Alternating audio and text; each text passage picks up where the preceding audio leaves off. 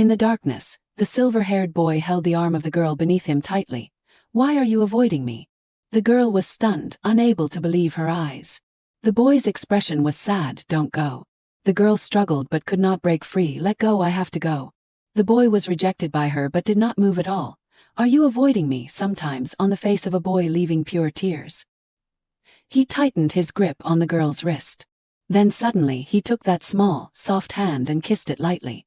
The boy pressed her hand to his face, his eyes pleading, "Don't go, please." The man possessed the yearning eyes of a beast, as if to say that he must get what he wants. The girl recalled her identity. "After all, I have been drawn into the male lead of this novel, right here. At an imperial prison." In a prison cell, a loud shout rang out, 4886. "Get up now." The person inside was still not awake, so the warden grabbed a stick and banged hard on the doorframe. "Prisoner 4886, there is an urgent package for you." The prisoner inside stirred slightly. Her eyes were a little hazy. "It is so cold." After fully regaining her senses, what lay before her was a dark and unfamiliar place. The girl sat up in shock. A prison cell. She looked around in confusion. "What is this? Why am I here?" Doubts kept swirling in her head. Why? This place was not even the modern world, but a strange place with ancient structures. The girl thought to herself, opening my eyes and seeing a strange prison cell, her face contorted, and she hugged her head in complaint. "What if I open my eyes and find myself in a strange prison cell? The answer is this a dream, please?" But the truth was only one. Unfortunately, this is not a dream. The girl started to sort out her thoughts. "This place is in the novel I read." She rested her chin in her hand, pondering. "So, I have entered a nameless side character in this place. And I am even wearing a prison uniform." Realizing the painful reality made her cry her eyes out. Why? How could this be? She often imagined what it would be like to transmigrate. Other transmigrators were in paradise, or they woke up in a luxurious bed. I did not even get to enter a royal palace or castle, and now I am straight at the bottom of society. Why am I the only one in a prison cell like this?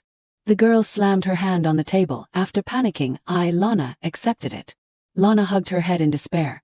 So unlucky. Why did I have to enter a wild 19-plus romance novel like this? She began to recall the contents of the book. The beginning of the once popular wild romance story was like this. Lana remembered that the female lead was described as very beautiful and extremely friendly, which impressed her, the female lead, Pransha. But life was not like a dream. She was imprisoned here in Cambercam to atone for her father's crimes, this innocent and curious young lady. In the original plot, one day she secretly wandered through the prison basement. The female lead wandered through the prison and met a man imprisoned deep underground. The person asked the female lead, "Who are you?" That man was. The name and appearance of that person immediately popped into Lana's head. The male lead, Ricardo Von Hernum. In the original story, that person had a large family backing him. In the Hernum family, there was a powerful force passed down from generation to generation. But along with that came a significant risk. Those who could not control this power would be imprisoned in the depths of Cambercam. Such people were not allowed to contact anyone and could not leave until someone was found who could control it. The male lead was one of those unlucky people because that power could turn people into beasts. He himself was a monster without reason and with power far beyond that of humans. But someone told him that he was a human. The female lead appeared in time and grabbed the male lead's arm. The naive and kind-hearted main character heard the situation and freed that person from his chains. At that moment, the released male lead became a beast. After that, there were scenes between the two. Lana chuckled. I will skip a few details. She remembered someone who was also very popular in the story. Here was also a villain so sexy and depraved that you would get a nosebleed. Those two were satellites revolving around the female lead. Lana stroked her chin in thought. The male lead is aggressive, and the villain is completely obsessive. Then she thought of the blush-worthy scenes in the story, and the more she thought about it, the more she realized that the content was really like that. Lana thought, from what I know, both the male lead and the villain come from two enemy families, and later they openly express their love triangle. She sighed. Anyway, this setting is in Cambercam, which is where Lana is currently. Night came quickly, with only a flickering fire in a corner of the prison. Lana held a stack of cards in her hand. Across from her was a warden. The two were playing cards together.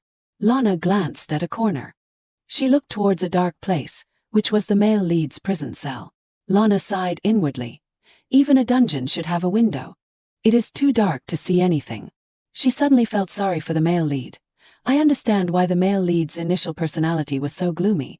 Lana complained inwardly. I have never seen a place as gloomy as this. Suddenly, she slammed her card down on the table. Lana smiled brightly. I win, full house. The person opposite her immediately shouted. Ah, unbelievable. He tearfully lamented, no, Lana, how can a normal young lady play cards so well? This person was named Hans, the warden. Lana was also very considerate. She took out a bottle of wine to please him. Even though I won, I will give you a gift in exchange for letting me come again next time. Hans said helplessly, why does it always have to be my favorite thing? Lana picked up a card and pretended to examine it. This place is Jungong-dong, where nobles are held. She handed Hans another pack of cigarettes. I will give you this too. He immediately smiled, thinking about it, a little won't hurt. Have a good time. Hans held the gifts in his arms, unwilling to let go, but still reminded Lana. Just for a little while, okay, she chuckled, I know. Hans was suddenly curious, but how do you get such high-end wine and cigarettes? Lana paused while inserting the key into the lock, then hesitated, how should I put it? I wrote a letter to my brother, and he sent them. She opened the prison cell door and turned to look at Hans. I will be out in a bit. Lana quickly went inside. The room was covered in dust and cobwebs, as if it had not been cleaned for a long time. The condition of the room was too serious. Not to mention the cracks and damage inside. It was barely managed. Lana suddenly stopped walking. In front of her, a figure lay sprawled on the ground. Lana was immediately shocked. She looked at the beautiful man before her, found him. A familiar name immediately popped into her head. The unlucky male lead, Ricardo Ran. Lana looked at him intently. Suddenly, she shyly turned her face away. Lana thought to herself in embarrassment, Ricardo Ran is crazy handsome. The man, who had been closing his eyes, suddenly opened them. He weakly sat up. Lana was immediately startled by Ricardo Ran's actions. He gently rubbed his sleepy eyes. Then he slowly looked up. Ricardo Ran quickly made eye contact with Lana. He suddenly gave her an extremely cute smile. Ricardo Ran's face was very friendly. Lana was stunned by his handsome face, crazy his appearance. Suddenly, the person in front of her barked, woof. She froze, he enthusiastically barked, woof woof woof. Lana looked in disbelief at the perfect man before her. She suddenly became a little timid. Ricardo Ran happily barked a few more times, woof woof. Lana was speechless. The male lead in the legend is indeed different, so it is true, the transformation of a human into a beast. She looked in confusion at this carefree man. Can he really turn into a dog? Lana pondered for a long time. Ricardo Ran acted no differently from a dog. He was happily licking his hand. Her eyes began to scrutinize him. With this appearance, it must be real. Is that a seal of imprisonment on his neck? Lana raised her hand and approached Ricardo Ran. Something I once saw in a novel. His eyes suddenly widened. Ricardo Ran suddenly became wary, far from the cute image he had before. He stood up and lunged forward. Lana was immediately startled and leaned back. She covered her face with her hands, so she did not see a formation appear before her. After waiting for a moment and seeing nothing, Lana lowered her hands. Separating the two was an invisible barrier, along with the patterns of a magic circle on it. Lana calmed down. She looked at Ricardo Ran, who was pushing hard against the barrier. Ugh. Lana took a breath, her face still a little scared. That startled me. She thought to herself, I was wondering why, as a prisoner, he did not have any chains. It turns out he is trapped behind a magic wall. Lana clenched her fist, feeling annoyed. Of course it would be like this. The image of Ricardo Ran in her mind gradually crumbled. What kind of male lead is he? Lana hugged her head and complained. He is just a dog. Also, why did he suddenly become so fierce? She looked at her hand and speculated. Could it be because I reached into his controlled area? Suddenly, Ricardo Ran continued to bark. Gang gang, woof woof woof. Lana quickly looked up. Seeing him angry, she sighed and thought, first I have to calm him down. Something that attracts his attention. Lana suddenly noticed a small branch at her feet. She held the branch out to Ricardo Ran. Here, look at this. He immediately became excited. Then, without hesitation, he took the branch. Munch. Lana felt that something was wrong and quickly tried to take the branch back. Hey puppy, give that back here, puppy. I just threw it, did not expect it to be taken really. I just threw it, did not expect it to be taken really. But Ricardo Ran did not listen to her. Lana got annoyed, but she could not let him keep holding it like that. Hey, do you understand what I am saying? Oh no, first spit that dirty thing out. So, she took out a small string with 2 white cotton balls attached to it to lure him. Here, what is this cotton ball there?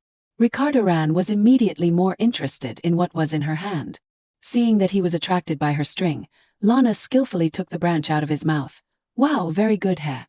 Ricardo Ran suddenly reached out and grabbed her wrist. Lana was startled and dropped the branch on the ground. Ricardo Ran's face became serious again. He frowned slightly, looking at her intently. Suddenly, Ricardo Ran opened his mouth towards Lana's arm. She blanked out and could not react in time. Wait a minute, are you going to bite me? As if hearing Lana's words, he suddenly stopped. Lana was confused when she suddenly heard Ricardo Ran say, "Stop, stop." He swallowed hard, his face red. You intend to do what to me?" Ricardo Ran was blushing, quickly stepping backwards. His face was extremely embarrassed. Lana froze, not knowing how to react. Ricardo Ran panicked. "No, now my first time, you are the first person to bite me like this." Facing his drastic change made Lana confused. What again now? After a while she spoke. "Are you calm now?" Ricardo Ran wiped his tearful eyes. "Because it is the first time, so I am a little bewildered." Lana helplessly hugged her head. But saying first time like this, whoever hears it might misunderstand, so that is." He hesitated. "No, is not it a misunderstanding?" She immediately corrected him. "Misunderstanding, that is all." Ricardo Ran stared blankly at Lana. Then he lowered his head, his face dejected. Lana suddenly noticed. She looked at Ricardo Ran's sad face, thinking, so when he has reason, his personality is originally like this. Lana had no choice but to speak. I am sorry." Ricardo Ran suddenly teared up, looking at her with great emotion. You are also the first person to apologize to me." Lana panicked. No, going crazy this is." She took a breath. Then, she suddenly rushed forward and grabbed Ricardo Ran's wrist tightly. Lana looked seriously into his eyes and said, "Listen carefully, the first time is not important." Ricardo Ran was stunned, able only to remain silent, and she continued to look at him. "In the future, this kindness, you will not even remember it, understood?" The hand that was holding his hand suddenly tightened a little. "What is important is not this first time, because in the future, you will receive this kindness as a matter of course." Ricardo Ran was stunned, and his face blanked out, not knowing what to say. Lana panicked and let go of his hand. I am sorry for suddenly grabbing you. Anyway, you heard clearly what I said, right?" Ricardo Ran hesitated, as if wanting to say something. I. Suddenly, someone called from outside. "Lana." The two of them panicked. Lana came to her senses. "I have to go out now." The person outside called out again. "Time's is up." She quickly replied, "Yes, I am coming out." She did not know how long he would have to be in this place, knowing nearly only faint light would seep in through the gaps. It was a dark and gloomy place, more than Lana thought, and that man was also younger than she thought. Lana touched the invisible barrier. "I will come again." She was curious about his expression. But through the distant candlelight, Lana could not see that expression. In a lavish and magnificent room, a man was reviewing documents when someone suddenly ran in. Flustered. Warden. He anxiously reported. "They said someone broke into the prison." The man stirred slightly. "Broke in? That place holds the most dangerous prisoners." He asked his subordinate sternly. "Or have you been neglecting your management?" The other person retreated in panic, not daring to face that cold gaze. The matter is." The man placed the document on the table. Then he looked at his subordinate seriously. "Go find out about this quickly, who the intruder is." In another room, although not luxurious, it was still very airy, but the person inside, wearing prisoner clothes, walked around freely. Lana looked around, thinking, the more I look, the more I find it amazing. Where is the prison really? Thoughts began to circulate in her head. Although this is a prison, because it is a society with the presence of kings and nobles. So, the amenities for the nobility are fully guaranteed. There are sumptuous meals along with desserts. There are also walks and activities according to your hobbies. Lana looked at the clothes she was wearing, sighing because everyone is wearing prisoner clothes. This image is still a bit strange. Suddenly, a cheerful voice rang out, interrupting her train of thought. "This is really the first time I have seen it." Two prisoners talked excitedly. "Is this the new fragrance this time?" "That is right, stable there." Lana was startled. The story of those two people reminded her. These days, many people are talking about the first time. Last night, Ricardo Ran said she was his first time. His eyes brimming with tears. Lana thought if everything went normally, there would be some romance. But this story cannot have that happen precisely because of this seal. The seal that holds Ricardo Ran in prison with magic. Ricardo Ran must remove this seal to get out of prison. And there is only one person who is chosen to remove the seal.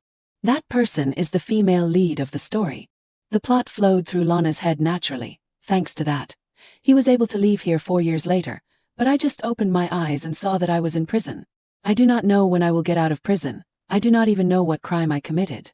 Suddenly, someone came to talk to her, looking at you sighing like that. You are thinking about getting out of prison, right? This person is Baron Pilates, charged with fraud. Lana was discouraged. Don't say getting out of prison. It sounds like I really committed a crime. Pilates teased her. Then you are a criminal. What does it matter? Can I sit next to you? Lana happily agreed. If you tell me an interesting story, then you can. The Baron did not hesitate. Oh, interesting story I have right here. He praised her. If I was the young lady, I would be happy just to sit and admire myself in the mirror all day long, that glittering appearance. Lana did not fall for his trap. Are we at the interesting part yet? She sighed. What about the appearance? It is just a normal prisoner. Two people passed by and greeted her. Hello, Lana. She quickly turned around and smiled at them. Hello. Pilates was puzzled. Ordinary. Lana turned to ask him, Uncle, is there really nothing interesting? Pilates thought for a while. Let us see, is there anything? Right, I will tell you about Domulet. Hearing that name made her a little startled. Domulet. The Domulet dukedom, one of the 3 dukes of the empire. The most evil family in the original work. Lana thought to herself, if I want to get out of prison and live a peaceful life, I must grasp the flow of the story, right? Pilates, having something to talk about, talked non-stop. Oh, the Black Rose of the Empire, Domulet. Anyway, another Black Rose has recently been added. He began to tell the recent rumors that he had heard. It is said that Domulet bought a chest of jewels at a secret auction not long ago. Ah, right. Pilates whispered to Lana. It is said that it even contained the crown that His Majesty lost. She immediately remembered the origin of that thing. If it is the Emperor's crown, then it is the one in the original work that the female lead went to find at the villain's house. Pilates continued to tell the story. As soon as the rumor spread, the royal family came to search the Domulet's house, but they could not find anything, which means that he had a premonition that the royal family would come. His voice was full of admiration. Indeed, a sensitive man. The person I want to mention is the young Duke Chaser loved Domulet. Lana calmly took a sip of tea, as expected. The most evil villain in the original work. Pilates had not finished telling the story. The rumor does not stop there. She gave a forced smile. He is getting excited. He continued the story. Have you ever heard of Domulet's precious treasure? Besides the young Duke, the Duke also has another daughter. Lana replied boredly. Oh, so it is. Knew it. Emaciated sister of the villain, she thought. Is he planning to tell the villain's unhappy past? Though that is a character who passed away due to illness. Before the story even began, Lana fiddled with the teacup in her hand. So, Domulet stole the king's crown. The story is still following the plot. Pilates suddenly interrupted her daydreaming. Now let us talk about you. Was your adventure not long ago fun? Lana came back to her senses. Ah, fun of course. She rested her chin on her hand, smiling slightly. Very fun. Lana looked out the window. In that place. This place was very airy. The light shining through the windows lit up the entire room. But there was a dark place, where there was not even a window. Lana suddenly spoke. Uncle, I do not know if you know a way to meet the warden. In the prison cell, Ricardo Ran sat alone in the corner of the room. The door of the room suddenly burst open. A voice woke Ricardo Ran. Hello. Lana was holding the oil lamp as she cheerfully walked up to Ricardo Ran. A walk with me. Ricardo Ran growled a few times, and then he barked. Woof woof, arf, arf arf arf. She immediately recognized his position in the dark room. Ah, is there? The barking of Ricardo Ran was inside the room. Lana helplessly thought. Woof, how cool he was at the beginning. Woof woof. No matter how much she bribed, it was unreasonable to enter and exit the dungeon every day. Hans had refused her once. Today is not allowed, sir, so she went down again 3 days later. Looking at Ricardo Ran's state, Lana thought to herself, the distinction is easy. Also there is no transition. Calm down. He growled. Lana immediately scolded. You only know how to grr, huh? Ricardo Ran shook his head, and she was surprised. What is it? You understand what I am saying? Lana gently bent over and asked, then why do not you speak human language, just the ability to understand it?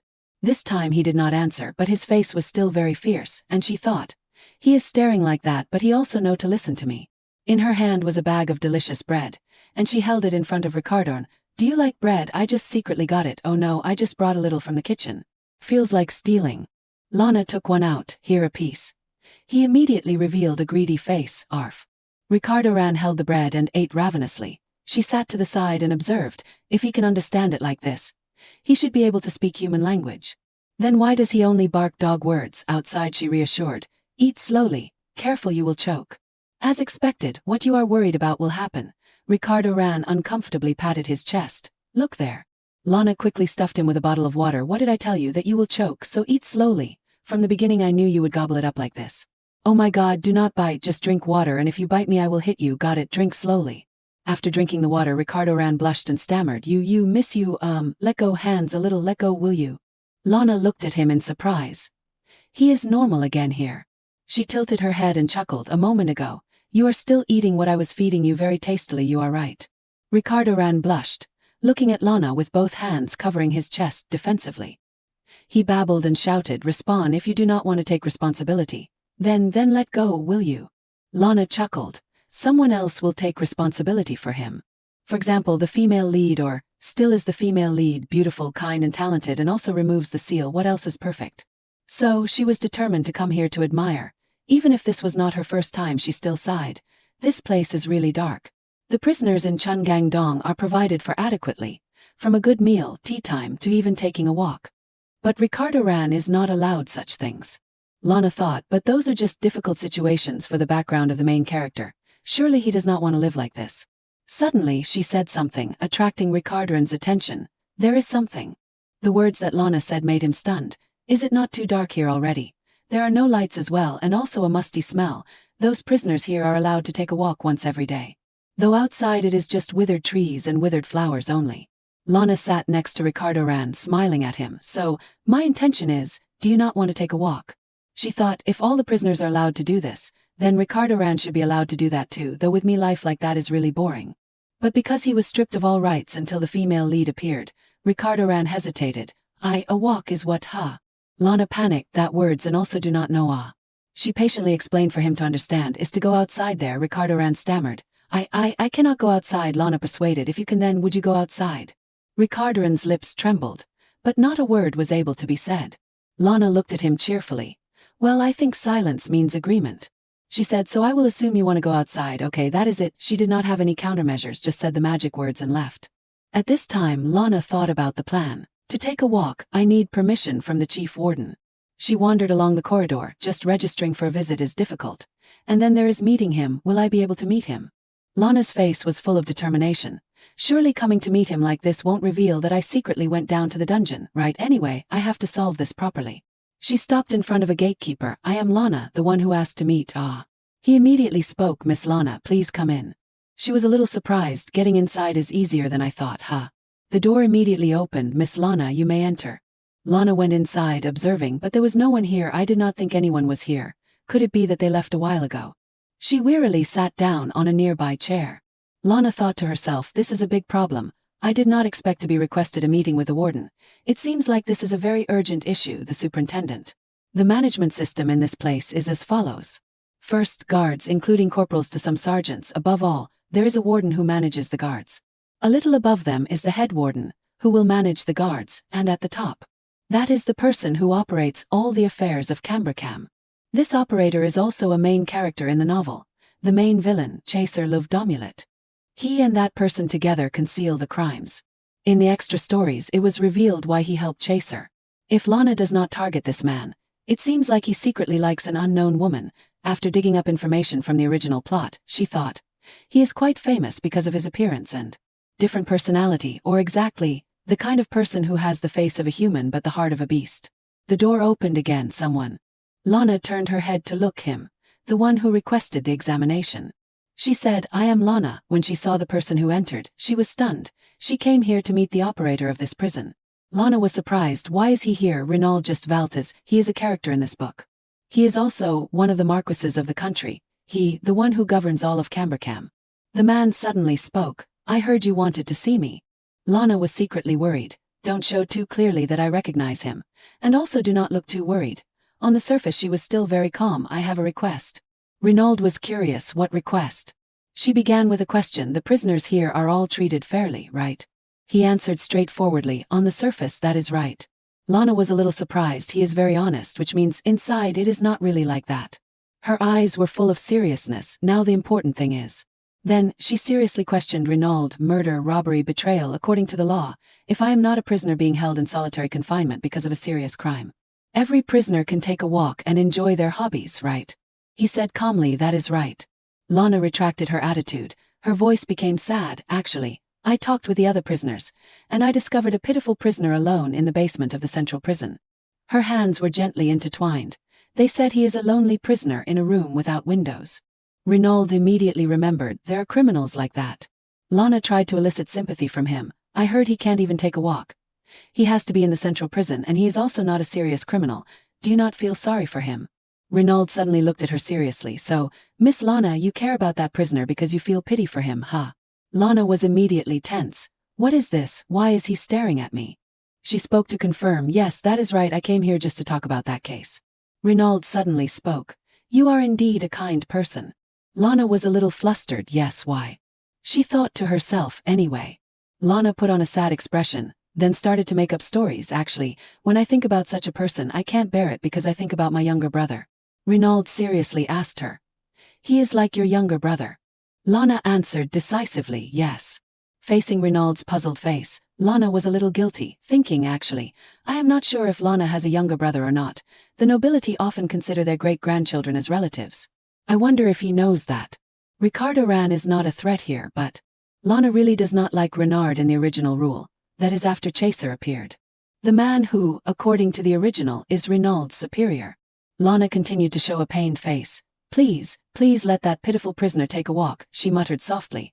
Of course he will refuse, right then next. Renaud answered decisively. Okay, I will listen to you. Lana had not yet recovered. Yes, as expected, he refused. Suddenly she was stunned. Huh? He repeated it once more. I said I will listen to you. Lana was stunned, not expecting Renaud to be so easygoing. That easy? If he said no, I was planning to find another way to replace it, but what is this? He calmly explained, because of your brother and father, I will let you do whatever you want. Lana smiled awkwardly, trembling a little. What is this? Oh yes, my father and younger brother, she thought. What are they doing? Currently, Ricardo Ran is being held as a prisoner because of his great power. Renard, the manager of the prison, cannot be unaware of this issue. But why is he listening to Lana? Because of her father and brother.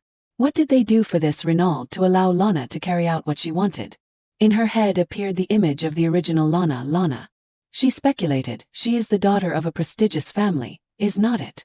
Renaud seriously instructed, the prisoner that Miss Lana spoke of is a criminal related to magic, so mid-level knights will follow to escort him during the walk. Do you think that is okay? Yes. He suddenly raised his hand to Lana, especially, your brother asked me to do a few things, so I will not ignore you. Well, you can go now, I will escort you. She quickly put her hand on his, then stood up, thinking, I received help from a guy I do not even know, huh? Renaud very gentlemanly took Lana to the door. He suddenly bowed, placing a light kiss on the back of her hand. Miss Lana. Renaud smiled softly. His face suddenly became gentle. Even without a promise, I will listen to all your requests. He said, not asking for anything in return. Lana blankly walked out. Renaud's voice echoed, please come and visit this place again. Lana blankly thought, what does he mean by doing that? Do not tell me. From Lana's point of view, I will kill you if you come back, she fearfully thought. That is what he meant. I am so scared. Lana dejectedly left. No, I do not want to meet him again. The next day, after all, allowing him to take a walk was not useful at all. Today it is raining very heavily. Renard has ruined the plan to pretend to be a good lover. He does not know she has recognized him. Lana raised her hand to feel the raindrops. Gladly, the results were good. She went to that dark prison cell again. Hans was surprised to see Lana. You are planning to go inside again? Yes, again. He spoke to remind, oh Lana, today is a little dangerous, be careful because the prisoners are shouting. Lana was surprised, thinking, shouting, but still decisively opened the door and stepped inside, not forgetting to say to Hans, thank you for your concern. Under her feet she stepped on a puddle of water. What is this? Why are there so many puddles? The conditions in prison are really not good enough. Lana held a towel, observing the surrounding, the smell of dampness. Suddenly there was a familiar growl, woof woof grr. The sound grew louder. The sound, what is this? Something is not right. His barking today was much louder and more violent, as if he was scared. Lana timidly stepped forward. Ricardo ran. Suddenly he fell silent, no longer shouting. She suddenly realized the reason why Ricardo Ran behaved differently than before. His face was full of fear. This guy, he is afraid of water. Unhappy childhood memories began to flood Ricardo's mind. A dog like this is an insult to the family. His father looked at him with disdain. You stupid son. At that time Ricardo Ran was very disappointed. The way the Grand Duke treated the male lead was too cruel. Ricardo Ran, who could not control his power, was treated in that way. He became afraid of water, and also at that time, he was abandoned in the house. Until the destined person finally appeared, Lana's face was sad. She thought after that, his overwhelming power became even more difficult to control. Then she suddenly spoke anyway. Ricardo Ran was stunned. A dry towel was placed on his head. Do you like the sound of bells? Lana held the small bell and gently shook it. She smiled. That sound is even better than the sound of rain, is not it? Lana took out a candy and I brought this thing. She dropped each candy into Ricardo Ran's hand. I thought you would like it. As expected, she immediately saw his happy smile. Lana breathed a sigh of relief. Luckily I brought a lot of candy, it seems like he really likes it. She stepped closer, used the towel to rub Ricardo Ran's wet hair.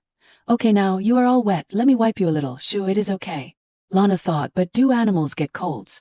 A hand suddenly passed by, and she quickly retreated to avoid it. Her foot suddenly slipped, causing Lana to stagger. Oh. A hand quickly grabbed her swaying arm. Lana fell sprawling on the ground. Oh, it hurts, what? Ricardo Ran was also pulled down by her, and now the two were face to face. Lana was immediately flustered. Oh, he is too close. She suddenly paid attention to his lowered collar, revealing a glimpse of flower petals. Is that a rose? People said he would meet his destiny when the petals disappeared. Lana suddenly realized, but now I feel like a pervert. She was suddenly stunned. Wait, I think he is getting closer. Ricardo Ran's face was close. Suddenly he stopped, his face blank. Ricardo Ran trembled slightly, crying out softly. He stepped back and said embarrassedly, what thing is happening? Lana felt guilty and blamed him. I told you before, but was not it you who got closer to me first? Ricardo Ran did not remember and stammered to explain that is. She admired, thinking he is so cute. He held the towel awkwardly. I woke up, the blanket was warm, so I am not scared. What is wrong with a male lead from the 19+ novel? Lana saw that Ricardo Ran had returned to normal and stood up to leave. I see you are okay, so I am leaving now. He stammered, hey you, what is your name? She did not turn her head back, just waved her hand. Lana. Ricardo Ran stared blankly as she left. He was silent for a moment, then called softly, Lana. A few days later it continued to rain. Lana decided to stop meeting Ricardo Ran, but it kept raining. She also felt that she needed to examine herself for not keeping a safe distance with him. And most important of all, the biggest reason why Lana did not go out, she wondered, looking to one side, why has not it come yet? Because she did not receive any letters. The first thing Lana saw when she opened her eyes in this world was the letter on the chair. Write anything you want. Since then, blank letters were sent frequently. She usually received what she wanted 1 month after sending it. Then she discovered that was the letter from Lana's brother. Lana thought, I do not have any cigars in my hand to trade with Haz, and no letters have been sent from that brother. Usually, 2 days once is the fastest and 5 days once is the slowest. It has been 12 days and there has been no letter at all. She was a little sad. Have I made him annoyed, or has something happened to my brother? Suddenly someone spoke to call her. What are you thinking about, miss? Pilates came over, or has something happened? Lana immediately regained her spirits. Oh, you. She smiled happily. Nothing special. Do you have any interesting stories to tell today? Sit down. Pilates did not disappoint Lana, and as soon as he sat down, he began the story. Have you heard about Countess Andrea? She was curious. You mean the woman who just fainted after making a fuss? He said 4 days ago she woke up and shouted loudly. That is right, making a fuss. Really, the matter is not that simple. The Andrea Count family has completely collapsed. Lana was a little surprised. A long-standing Count family collapsed overnight. Pilates confirmed. Yes, it is all because of the Black Rose, the next Duke of Domulet. Chaser Love Domulet fired a truly shocking shot. She was stunned. Why is the main villain here? Pilates nodded, but the problem is, the Count is the right-hand man of Grand Duke Hernim. The Black Rose of Hernim and the Black Rose of Domulet. Their becoming enemies is a long story. Lana thought as she held the pen. One is the villain's family, the other is the main character's. The deep hatred of the two families for each other. The love triangle around the main character is pushed to a climax. That has set up. Chaser killed Ricardo Ran's father, subjects and friends. The war between the two families has reached its peak. Interestingly enough, Ricardo Ran, in the end, he still loved his father, who abused him. That is why Lana hated Chaser to death. Literally. Lana looked at the dessert in front of her, thinking, it seems like the author will scramble the relationships. Pilates continued to tell the story. Chaser Love Domulet is a smart young man, but this time he messed with the wrong person, Duke Hernim. If he had not been wrong, he would have sent knights to find evidence. This is indeed a big problem, and what will happen? He shouted excitedly, don't be surprised, Chaser is currently missing. Lana ate a piece of cake, thinking, he is a villain. He must be planning something in a secret place. Could this be the time when Chaser killed Grand Duke Hernam? The guard interrupted the story of the two. Free time is over, everyone please return. Pilates stood up, not forgetting to ask Lana, so what is your problem, has it gotten better? She reassured him, it is nothing, I just have not received any letters from my family. Pilates comforted. You mean your brother always sends you letters? There must be an emergency that has happened. Do not worry too much, thank you. Lana returned to her cell and lay on the bed. The warden shouted, close the door. She still could not be at ease. Could it be that the letters from my brother have not arrived yet? Lana closed her eyes and fell asleep, but still could not be at ease. Will I be abandoned after being released from prison? I hope not. Consciousness faded further and further away. The man whom Lana hated was leisurely sitting in a chair. On the ground lay corpses. He chuckled, I miss Lana already. At the prisoners' gathering room during break time, someone called out, Lana, there is big news. Pilates held a newspaper and rushed to Lana. They have found the culprit who caused the collapse of the Andrea Count family, and Duke Hernam is also seriously injured. He thrust the newspaper in front of Lana. They say the culprit is Chaser Love Dormulet, or maybe he colluded with the culprit. She quickly retreated. Right now I remember. When Chaser killed Rycedaran's father, he had seriously injured him. That is how it must have happened. Lana tried to link the information just now with the plot. She thought, it is hard to believe Pilates was still happily sharing information with her. Lana thought, I guess I will be back early today. Pilates pondered, perhaps it is good news if it is by Chaser Dormulet. She was curious why. He explained, that is because there are a lot of Chaser's followers in this prison. Pilates said, if Chaser admits his crimes or something like that, they will become scary like a storm. Lana immediately broke into a sweat. I do not want that, the ones who follow the villain. Pilates pondered and then continued to say, also, it seems like Chaser has returned. He is a powerful young man. I hope one day I will get to meet him, but on the one hand I do not want to. He was mumbling, feeling hesitant, and suddenly saw Lana standing up. Oh, you are planning to go back? Lana nodded, yes, I was planning to go back and... She smiled, why do you want to meet him? I would never want to. Lana walked to the door. He is not the kind of person that you or your crimes can easily meet. Pilates followed to see her off. Why, who knows, this world is full of surprises. That is why life is really interesting, is not it? Lana did not return to her cell immediately, but went to a guard. He gave her a letter. It has been a while since you received a letter, right, Lana? Lana looked intently. She opened the letter, and inside there were 2 sheets of paper, making her a little surprised. Oh, this is quite unexpected, there is something written here. It is strange that there is always a blank sheet of paper. Lana stood in the cell and read the letter. Hello Lana, how are you, my little sister? She was a little surprised. What is this? This handwriting is quite... Lana picked up the pen and stopped for a moment. What should I say? She wrote in the letter, I am fine, but then felt that it was not good, too short, So Lana wrote more, wine, cigars, luxury items, send more of it to me, that should be enough, right? I am quite proud of myself. On this side, the man smiled softly. His blood-stained hands held a letter. After reading it, he immediately ordered, send more wine to Cambercam, my little sister wants more. The rain had stopped. Thankfully the rain had stopped, but... What is Lana doing? Renaud seriously looked at her. Do you want to try it? Lana was confused. Yes, I will try all of them, thank you. In her head she shouted, why am I doing this? 10 minutes ago Lana heard that, the manager is looking for me, and a lovely meeting was waiting for her. Lana held the cup of tea, puzzled. So, you summoned me because... Renaud took out a beautifully packaged box. Inside was a pair of earrings. This is for you, Miss Lana, these are gifts sent. She received it to examine it. Oh, it is a pair of earrings. Lana was surprised. My brother sent these. Renaud nodded, yes. He picked up the teacup and took a sip. And as your brother requested, no one here will call you by your last name. Lana was stunned. Oh, I understand. She drank tea to hide the confusion in her head. No wonder everyone calls me by my first name. My brother even requested something like that, Lana spoke. Thank you for your concern. I am sure my father and brother are also very grateful. Renaud was surprised. Do you think they really will be? He suddenly praised, you are really a kind person, unlike them. Lana helplessly thought, why is it unlike them? She gave a happy smile, they are good people. Renaud said nothing, silently changed the subject, because the rain has stopped, so the young prisoner you talked about, he will be able to take a walk soon. He repeated, but as I mentioned before, there will be guards accompanying him, is that okay? Lana immediately perked up, yes. She was secretly surprised to see Renaud's gentle smile. He can smile like that, it made her shudder. Renaud from Lana's perspective would be a very cold person, or I will no longer be interested in you, you better eat everything. He saw her off. Please return safely. Lana turned her head to look back, sighing. I could not believe that that man could become warm in front of the woman he loved. In the original, it is hard to believe. She did not notice the man in the room secretly blushing. The next day, a short-haired girl stretched her shoulders. Indeed, it is a beautiful day. It has been a long time since we took a walk.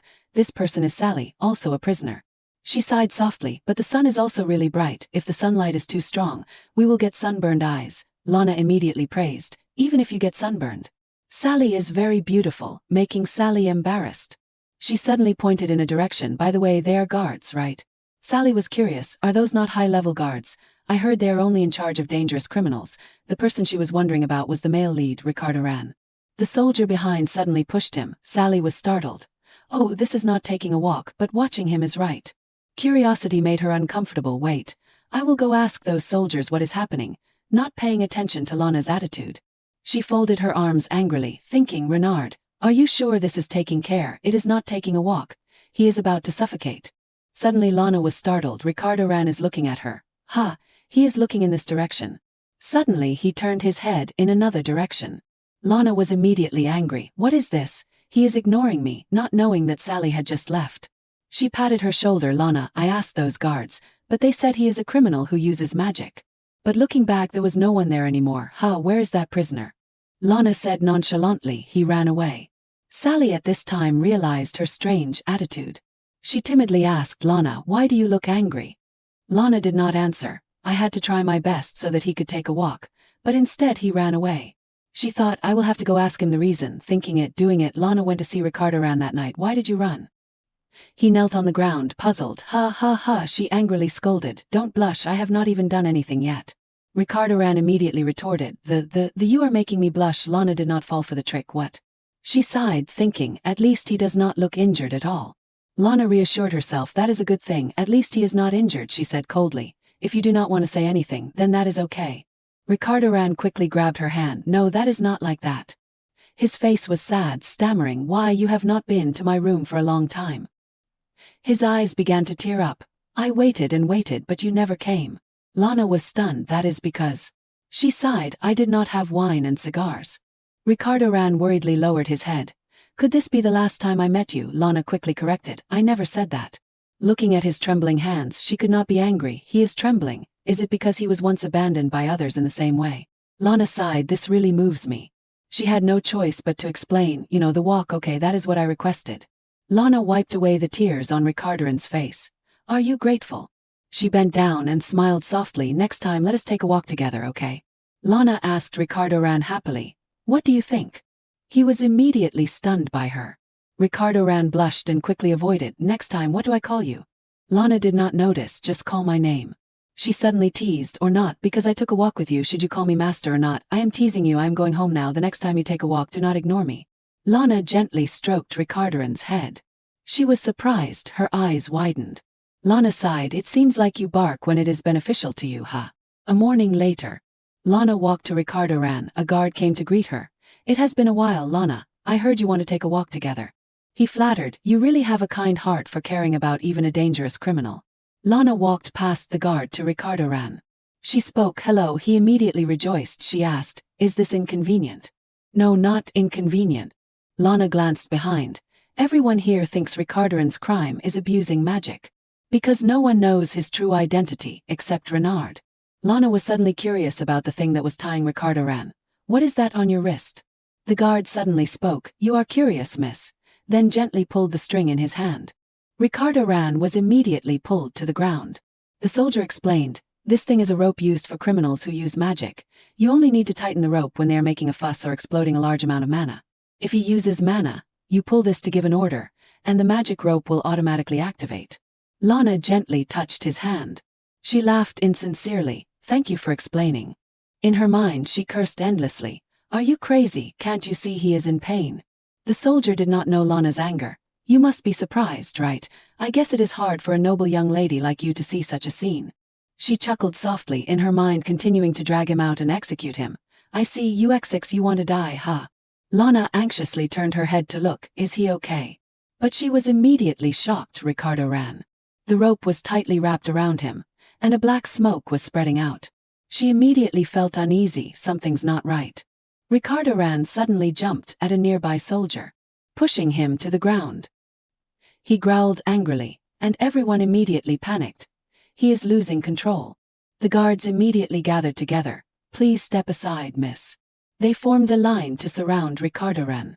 A bald man shouted, this criminal is losing control of his mana. Everyone stay calm. He was Atten, the captain of the guard. Atten loudly ordered, activate the magic restraints. The soldier holding the rope shouted, understood, I order you to stop. But nothing happened. The rope even gradually disappeared. The soldier holding the rope was confused. What is going on? He immediately reported, the magic restraints are no longer working. Then he shouted in a panic, I order you to stop, I order you to stop, stop him. No matter how hard he tried, Ricardo Ran did not react. He is rushing out, I order. His hand lightly touched. The guard immediately flew away. Lana panicked. What is with this rampage? A guard shouted, run. A person ran to stop Lana. I said, run, captain, to your right. She looked in horror at the guards lying on the ground. I used to think the male lead was just a puppy. Lana anxiously looked at Ricardo Ran. But he is actually very strong, is he okay? Lana took a step back, suddenly stepping on a rope. She tried touching it, and suddenly the rope lit up. That rope was connected to Ricardo Ran, mana suppression. Atten was surprised, mana suppression, it is working again. The handcuff immediately took effect. He shouted, Lana, give the order. What? Atten yelled, whatever it is, just say it. Ricardo Ran immediately sensed danger. Lana panicked, thinking, wait a minute, did he just glance at me? Her hand gripped the rope tightly. Ricardo Ran in front of her gritted his teeth. He lunged towards Lana and someone shouted, damn it, do something, anything, shout out the order. She panicked and shouted her name, Lana. Suddenly there was a loud crash. Ricardo Ran did not know why he was lying on the ground. Lana shouted in a panic, sit down. Even though he was angry, he could not stand up. Lana panicked, what is this? Looking at Ricardo Ran struggling over there, she thought, he is not like a puppy at all. Someone outside reminded, don't lower your guard, keep shouting out the orders. Ricardo Ran clenched his fist. Lana immediately warned and shouted, lie down. Ricardo Ran was once again pressed to the ground. She then ordered, roll, stand up, sit, roll. Lana panicked, what is going on? She was speechless, looking at the man rolling around on the ground. Everyone was confused, what is this ridiculous situation? Lana sighed, sit down. She angrily scolded, don't scratch your head with your feet, who taught you that? Lana hugged her face and cried, even when taking a walk, why is the male lead turning into a dog? Why is he allowed to take a walk? Looking at Ricardo Ran's innocent face, she thought, I wonder if I have a talent for training dogs. Atten was confused, Lana. Are you a witch? Lana helplessly replied, if I were a witch, why would I be here? He looked at her despondent back, I see. Lana's face was blank. She thought, luckily no one is around here. On the other hand, maybe many people witnessed this incredible scene. Suddenly, a hand grabbed Lana's sleeve. Ricardo Ran's face looked at her blankly. Lana continued to play with him, front paw, okay, this is not a dream. In the end, why did the male lead become such a miserable animal? The book did not explain. Atten came over, Lana, we need to meet Mr. Stewart, yes. She tiredly thought, I can't ignore it. He continued, however, Mr. Stewart is not here right now. For now you should just go back to your room. When he returns, I will arrange for you to meet him immediately. Lana patted Ricardo Ran's head, I understand. But what about this prisoner? Atten was a little vague. I am not sure why this mana suppression tool is not responding to our orders. Lana was curious. Has something like this ever happened before? He pondered, this is the first time we have used mana suppression. I have never heard of it not working before. It is strange that I shouted stop, but it did not react at all. Lana suddenly felt dizzy. She hugged her head uncomfortably. I suddenly feel weak and strangely short of breath. Atten worriedly asked, are you okay? Yes. An arm reached out. Ricardo Ran hugged Lana tightly, warily looking at the man in front of him. She removed his arm. It is okay, Ricardo Ran. Then coldly ordered, lie down. Atten forced a smile, Lana. We are planning to have this guy return to his cell now. Will you help us? Lana calmly replied, yes, of course. She suddenly paid attention to Ricardo Ran. He immediately rubbed his face against her hand. Returning to the prison cell, the guard opened the door for Lana. You should come out now, Lana. She blankly left, okay. Lana sat down on the ground with a sigh. She sat opposite Ricardo Ran, sorry. He stared at her saying, I did not think it would be so difficult, getting you permission for me to take a walk. Lana curled up. Do you really like taking a walk? She was sad. How can it feel good to be restrained? At that time, Ricardo Ran was indeed handcuffed. Lana raised her head and smiled. Even so, I hope you will enjoy it a little. She reached out to pat his head. Ricardo Ran hesitated. Because of me. He grabbed Lana's hand, saying firmly, you do not need to apologize. His voice was a little hurried. I like the feeling when walking outside. Ricardo Ran suddenly turned his head away shyly. Don't stare at me, I think you can go back. Lana gave him a reassuring smile. Don't worry too much about today. After all, I helped you suppress your rage, although it was a little dangerous. She was curious. Do you remember everything when you turn into a monster? Ricardo Ran hesitated. Mostly, yes. He shyly turned his head to the side. I do not remember few things, but I remember most things. Lana was quite surprised. Remembering all the memories when you turn into a monster is quite something. Could that be a dark past? She asked hesitantly. So, do you want to continue taking walks in the future? Ricardo Ran gently nodded. Lana gently touched the towel. I am glad I did not make a mistake. Then draped it over him. So, next time remember to look at me and smile. Ricardo Ran looked at her shyly. Lana stepped back a little, very considerately. You do not like being touched. I won't touch you next time, okay? But he suddenly took her hand. Ricardo Ran's ears turned red. He said softly, that is okay. Ricardo Ran looked up expectantly. Come again next time, okay? Lana looked at him in surprise. She turned her head in confusion. I will think about it, in her heart thinking, you are asking too much. Meanwhile, at Renard's office in the capital. He held the report in his hand, questioning angrily. What did you say? The prisoner harmed Lana? The subordinate was frightened. No, according to the report, she was more exhausted than injured. Renaud looked at him coldly. Explain immediately. The subordinate did not dare hesitate. Yes. The door suddenly opened. Another person entered respectfully. Lord Chaser has arrived. Renaud frowned in annoyance. His hand clenched tightly. Then he said to the subordinate through gritted teeth, I will be right there. Renaud turned to the person who reported earlier. Send medicine to Lana. The subordinate bowed. Yes, Lord. Renaud added, and rearrange the schedule. I will be returning to the prison in a few days. The pen lay scattered on the paper, ink staining everywhere. A few days passed. Lana exclaimed excitedly, catch it. Ricardo Ran immediately ran and caught the ball. Lana took the ball from him, then patted his head in praise. Good job. Ricardo Ran's face was very happy, she thought. He is so happy just from being praised. Lana juggled the ball, remembering the few days before. In the future, can you help us take a walk together? Atten had replied at the time, we will try to find another way. The walks should continue until the warden returns from his trip. She thought, after that mess, I was worried they would stop the walks. I am so glad. Lana suddenly pinched Ricardo Ran's face, making him confused. She was still immersed in her thoughts. Even though there is a curfew, they usually let it drag on a little. Treating Ricardo Ran like an animal is a bit much, but... Lana stuck her tongue out at Ricardo Ran. Then she sat on the chair, pondering. In the end, I made an offer to help. After a while, someone came to find her. Hello, Lana. Atten sincerely bowed. Once again, thank you for helping us today. I will definitely report everything accurately to the warden. He suddenly turned his head to look in one direction. By the way, it seems there are reports that he will be returning soon today. Lana was secretly curious. Renard, huh? Atten quickly left. I will check quickly and be back. He went over to talk to another soldier. An arm gently pulled on the corner of Lana's sleeve. She looked back in surprise. You are back. You are up early today. Then she patted the spot next to her. First, just sit down. Seeing him still hesitating, Lana reached out and pulled him closer. Sit, the ground's cold. Ricardo Ran was flustered. Okay. Suddenly he awkwardly tripped. So there was an awkward situation. Ricardo Ran sitting on Lana's lap. She was still very calm. I did not mean for you to sit like that. But he said anxiously, I am really sorry. Ricardo Ran hurriedly stood up to explain. It is because it is too cold today. He suddenly reached out and pulled Lana up. Then he sat her on his lap. Ricardo Ran's face was red, not daring to look at Lana. She laughed happily. You are quite cunning, are not you? The two sat in a corner, chatting lively, the scene looking very pleasing to the eye. A figure silently stood watching. Someone called to him, Mr. Warden, are not you going to continue your research? Renaud lifted his foot. Yes. Then he decisively turned and left. The next day, Lana blankly sat drinking tea. Renaud smiled happily. I was quite impressed to hear that you personally tamed the prisoner in the basement like a dog. You are truly remarkable. She forced a smile, not knowing what to say. In her mind she was stunned. What did he just say? His face suddenly became serious. I wonder, have you talked about this with your brother?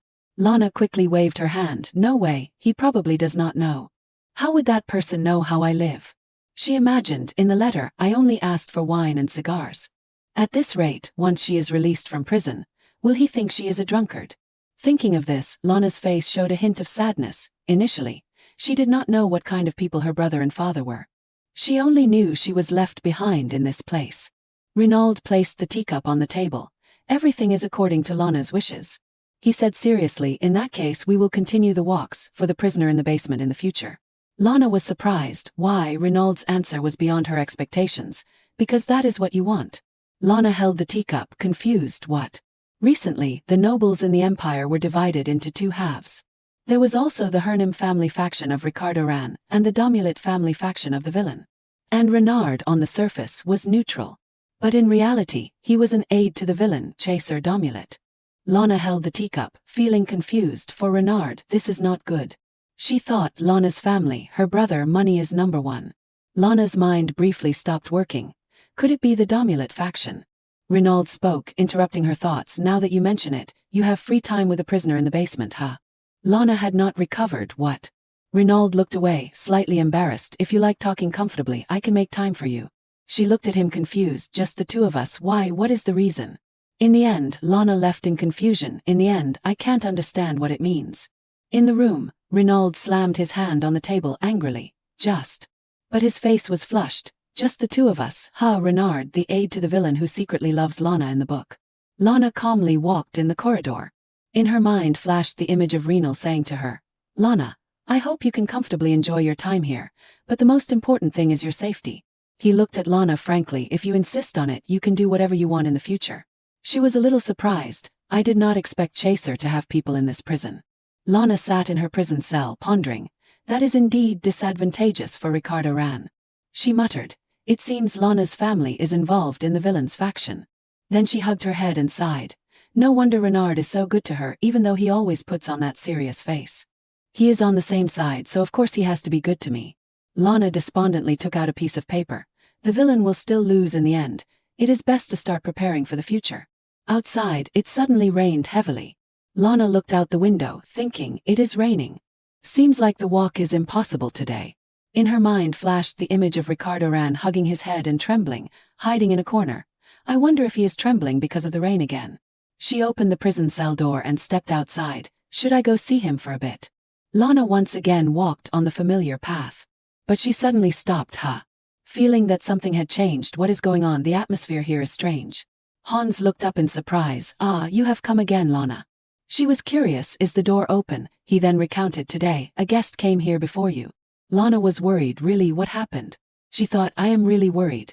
Hans then advised Lana, maybe you should go back today. She begged him, it is okay, I will keep this a secret.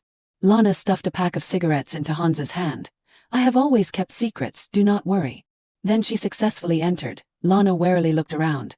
I smelled this scent the first time I came here. It is very strong. She was walking when she suddenly stopped.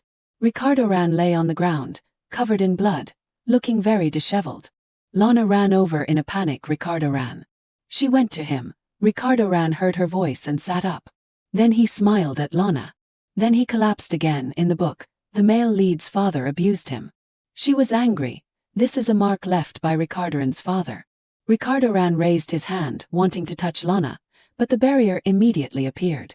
Lana immediately went inside, not letting him touch it. Ricardo Ran hugged her tightly, whispering. Lana gently patted his back. I can't leave like this. She thought, the guards will never give him medicine. Ricardo Ran's eyes were a little hazy. Lana suddenly pushed him away. Wait a moment. Then she hurriedly ran outside. Lana ran on the road, her mind in a panic. What should I do? I do not have medicine either. What should I do? She opened the door to her room. Then stopped in front of the table, the letter. Lana wrote a few quick lines. I have stopped writing to the brother I have never contacted. This time I hope he will send a reply. She wrote briefly, send medicine, the best special medicine used to treat injuries. Strangely, a few days later, the medicine was delivered. Hans looked at Lana curiously. You can bring it inside, but Lana, why are you helping him so much? He was a little suspicious. Something's going on. Lana stepped into the room, gently raising her head sadly. I really do not want to experience the same situation as the male lead. Ricardo Ran gently moved his hand. Someone, Lana quickly said, it is me. He sat up, gently rubbing his dirty face. One of his eyes was bleeding. Lana panicked. When he asked me who I was, I noticed there were wounds in his eyes. She sat down on the ground, anxiously taking a handkerchief. I will clean your wounds, so endure a little, although it might be uncomfortable. After a while of hard work, pieces of gauze fell on the ground. Lana breathed a sigh of relief. I have wiped away all the blood. She took a small bottle of medicine. Now I am going to apply the medicine. If it hurts, then tell me. Lana raised Ricardoran's chin, gently smiling at him. But I will still apply it to you even if it hurts. After a while, Lana suddenly laughed. Ricardo Ran was confused. Why are you laughing? Lana explained, it is because you are prettier than me. He immediately retorted, no, it is not like that, I. She gently smiled. Why, I am beautiful. Ricardo Ran suddenly fell silent, shyly lowering his head. Lana raised his chin again. Okay, I won't tease you anymore. Look at me, I have applied it, right? She looked at the pile behind her, a little confused. But what about the remaining medicine? Lana picked up a few small medicine boxes to examine. This is cold medicine. Wait, why did he even send burn medicine? And he did not even ask where she was injured. But he sent medicine anyway. Lana thought, he is such a caring brother. My likability must have increased. She turned around and happily said to Ricardo Ran, I just need to apply the medicine to your chest and shoulders, and then I am done. Lana gently pulled down his collar. But it. She was a little embarrassed. Please do not breathe so heavily. Is it okay to touch it, huh? At a luxurious villa. Chaser silently observed the contents of the letter in his hand. It briefly stated, send me the medicine that you think is best to treat injuries, Lana. His eyes suddenly turned cold. Should I visit Cambercam for a while? In the cramped prison cell, a small hand was applying medicine to a man's chest. Ricardo Ran was a little uncomfortable. His face flushed, breathing softly. Lana was a little flustered, quickly saying, don't make noise. He immediately put on a pitiful puppy face, making her feel a little guilty. After a while of hard work, Lana completed the awkward task of applying the medicine. Finally done, this is to reduce the pain, drink the medicine. Ricardo Ran looked at her confused. If you are sick, do you take medicine? Lana was speechless. Have you really never taken medicine before? He happily replied, that is right. Lana was helpless. You really? In the end, she had to demonstrate for Ricardo Ran. You can drink it like this and then swallow, drink it. After drinking the water, Lana's lips became soft. Ricardo Ran blushed, staring blankly at her. Lana then called Ricardo Ran. Although Ricardo Ran had a very hard time swallowing the medicine, Lana thought, in the end, it is also a point worth celebrating because he has never taken medicine before, then suddenly said, can you give it to me? Ricardo Ran looked at her in surprise. Lana explained, let me feed it to you, do not do anything, it is because you can't eat it. She said gently, open your mouth. Lana's finger gently opened his mouth. Sure you won't bite my finger, right? Ricardo Ran gently fiddled with his finger in his mouth. Lana smiled gently, don't bite me. She softly instructed him, that is right, I will put it near your throat, do not spit it out. He obediently followed every word she said. Lana suddenly froze. She gently patted Ricardoran's cheeks, suddenly ordering, bark for me. Lana suddenly became flustered. Oh, never mind, you have not drunk water yet, I will bring a bottle. She awkwardly ran away in Ricardoran's astonished gaze. I will go right now, do not be sick tonight, see you later, wait. Lana tried not to look back at him, thinking, sorry I have to go today, male lead. The next morning, Lana sat on the chair despondently. Why did I do that yesterday? She quickly moved, wanting to forget the past, think about something else, think positively. Lana took out a small piece of paper from her pocket. I just saw the letter after the medicine was delivered, and a note from my brother. She speculated, what is it, I wonder, not paying attention to the figure behind her. Lana opened the piece of paper. Inside was a short message of inquiry. My dear sister, are you sick? Though I wrote it seems a little hasty. The letter wrote more, I am always worried about you and always remember you. The last sentence, can I visit you? Lana was immediately surprised. He is coming here, huh?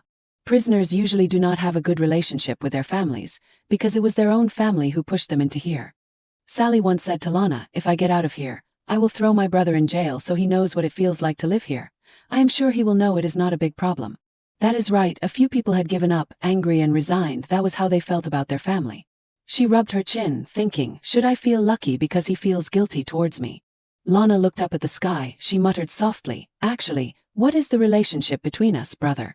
The person behind silently observed Lana. A month later, Ricardo's wounds had all healed. Lana came to visit him again. Hello. Ricardo Ran obediently sat on the ground waiting for her to come. Woof, Lana enthusiastically introduced. Today's snacks include biscuits. Do you like biscuits? She looked at him intently. What is this? It seems like he is strangely bigger than before. It had been nearly 2 months since Lana first met the male lead. She thought, could it be that it would be bigger in just 2 months? Suddenly a biscuit fell out. Oh wait. Lana quickly blocked Ricardo's mouth that was about to eat it.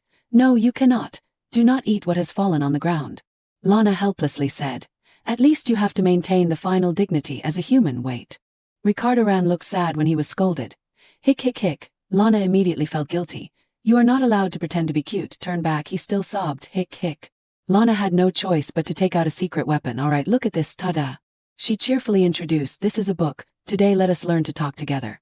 Lana thought, if you think about this you can hear it. It will be really serious if he cannot speak. So she started the lesson. Now try to pronounce it with me. This is a star. Woof. Lana was patient. Month. But what responded to her was only his chaotic barking. Lana, annoyed, pinched Ricardo's face. Woof woof, you are not willing, right? Oh, alright, today we will just read a fairy tale. So Lana began to tell the story. And then, the girl finally met the prince who was cursed. She was telling the story while secretly glancing at him. The prince was injured by a dragon. Part of his face was burned and his clothes were scorched. Ricardo Ran was listening silently on the side. Lana thought, that is really strange. He is not like he was a few minutes ago. Lana then focused on telling the story. The girl asked if the prince was hurt. The prince then asked back, what is pain? I do not know what pain is. The girl cried when she heard the words of the prince. The feeling of the prince now must feel burning. It looks so painful. The girl defeated the evil dragon and saved the prince. The moment the dragon fell, the girl took the prince's hand. The curse was lifted. Lana suddenly got closer to Ricardo Ran. She gently poked his face, thinking back. The prince was locked in the tower, although this is a prison. Ricardo Ran did not understand what Lana was saying, but still habitually rubbed his face against her hand. Lana said gently, you are still young. Alright, it is still the story. I have a brother, he will come to visit the prison. She touched his hair, her voice a little curious. I wonder if he is as handsome as you. Probably not. Right, if he is a bad person, it is better to be handsome. Lana's mood was complicated. I am really curious about his face. On the other hand, I think it is better not to meet. Ricardo Ran held a biscuit. She stroked his head. Here, eat the last biscuit. Perhaps he is coming to pick me up, and not just to visit. That is still just my wish. Lana suddenly stood up. It is time for me to go, so I am leaving. Her face was a little sad, brother. Ricardo Ran curiously looked at her, not leaving like every other day. Lana muttered softly, when will I be able to escape from this prison? Ricardo Ran was stunned, dropping the biscuit he was holding. A few days later, Lana's mood dropped sharply. He said he would come to visit, but it has been a month and I have not received news of him. She looked up at the sky sadly. Could it just be empty words? Recently I have been thinking about that matter a lot. Lana despondently looked around. Oh, it is a puddle. She then sat down to admire her face. If his face is like mine, he must be extremely handsome. She thought, Lana is very beautiful. It seemed like she had been injected with more confidence. She affirmed, that is right. No bad person would have pink hair. Lana has passed the safety standard. Lana was sad. Give up on those hopes about him. Her eyes narrowed slightly. Because he will not come here even if my heart stops beating. On the first day that Lana appeared in this place, she had woken up in the prison's infirmary.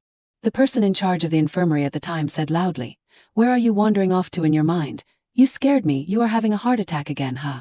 Lana's body was very weak, so she fainted immediately afterwards. A few hours passed. When she opened her eyes again, for some reason, she was not cold anymore. Lana thought, I know the moment I open my eyes. Lana in the original work had died. She knew this because someone had whispered to her. Lana was embarrassed. It is really embarrassing. I think if this continues like this, I will soon return to my ancestors. She despondently sat on the chair. For some reason, I feel like something very big is waiting for me after getting out of prison. Lana looked at the sky sadly. What is making me feel so uneasy? Behind her, someone stepped forward. He spoke, you look sad. Lana looked at the person's face in surprise. She hurriedly sat up, looking at him curiously. Who is this? This is the first time I am seeing this face. He is wearing a prison uniform, but the color is very different. The person then said, today is also the day the prisoners get to take a walk. He leaned against the chair. Is this the first time you are coming here? Lana suddenly looked around, thinking about it. There are more prisoners today. The other person bowed slightly, showing sincerity. Don't be too wary. Even if I am a prisoner in the middle tier, I am just a harmless person. He smiled sincerely. My name is Jair. Lana was stunned. What? Jair was still talking, and I really wanted to meet you once, she thought. No wonder he looks exactly like Jair. No, it is Jair Yuta Tupenforth, a side character in this book. He is the person who helped the female lead and Ricardo Ran escape from the prison. Lana glanced at the guards in the distance. Jair smiled slightly. He leaned towards her. You do not need to be too wary. Jair's face looked extremely harmless this time. Everyone left because the manager had something to do, and there were not enough people to supervise the walks in the prison. So I can take a walk with you. Lana was still on guard, and he explained more. That is right, do not worry because our building carefully selects who gets to take a walk. She was curious. Carefully selects. Jair pointed to himself. That side, only ordinary people can take a walk. He said, I saw you over there before. Jair smiled slightly, remembering the scene of Lana training Ricardo Ran on the first day he was allowed to take a walk. I wonder if I should say that I saw you training the person. I also like how you train people. Lana warily retreated, keeping her distance from him. That is not something you can see. Jair then honestly recounted, I was planning to talk with you, but I escaped from the prison for a while, and I saw that matter. Lana stared at him, stunned. What, is that something you can say so proudly? Jair is not just the person who helped Ricardo Ran escape.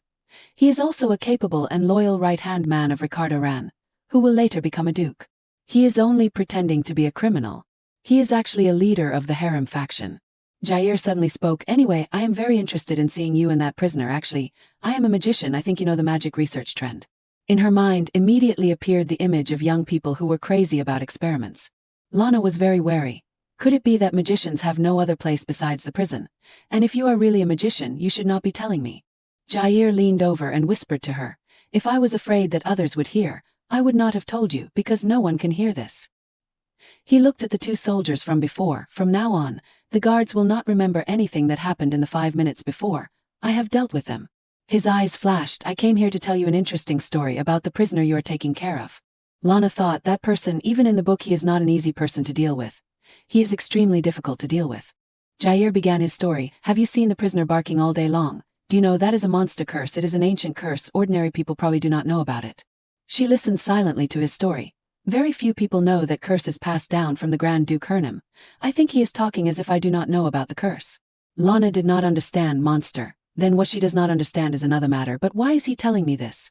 Jair winked at her. That is right, monster when he transforms into a beast. He cannot talk. But if you were cursed, it would probably be very inconvenient, right? He introduced his job, so I often awaken them, the ones who are cursed with a temporary measure. Magicians play that kind of role. Lana warily looked at Jair. Why are you telling me this? He immediately laughed. You are listening to this because you are curious, right? Jair continued to say, from what you have seen, that prisoner has not been awakened yet. He explained, if this situation continues, when they have turned into monsters, they will live in a truly miserable situation, repeating actions like a monster. Lana thought, so, you mean he is like that because no one taught him the language? I have a bizarre misunderstanding, She glanced at Jair. So in the book, even when he is an animal, he can still speak human language, so is it because Jair has awakened him? Lana was curious. What do you want from me? You came here because you have something to say, right? He laughed. Oh my, it is nice to be able to quickly end the story. Jair slowly stepped closer to her. Looking at you, it seems like you are very curious. I also want to satisfy my magic curiosity. Lana was puzzled, curious. Jair propped his hand on the back of the chair behind her. That is right, I am a magician who can awaken people who are cursed with animality. His words stunned her. Can you feed that prisoner a little awakening food? Jair's hand appeared a small ball. It has been a while since I met a test subject for my academic research, so my hands are itching. Lana warily looked at him, though he said that he wants to cast a spell on Ricardo Ran through me. In her mind was swirling why. Lana could affirm that he had many opportunities, but why was it her? Could it be because Ricardo Ran's life in prison was easier? She thought, but he suddenly became sinister. I do not like his cunning personality, so she asked Jair directly, why me? He chuckled softly. Then he leaned in and whispered to Lana, if you do this once, I will help you once, no matter what the request. Jair was very confident. A chance to exchange for help from a magician is rare. A spell is worth more than gold. He affirmed, no matter what you want, I will fulfill it for you. Lana thought, the exchange is not bad, but will there be an opportunity to use more? She decided, as soon as I am released from this prison, I will definitely live well, so just refuse. Lana immediately spoke. I was interrupted by Jair. Be sure that the prisoner will not eat food off the ground and start using a spoon. He understood her intentions very well. That is not a bad thing for that prisoner. Lana immediately wavered. If he says that, it is really hard to refuse.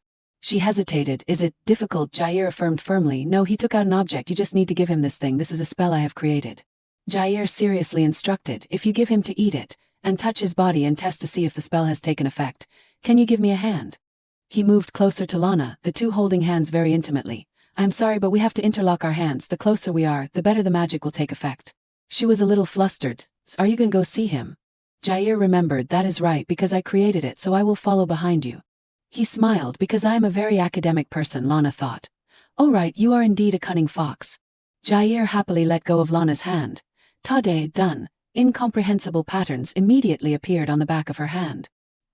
He suddenly said, but what should I do? This charm takes effect at night. Lana panicked. What? Jair then repeated. It takes effect under the moonlight. She was troubled. Excuse me, what are you saying? You think I can go to his prison cell at night or something?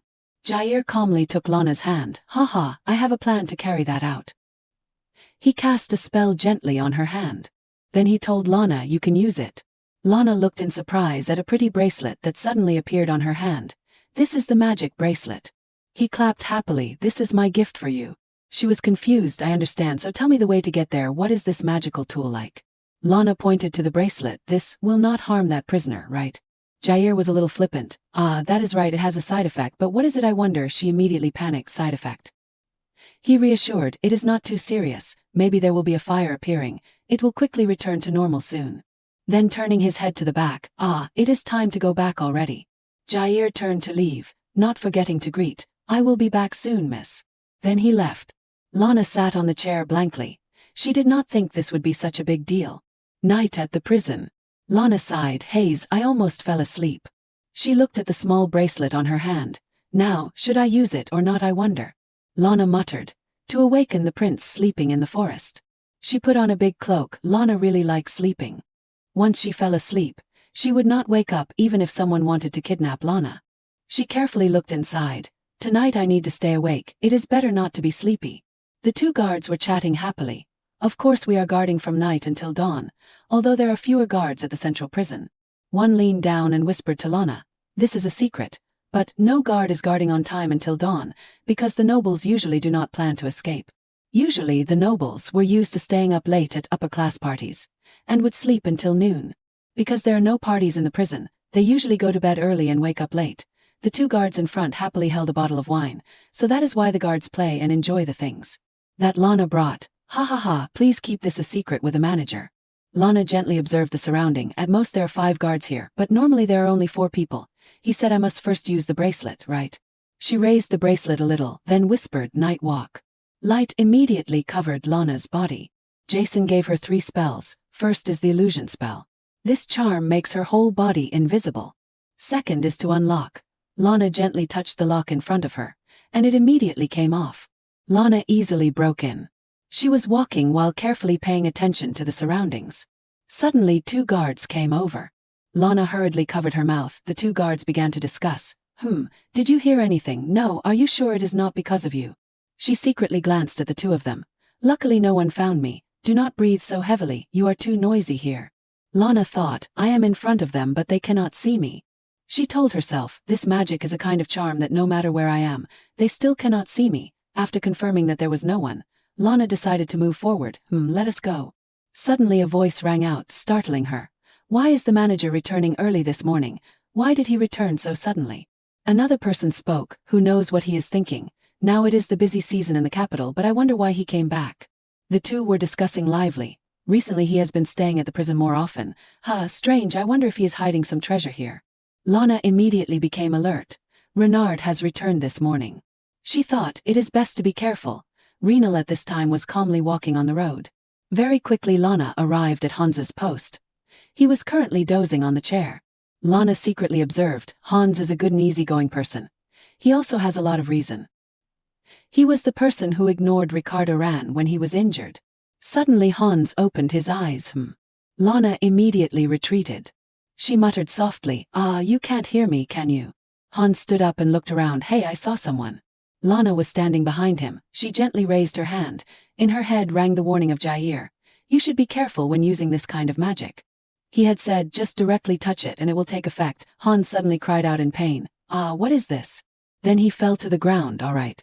The last spell that Jair gave to Lana was the sleep spell. She thought a little happily. I am a magician, haha, it is also a little difficult. I am sweating like rain. Finally arriving at the remaining door, Lana reached out to touch it. A fluent voice rang out, making her a little surprised. Who are you? It was quite surprising that he was not stuttering. Lana did not think this was the miracle of magic or anything like that. What should she do next? Lana gently took off her cloak. She said hesitantly, you will know when you eat it. What should I say to him? Ricardo Ran was happy. I can really eat it. Lana then replied, that is right, no problem, huh? Lana was suddenly angry. Why do you not ask me what it is and why I suddenly gave it to you? He asked her innocently, should I ask that? Lana folded her arms, advising, you have to be careful, putting aside the things you want to do. It is not good to be too naive. She seriously admonished, you cannot casually eat things that others give you, especially food. Ricardo Ran stammered, this thing, can I eat it? Lana immediately said, what if I am a bad person? Ricardo Ran put on a puppy face, but you will not hurt me, will you? He said innocently, or will you hurt me, making Lana feel guilty. She turned her face away in confusion. What are you thinking? You should not blindly trust others. Think positively, positively. Lana took out a candy and gave it to Ricardo Ran. Again, I am not a bad person today. Next time do not trust me too much. Anyway, eat this quickly, we are running out of time. He immediately took it and put it in his mouth. Lana had asked Jair to combine the charm with the candy. That was because Ricardo Ran would feel pain when the magic took effect. It is like giving a child candy after being spanked. I wonder if it is delicious. Lana gently lifted his face. Ricardo Ran rubbed his face into the palm of her hand. Lana thought, why do you trust me so much? You should not be so naive. She looked at him intently. It is so strange, this kind of magic. I need to say it in my mind. In Lana's head, the words that Jair had said to her immediately ran through Matuta. Ricardo Ran suddenly widened his eyes. Lana worriedly called out, Ricardo Ran. He suddenly collapsed right in front of her. Lana panicked. He said it would only hurt a little. Her mind was in a mess. What should I do? Call the guards? No way. Should I get medicine? Pain medicine. She stood up to leave. Damn it, I should get pain medicine. Stay here, okay? But a hand held her back. Lana was stunned, huh? In her mind she remembered when she met Jair, he had said, side effect, it is not a problem. Lana was a little surprised. Not a problem. She stared blankly at the grown man in front of her. I will be right back. Lana thought, when did this happen? Ricardo Ran suddenly grabbed her hand, pulling her closer to himself. You are avoiding me. He seriously asked, where are you going? But his eyes were a little hazy. Lana was very confused. Let me go. Ricardo Ran was puzzled. Why? He moved closer to her. Why are you avoiding me? Ricardo Ran smiled slightly. Then he kissed her wrist gently. Don't go. Lana was stunned. That is more than a side effect. Ricardo Ran grabbed her hand tightly. Who allowed you to? I will not let you go. Lana's other hand suddenly touched a small bag. She immediately picked it up, saying in confusion, ah well, Ricardo Ran, you are a good boy. Lana opened the bag. Inside was full of biscuits. Look, this is what you like. It is yours. Ricardo Ran curiously glanced. Immediately after he lost interest, turning to look at Lana. What should I call you? I do not remember. He suddenly smiled. Lana felt a little uneasy. Ricardo Ran called respectfully, Master. She immediately shouted, no way. Lana remembered the time she teased him, his master, or should you call me master? Sigh, I will never joke with you again. Lana annoyed, call my name, my name. Ricardo Ran grabbed her hand tightly. Your name, right? My name is Lana. He gave a gentle smile, calling her name softly, Lana. Then he placed her hand on his chest. Then again directed her hand towards the bag of biscuits. Lana, confused, held up a biscuit. Ricardo Ran bowed his head and opened his mouth. He bit into the biscuit, whispering to her, feed me. Lana retreated in confusion. No. Ricardo Ran then called Lana. She turned her head a little embarrassed, since when, relax a bit, it does not hurt anymore. My name sounds so strange. Lana quickly spoke, do you want to eat more biscuits? Then let go of me, I can give you biscuits. Ricardo Ran glanced at the remaining biscuit in her hand. Then he opened his mouth to bite. Lana panicked, you can't eat like that, let go. Ricardo Ran rubbed his face against her hand, chuckling softly. Can't I eat it? It is delicious. He moved forward, staring at Lana. Lana, can you feed me again? She immediately refused. No way, I do not like doing what others want. Lana turned her body to another place. What is happening? Ricardo Ran took the opportunity to hug her from behind. I am sorry I was wrong.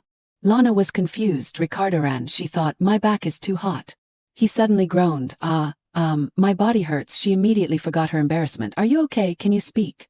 Damn it, if it hurts too much you must tell me, okay? Ricardo Ran smiled slightly. His eyes melancholy. Strange, here, no one is willing to care about me. He looked at the bag of biscuits in her hand. Is that for me? Lana said softly, that is right, it is yours. Suddenly Ricardo Ran gently kissed her hair. So, this is mine too. Then his arms dropped limply. Then he fell unconscious to the ground. Lana panicked. Ricardo, what the hell, why did he collapse? Could it be because of the side effects of the magic? She temporarily put a blanket over him. Lana suddenly heard Ricardo Ran moan, don't go. She put the small string into his hand, taking it. Ricardo Ran immediately held on tightly in his delirium. Lana then put on the cloak, turned and left. She firmly thought, I have to tell Ricardo Ran. What the heck is going on? 3 days later, one day after Ricardo Ran was hypnotized. Visiting him or taking a walk was also forbidden. The new chain from the capital was also being tested on him. Lana sat on the chair in a daze. The guard looked at her and asked, Lana, are you okay? You look so tired. Do you need to go to the medical station or something? Lana refused. No, I want to take a walk. He was confused. Your face is red. Maybe you should go to the medical station then. She hurriedly covered her face. No, it is because I exercised too much. The guard left in confusion. See you later then. Lana slumped down, crying silently. In her mind was always appearing the image of Ricardo Ran. I cannot forget that day. She sat in a corner, going crazy, not paying attention that someone was looking at her. Lana sighed. It feels like I am the one who was cursed. Suddenly someone spoke. You succeeded, huh? Lana heard the familiar voice and angrily looked up. Jair happily said hello. She cursed in her mind. Oh my, I have been waiting for you all day, then grabbed his collar, grinding her teeth. I was waiting all day for you. Why did that prisoner become weak after I cast the charm? Jair explained in confusion. Oh, that is because of the sudden change. Even a normal person can feel pain when they suddenly grow up, the pain of growing up. Lana said annoyed. He is not weak. Do not just say something to pass it off. Then angrily left. Jair hurriedly stopped her. Wait, I am sorry. He bowed his head, sincerely admitting his mistake. I am not talking to pass it off. I cannot reveal everything, but this is really very important to me, thank you. Jair revealed, the owner of this prison, who is currently traveling between Fourth, the capital, and the prison, will be back soon. When that happens, everything will be difficult. He lamented, when that person appears, this prison is really a dangerous place for magicians. Anyway, that thing is not too bad, right? Mentioning it makes her annoyed again. What? She rubbed her forehead and sighed. How many more nights do I have to do this? No. Furthermore, why did he suddenly become so big, and also grow up in just a moment? Summarizing in detail the things that had happened that day, Jair said calmly, Oh, do not worry, that is only temporary. He explained, his body absorbs magic very well. That was just a trial. Lana was still a little suspicious. Is that so? That means something like that will not happen again in the future. Right, Jair was very sure. Yes, exactly. She thought, if not, what else will happen in the future? It is too dangerous. Jair immediately fawned. I saw you and that prisoner taking a walk together. Furthermore, I feel like the relationship between the two of you is very good. I really have a good eye for people. He was talking non-stop. Honestly, people who have to endure the beast curse do not easily let go of their guard against the people around them. That means you have treated him well. Suddenly Jair smiled slightly.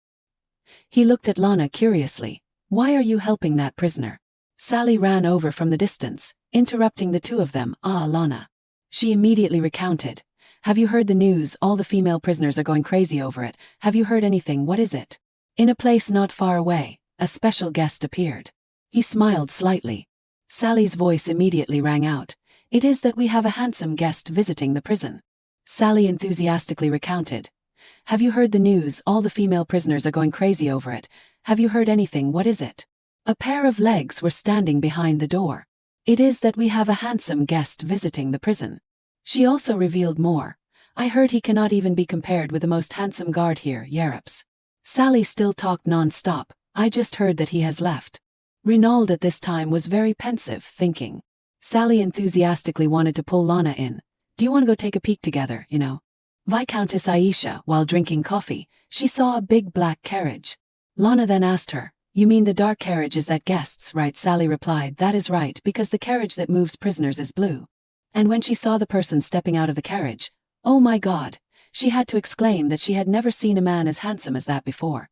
Lana rolled her eyes and thought, if it is Viscountess Aisha, She was put in prison because of her scandal with a young noble who was 20 years younger than her. I heard her husband sent her here so she could calm down. Sally also told more information that, listen, do you know that she is a talented artist? The girls had surrounded Viscountess Aisha and exclaimed. So she redrew what she had seen and oh my. Chaser was perfectly reproduced in the painting. Too handsome, is not he? Yes, too handsome. Lana also nodded in appreciation. If it is like that, then he must be really handsome because she is a quite lively person. Just waiting for that, Sally grabbed her hand and persuaded, that is right, exactly, so let us go see Lana. Okay, she was still a little dazed. Okay, it is not a bad idea, but... A pair of feet hurriedly ran over. A soldier hurriedly urged Lana. Come with me quickly, Jason, the guard only designated to go to Lana.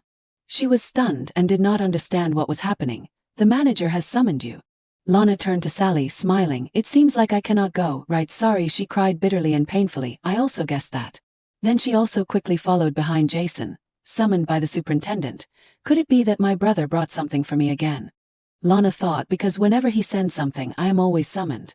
She was still lost in her thoughts. But passing by a room, Lana suddenly peeked in. Unexpectedly, there were quite a lot of people gathered inside. Lana was a little curious. It is noisy over there, huh? Inevitably curious, she asked Jason, why are there too many people in that place? He also did not hesitate to explain to Lana, perhaps because of our guest today. I heard that this person is an important guest, but I also do not know who that is. Jason also happily invited her. Should we go around them, okay? Lana noticed the man, black uniform. She thought, that is the guy that Sally mentioned. I cannot see anything from here. Inside the mansion at this time, another soldier panted and ran to where the two of them were, urgently calling out, hey Jason, you are here, come here quickly, there is an urgent matter, quickly, the wall has fallen. Jason guiltily had to leave. He said hurriedly, Lana, sorry, can you wait for 3 minutes, do not tell the manager. Okay, Lana nodded calmly, okay. She just stood there alone, looking at Jason's disappearing back. Unexpectedly at this time, footsteps gradually sounded in the corridor. Someone was coming. Lana unconsciously turned to look behind. Just now I felt that there was something. Chaser had been standing behind her since some time ago, and said, hello Lana. She was startled, glancing back. But when Lana turned around, there was no one behind her at all. In the corridor at this time, there was only her alone. Lana blankly thought, what is it? I think I saw someone. At this moment Jason had returned, hurriedly calling her name. Lana, sorry for making you wait. Now let us go to where the manager is, okay? She was walking while still thinking about the thing just now. Strange, I must have been imagining it. Chaser at this time was standing in a corner, watching Lana with interest. Marshmallow stood next to him, his face emotionless. He wondered, why did you not say anything to her? Chaser only smiled when he heard Marshmallow call Master. He replied gently, now is not the right time after all, the kid does not have to be here for long. Marshmallow continued, everything will be okay, Chaser replied calmly, okay, I will meet her soon.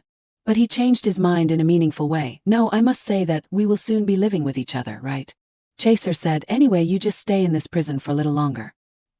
He did not take his eyes off her, my Lana. The manager at this time interrogated non-stop. Why did you help that prisoner, Miss? Lana calmly replied, of course, for me it is for academics, but I am curious why you helped him. She thought, perhaps it is because I feel sorry for him, but I decided not to say it. Lana had no choice but to use the reason, because he is handsome. The manager paused when he heard that.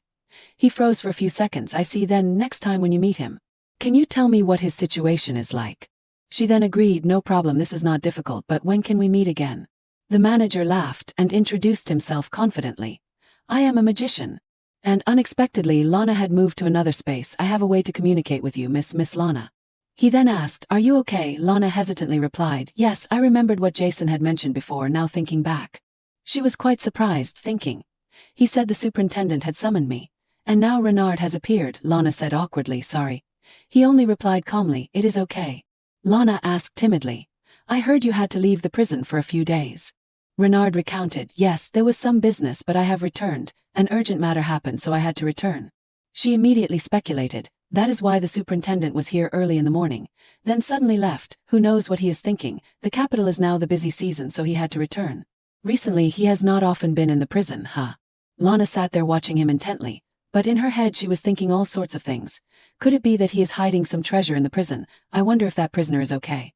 Unexpectedly, Renard asked aimlessly, anyway, you must be sad, right? Holding the cake in his hand, Lana was puzzled. Me, why? This thing is really delicious. He revealed something that shocked Lana. Your brother came here.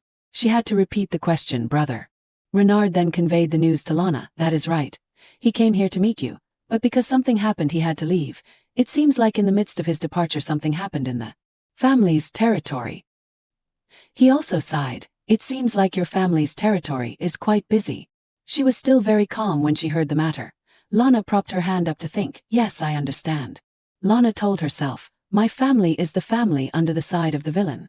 She remembered he had planned in an unbelievable way. Lana was a little doubtful, so, my brother is being taken advantage of and controlled by the villain. I still cannot know. She grabbed a lock of hair and imagined, I guess my brother must have pink hair like me. Lana continued to think, he is a character whose name I have never even heard, like a stranger I have never met. In the end she made a decision. I am afraid I cannot arrange to meet him. Renard then stood up and passed a message. This is what your brother left for you. He held a bouquet of flowers up to Lana. Here it is. She was a little surprised. Are you serious? The bouquet that was brought was not an ordinary bouquet. This is a gemstone, Renard also reminded, he also left you a letter. The letter recorded, to my little sister. He had written that. Could you see these roses instead of not being able to meet me directly? These beautiful roses will never wither. I know that withered flowers will disappoint you. Lana held the paper and carefully read it. I even do not want to see you disappointed. I only want the best things for you. Chaser also messaged, I will soon return to you. She was a little surprised, asking herself, how rich can Lana's family be that he gave such a gift? And is it okay to receive such a gift in prison? Lana held the bouquet in her arms and asked Renard, can I take it back to my room? Is this really against the law? But I will let you take it back. He replied softly, it suits you. Hey, sorry, but I did not hear what you said. Lana then got closer and whispered, it seems like my family is not going to collapse. It looks too expensive. Renard propped up his chin and shook his head. There is no way. She touched the gemstone petals and thought, will it break? It is only a family issue. Everything is okay. Your brother has taken care of everything. Renard even affirmed to Lana, I will also not let anyone else touch your gift. Everything is yours. Hearing that she was a little apprehensive, there is no way. I am not afraid that it will be stolen. Suddenly he stood up and was serious. Miss Lana, I have a question. Renard did not hesitate to ask directly. Surely you are not curious why your brother locked you here? Lana rolled her eyes and thought, me, at the beginning I was curious. She suddenly remembered, the first time I woke up in this place, I thought he had to have a special reason to send me here. My brother is not a person who would do anything without a reason. Lana also wondered, thinking about it, he sends me a lot of gifts, he must have thought very carefully about everything he does. Things like that happened, making her have questions to this day. Perhaps he feels guilty or he has other purposes. I do not know what the relationship between us is. Hearing Lana share, Renard frowned a little. I see, Miss Lana, you still believe your brother, He also gave his own assessment. I cannot say your brother is a bad person. Lana looked intently at Renard. This conversation is really strange, but he seems to know my brother very well. No way is definitely knows very well. She expressed, it is not comfortable. But Lana still replied, well, I trust him because he is my brother. Since when had we been so close? Seeing Renard get closer and closer to her, Lana hurriedly, talking has to be that close to work. He also unconsciously stepped back, his face even blushing embarrassedly. I am sorry, no need to worry. Lana saw that embarrassed expression of Renard. More than that, the glasses of his. Is that a trend? Sorry for asking this question a bit abruptly, but are your eyes not good? After a while, regaining his composure, Renard hesitated to reply. It is not like that. His ears were burning from some time ago. It is just that I feel that I look more attractive when I wear glasses. Lana also did not want to make Renard feel embarrassed. So she quickly stopped the story. I understand, sorry for asking such a question and also thank you for answering. She then said goodbye and left. I am going back. I know that my father and brother asked him, but he is really too good to me. Lana thought about Renard's expression and was a little confused.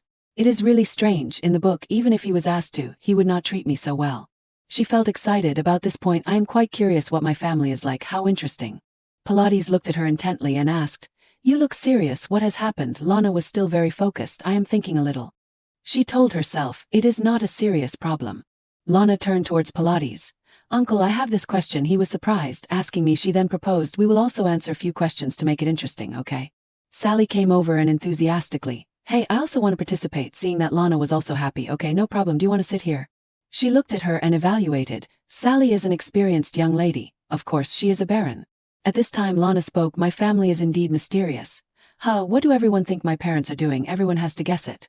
She smiled with interest. When they answer, I will be able to gather information about my family then. Clearly, I do not know anything about them at all. Lana had calculated that. I think I can wait until I am released from this place to meet my brother, but now I cannot wait until then. She has to make a plan because if her family is related to the villain, that will be a big problem. Unrealistically, I want to live comfortably after getting out of prison. Pilates was a little curious, not mysterious. Come on, say something. But Lana was still a little worried. If I can find valuable information, perhaps I can escape from this place sooner. I need to go to a place really far away. He was a little excited. Should I be honest with you, I guess you must be the daughter of a family with a status high enough to be able to meet the superintendent of this place. Furthermore, a daughter who has not shown her face to the upper class. Then, the limited scope has the Lehman and Hound family. Sally then recounted, I also have the same thought. We have met the daughter of Count Lehman before. It seems like their status allows them to master the upper class. Pilates also described in detail, Countess Ain't is in the south, so her skin is a little dark. You do not look like her, so your family must not be in the south. All the territories in the south have a common ruler. Lana sat there and gathered the information she had heard. Countess Ain't, Count Lehman and the Hound family. Could it be that I am the daughter of someone with a status even higher than the Duke? She muttered, the standard for a noble prisoner to be able to meet the superintendent is the size of their territory. Could it be that my family has a lot of money? Lana was determined to consider. I am too hesitant. After a while she then said, time is up. Okay, should we let you answer next time or something? Sally was a little regretful but still had to listen. Okay, what a pity. Pilates also stood up and promised, we will talk later then. On the way back to her room, Lana could not stop thinking. There is no one in the prison cell. It is a pity that he did not give more time. Even so, I also made use of a few minutes. But she was also satisfied with the thing just now. I have a safer way to get hints already. She smiled happily and began to rewrite. On the piece of paper Lana had written that, brother, how is our family's background? She looked up at the window. Is it too late to meet Ricardo Ran by now, right? Ricardo Ran. Lana told herself, I will come tomorrow, okay? A few days later. She was surprised when she heard, what did you just say? A soldier had stopped. You are going to the wrong place, miss. Lana stood there stunned. Why is it strange? I have never seen these guards before. Lana held a small cloth bag in her hand and asked hesitantly. Hello, what is going on? I think we have never met before, have we? He replied, that is right, we are guards in the west side. The west side? That is the place where prisoners who have committed serious crimes such as murder, robbery or treason are imprisoned. All the guards there are high-level knights and that is a key detention location. He explained that, this is the only entrance down to the basement where serious criminals are detained. It seems like a few days ago there was someone who broke into this place. Hearing that, Lana was a little startled. It is said that an object from the intruder was found next to the prisoner. She immediately remembered, wait a minute, could it be my hair tie? At least let me keep this, I gave Reborn my hair tie so. Lana was petrified. That intruder is me. Reborn is the only person in that basement. This is the place that the owner of Cambercam has reserved for the Duke Hernham family. According to the original work, Renard's family is a neutral family that has run this prison for generations. Then they handed over the position to the Duke's family. However, Renard was no longer standing neutral but had joined hands with Chaser. Lana propped her hand to speculate. A scary intruder. I do not know if any accidents occurred here. The soldier reassured, there is nothing to worry about. However, as I have mentioned, the object from the intruder was found underground. This must be because there was a serious situation that led to this. Lana tried to look unconcerned. Oh my, this is indeed a big problem. She was embarrassed. So, I am the intruder. Lana hugged her head, laughing loudly, making the two soldiers not understand what was happening. She just remembered, I left the blanket in Ricardo's prison cell. At that time Hans and her had cooperated. I understand, I will handle this. He had also promised that, I will definitely not say you came here, but Hans's help only stopped there. I had promised to not leave anything. Lana had a headache. I forgot because Ricardo Ran suddenly became an adult. Ricardo in circumstances unfortunately fell ill. What if something bad happened because of my fault? Lana felt more and more uneasy. This really. She then reached for the bracelet. There is no effect. Someone had given to Lana to prepare. I put a charm in the bracelet. You can use magic in 4 instances, because we cannot avoid mistakes. She despondently looked at it. All magic has a limit, right? Let us go see if he is okay, huh? In the dark night, the dungeon was empty. Lana put on her cloak and ran hurriedly. I will only check the outside, because the guards of the west side face cruelty every day. She went to a room. He said his hand was injured. Lana was a little hesitant. What if his hand is really injured? She constantly worried. I hope nothing has happened to him. Lana hid and observed. Luckily there is only one soldier guarding here. She intentionally threw a stone to distract him. The soldier unconsciously followed. What is that? At this moment she quickly ran. Reaching the empty room, Hans is not here, right? Lana slowly walked. Hans was sitting alone in the corner. He suddenly turned his head. Lana. She took off the hood and joked, I think you will not recognize me this time, huh? Lana stood there intently watching Hans. He hurriedly reached out to take her hand. I am too close. Hans could not help but pull Lana down to sit. Your scent. He smiled and said that, you have a distinctive scent. Lana was a little surprised. I am glad you welcome me. Now, it seems like you do not mind locking me up, huh? Unexpectedly, she asked straightforwardly. Strange, do you like me? Hans's eyes became watery. He hurriedly retracted his hand. Ha ha, Lana was startled. It hurts. Hans blushed, stammering. I do not have anything bad in mind, she still teased. Who said that? Seeing his embarrassed face, Lana liked it even more. I am really glad about that. Thank goodness he is not injured. But then she put on a sad expression and said, I am sorry, perhaps you will encounter more trouble in the future due to me. Or it is not, but it is painful to know that it is still possible. Hans looked at Lana in surprise. You will still come back after I am hurt. What about the next day and also the day after that? Lana was surprised when she heard that. If so, you can hit me. That made her a little moved. You really are. But Lana deliberately acted angry and pinched Hans's cheeks. How can you think about that? Are you planning to make my efforts useless? I will not listen to your apology, okay? After a while she sat down and was silent for a long time. Hans then unconsciously smiled. He turned and expressed, you are the best person in this place. Lana glanced intently. She smiled and deliberately said, I know. Hans said, flustered, his words became messy. I am telling the truth. Every day I only think about you, think about and... Unable to hold it in, he shouted, my body becomes big when I think about you. Lana was more horrified than moved when she heard that. What? She stared blankly, her whole body stiff. I find it really strange, tiring. Lana turned her face away to avoid. I want to ask, but I think I should not. She tried to calm herself. Calm down, inside each of us there is a demon, is there not, logically? Hans's eyes were still bright, looking at Lana. That is right, it is not my fault. Such beautiful eyes are looking at me like that, I suddenly realized. Hans's face continued to flush shyly. Blushing again, do not look at me, I am embarrassed. In Lana's head, those thoughts were still going on. Just now, I only wanted to hear clearly. She still pressed, so what does your strange body reaction mean? Hans stammered, describing, when I think about you I feel my limbs getting longer, my fingers also getting bigger. Lana then asked, so, in a short period of time when you think about me you feel your body growing, right? That is right, have you tried it? He was stunned. She even suggested, when you think about me did you measure your height again, did you measure yourself on the wall or something? Hans curled up and replied, well I did not think about that, I am sorry, this is easy to understand. It was already late. Lana deliberately made an excuse to end the story. She stood up and stroked his head. Now, it is time to sleep, it is late. But this guy grabbed Lana's sleeve. I do not want to sleep.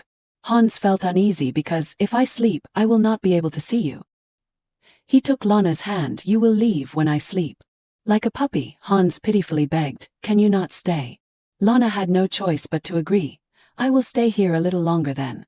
Though unwilling, she could not refuse him. But I have to leave before dawn. Do you still want to continue talking?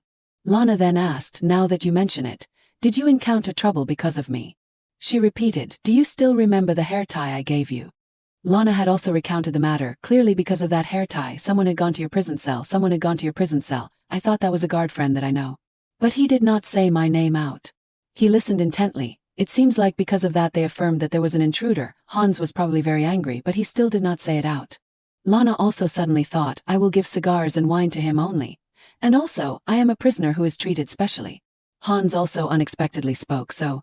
He probably thought it was best to not say it, that is not your fault. He thought back to at that time when he did not have the things she gave him. Hans did not hesitate to share, it was much more painful. I am very glad to be born. What does being born mean? He was still holding the hair tie in his hand, you can think that. Lana also felt Hans's mood at this time. With this, I no longer have to stare at four walls all the time. She turned her face away and thought, I did not know a simple hair tie had such a meaning. She herself, unexpectedly, was like a cup of water that appeared before someone who was thirsty. Hans's sad face at this time. I can make your lips stop being chapped, but I cannot quench all of your thirst. To erase this awkward atmosphere, Lana teased, by the way, you have not turned into a dog today. What a happy record. But Hans actually expressed, I do not know why, it is just that I want to remember you a lot more. Lana again became thoughtful and thought, hello, you do not know why that sudden change is there. If I knew then I would be relieved already. Suddenly Hans shouted in pain, she panicked, Ricardo ran. Lana held on to him and was constantly worried. Ricardo's body is getting hot, wait, could it be? Unexpectedly he grabbed her hand. At this time, Hans's face no longer had the innocent, pitiful expression from before, but it was a proactive expression, hello. He did not hesitate to take Lana's hand and call Master. Hans said, what do you have for me today? Lana again uncomfortably threw his hand off, I have nothing for you, and also, I am not your master. After finishing, she immediately stood up, I cannot, it is time for me to go. He was still trying to grab Lana's arm, where are you going? I'm going to sleep, that is right. Hans let go of her hand, then let us sleep. But he was not timid here. Unable to bear it any longer, Lana put on her cloak and quickly left. He is crazy, I should have run before he transformed. Lana hurried away. Hans looked up regretfully. She held her hand against the stone wall and laughed. Lana walked while muttering, he is really crazy, first I should use the illusion charm. At this time in front there was someone, the guards are here. While still thinking about a way to escape. At exactly this moment Lana sensed, I heard footsteps, they are getting closer. It was the sound of footsteps getting closer. This sound seems like they are coming from behind. Lana began to panic, what should I do if I move, they might hear me. At the end is a wall. Familiar voice rang out, you like taking a walk, huh miss? Unexpectedly it was him, Renard. Lana stared unblinkingly, how can he see me? I used the illusion magic already. She wondered, I do not understand, right? Could it be that he is pretending the guards cannot see me? Come on, could it be that it is already losing its effect? Jair's magic was not a problem at all, but how? Renard continued to move closer, I have to find out. He leaned over and raised his hand towards her. Don't bite, huh? Do not hurt yourself. Lana was stunned. This man can really see me very clearly. Renard only gently touched her lips. Then he immediately retracted his hand. He looked elsewhere and explained, I did not mean to scare you. Lana then probed, how did you know it was me? Renard's eyes looked at her affectionately. He replied, there is no reason why I would not recognize you. Lana heard that explanation, I relied on the figure and heartbeat to recognize you, she thought, how can he know it is me with just that? Renard even admitted, you must be surprised that I can see through the charm on you, huh, Miss Lana? What she wondered was that, right, you are right, how did you know? Renard then said the reason. Then can I ask why Miss Lana is walking on the first floor of the prison at this hour, and is also using this kind of magic? Lana then told herself, so you mean if you did not ask then I should not ask, right? Unexpectedly he had another special ability, let me give you a hint about my ability, you know. Renard then recounted, I am the master of the Golden Rose, I can know everything that happens in this prison if I care about it. He revealed the Golden Rose on his body, though I cannot use this ability all the time. Renard wondered and asked her, this thing was given by your brother, right? Looking at the bracelet on Lana's hand, she replied, yes, I underestimated this man. The final boss who grasped the entire plot in the novel, Chaser. I used to think this man would not be as sharp as him, there are a few settings I had not paid attention to. Lana put on an uncaring face and recounted, I told my brother that I wanted a magical item so he sent this. Sorry brother, who even your name I do not know, but I have to sell you out. But after finishing, Renard just walked away coldly, it is okay, what, he just left like that, it was that easy. He uncomfortably turned his head to remind, in principle, these items are forbidden from being brought in here, you Miss Lana are an exception. Renard also continued to say, this I have also asked your brother so that you can do what you want freely. He even deliberately confessed that, and I want you to be free. Renard also added, if you want to take a walk at night you can, just like now. While saying that he raised his hand, signaling, I will go with you, and it is better that you do not use magic. The guards came forward and bowed. She did not understand. Renard did not ask why she wanted to take a walk, why. At this time she was constantly thinking, I cannot ask him how he can recognize me. Renard suddenly asked her, are you tired? Lana only had to reply, a little. He also suggested, you do not have to go out for breakfast tomorrow. We will prepare it for you. Lana felt apprehensive. Is that okay? Renard still replied calmly. Your body is very weak right now. She suddenly remembered, that is right, this body has heart disease, thinking about it is also convenient, but don't worry about what other people say, this is your privilege. Renard coldly affirmed, I can make them shut up. Lana was horrified to hear that, too scary. She scratched her head embarrassedly. Finally Lana asked, why do you always help me so much? Going back to Renard when he was young. He had always been secretly observing her because I once thought it would be great if you could look and smile at me, even just once. Renard had also expressed, because I want to help. Lana actually even invited him, then will you follow me down to the basement? Renard immediately teased, I guess you never get tired of playing with him, Lana looked at him stunned, what do you mean?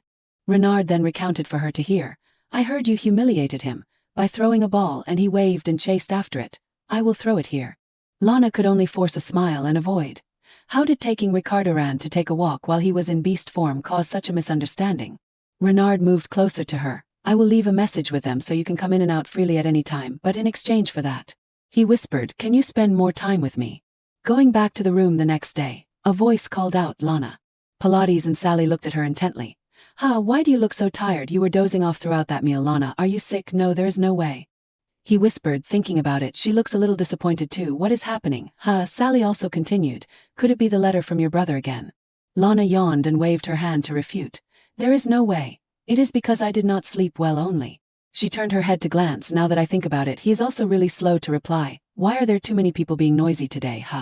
Everyone is not allowed to discuss. Oh my, I heard the Bundan Art Museum was blown up in a bombing. Some people say the head of the Dormulet family was seriously injured.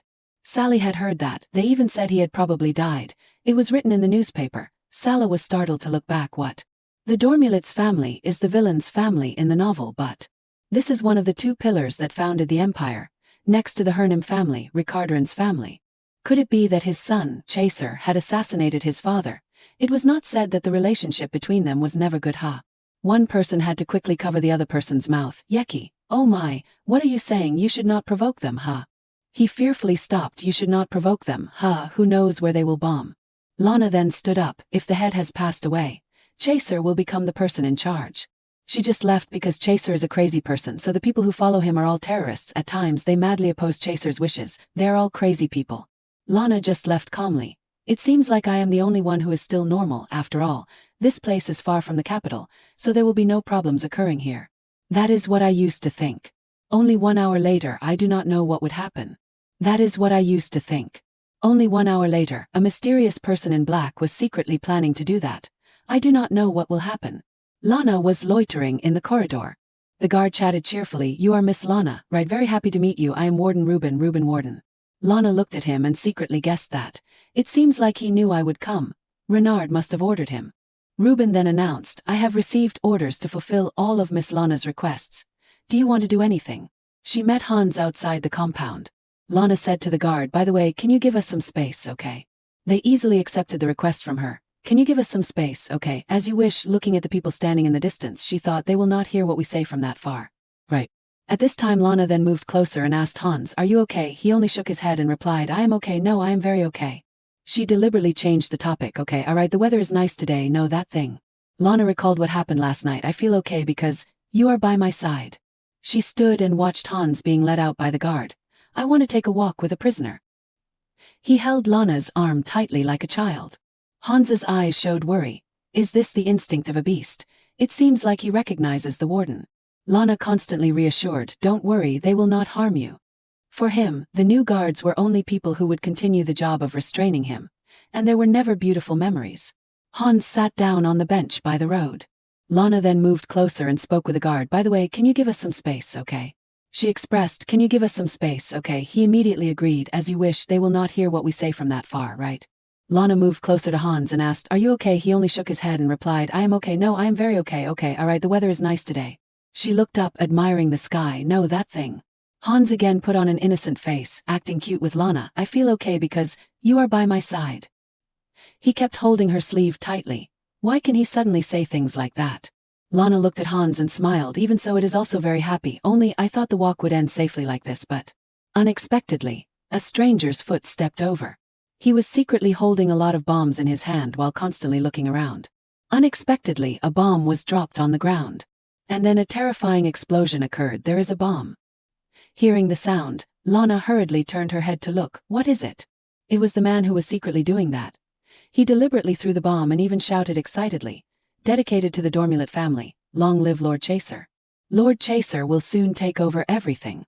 Seeing the situation was not okay, Lana panicked. We have to leave, everyone. The guards immediately evacuated everyone. Quickly avoid. She also hurriedly ran away. The two quickly escaped to a big tree. Hans pressed close to her, while Lana fearfully kept turning her head back to check. We are safe, right? Everyone please praise the great Lord Chaser. Seeing him still shouting nonsense, she gritted her teeth and cursed, this crazy person. At this time Lana looked at the hand she was holding and just realized, wait, what is this? She looked at Hans and thought, he has transformed, But not even having time to think more, Lana grabbed his shoulders. Without hesitating, she hugged Hans tightly. There are no more bombs, catch that freak. Lana still peeked to see what the situation outside was like. The guards were swarming over. The prisoner in the basement has disappeared. He probably has not run far.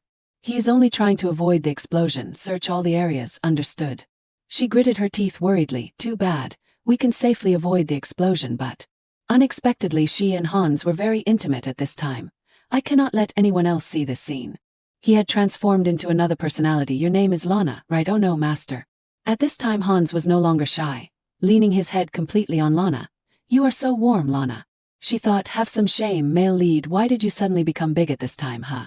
Lana looked around worriedly. Sooner or later, the guards will find us. What if they see you like this? She recalled the scene when Hans was unconscious and bloody all over. He constantly had intimate contact with Lana. Hans looked up and asked, are you not happy when you see me? Lana replied coldly. Now is not the time to think about whether I am happy or not. She was constantly worried, once I am caught, my involvement in this will also be revealed. Then something bad will happen to Ricardo. No, I cannot let that happen. Suddenly Hans raised his hand and wiped it across Lana's lips. She stared blankly at him. If you keep biting your lips like that, it will hurt. Hans even provoked, my lips also hurt when I do that. Should I bite you? It will not hurt that much. Lana grabbed Hans's hand, frowning uncomfortably. What are you thinking? His eyes were a little annoyed when he heard her say that. But Hans still did not give up. He again firmly took her hand and raised it to his face. Hans even kept enjoying it. It feels better. I like the feeling every time Lana touches me like this.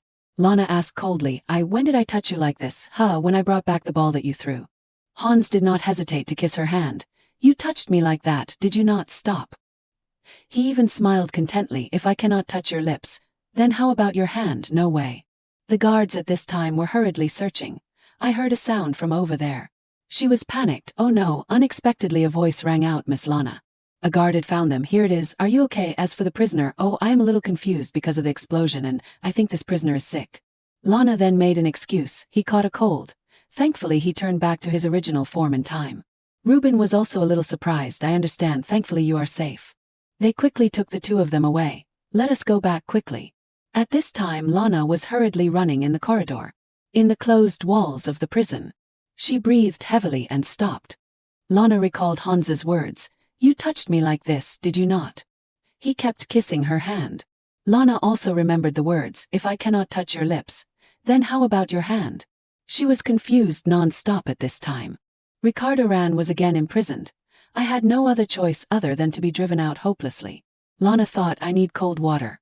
She hurriedly drank a glass of water. One breath, drinking the entire glass of water, it feels like I have been revived. Lana also constantly thought, I heard people are often aroused when they experience pain. How does the magic of growth work? I heard this kind of magic is only in Ricardo. And why did Ricardo feel pain? I think I need to seriously understand this matter. This is also part of the responsibility. Because I myself am the person who used the magic of growth on him. This time I definitely have to meet Jair. Unexpectedly Lana saw something. It was an envelope placed on the table. There was not this morning, She picked it up and admired it. Could it be that brother sent it? Lana speculated, thinking back last time I had asked what kind of family our family is. I wonder if this letter has the answer or not. In the letter was only briefly stated, my little sister. What a surprise. The content of the letter was very short. Is anyone bothering you? It was as if he was angry.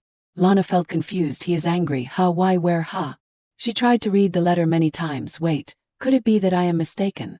Lana thought about it again, said, this letter is abnormally short. Normally the letter is also full of asking how I am. She could not help but suspect.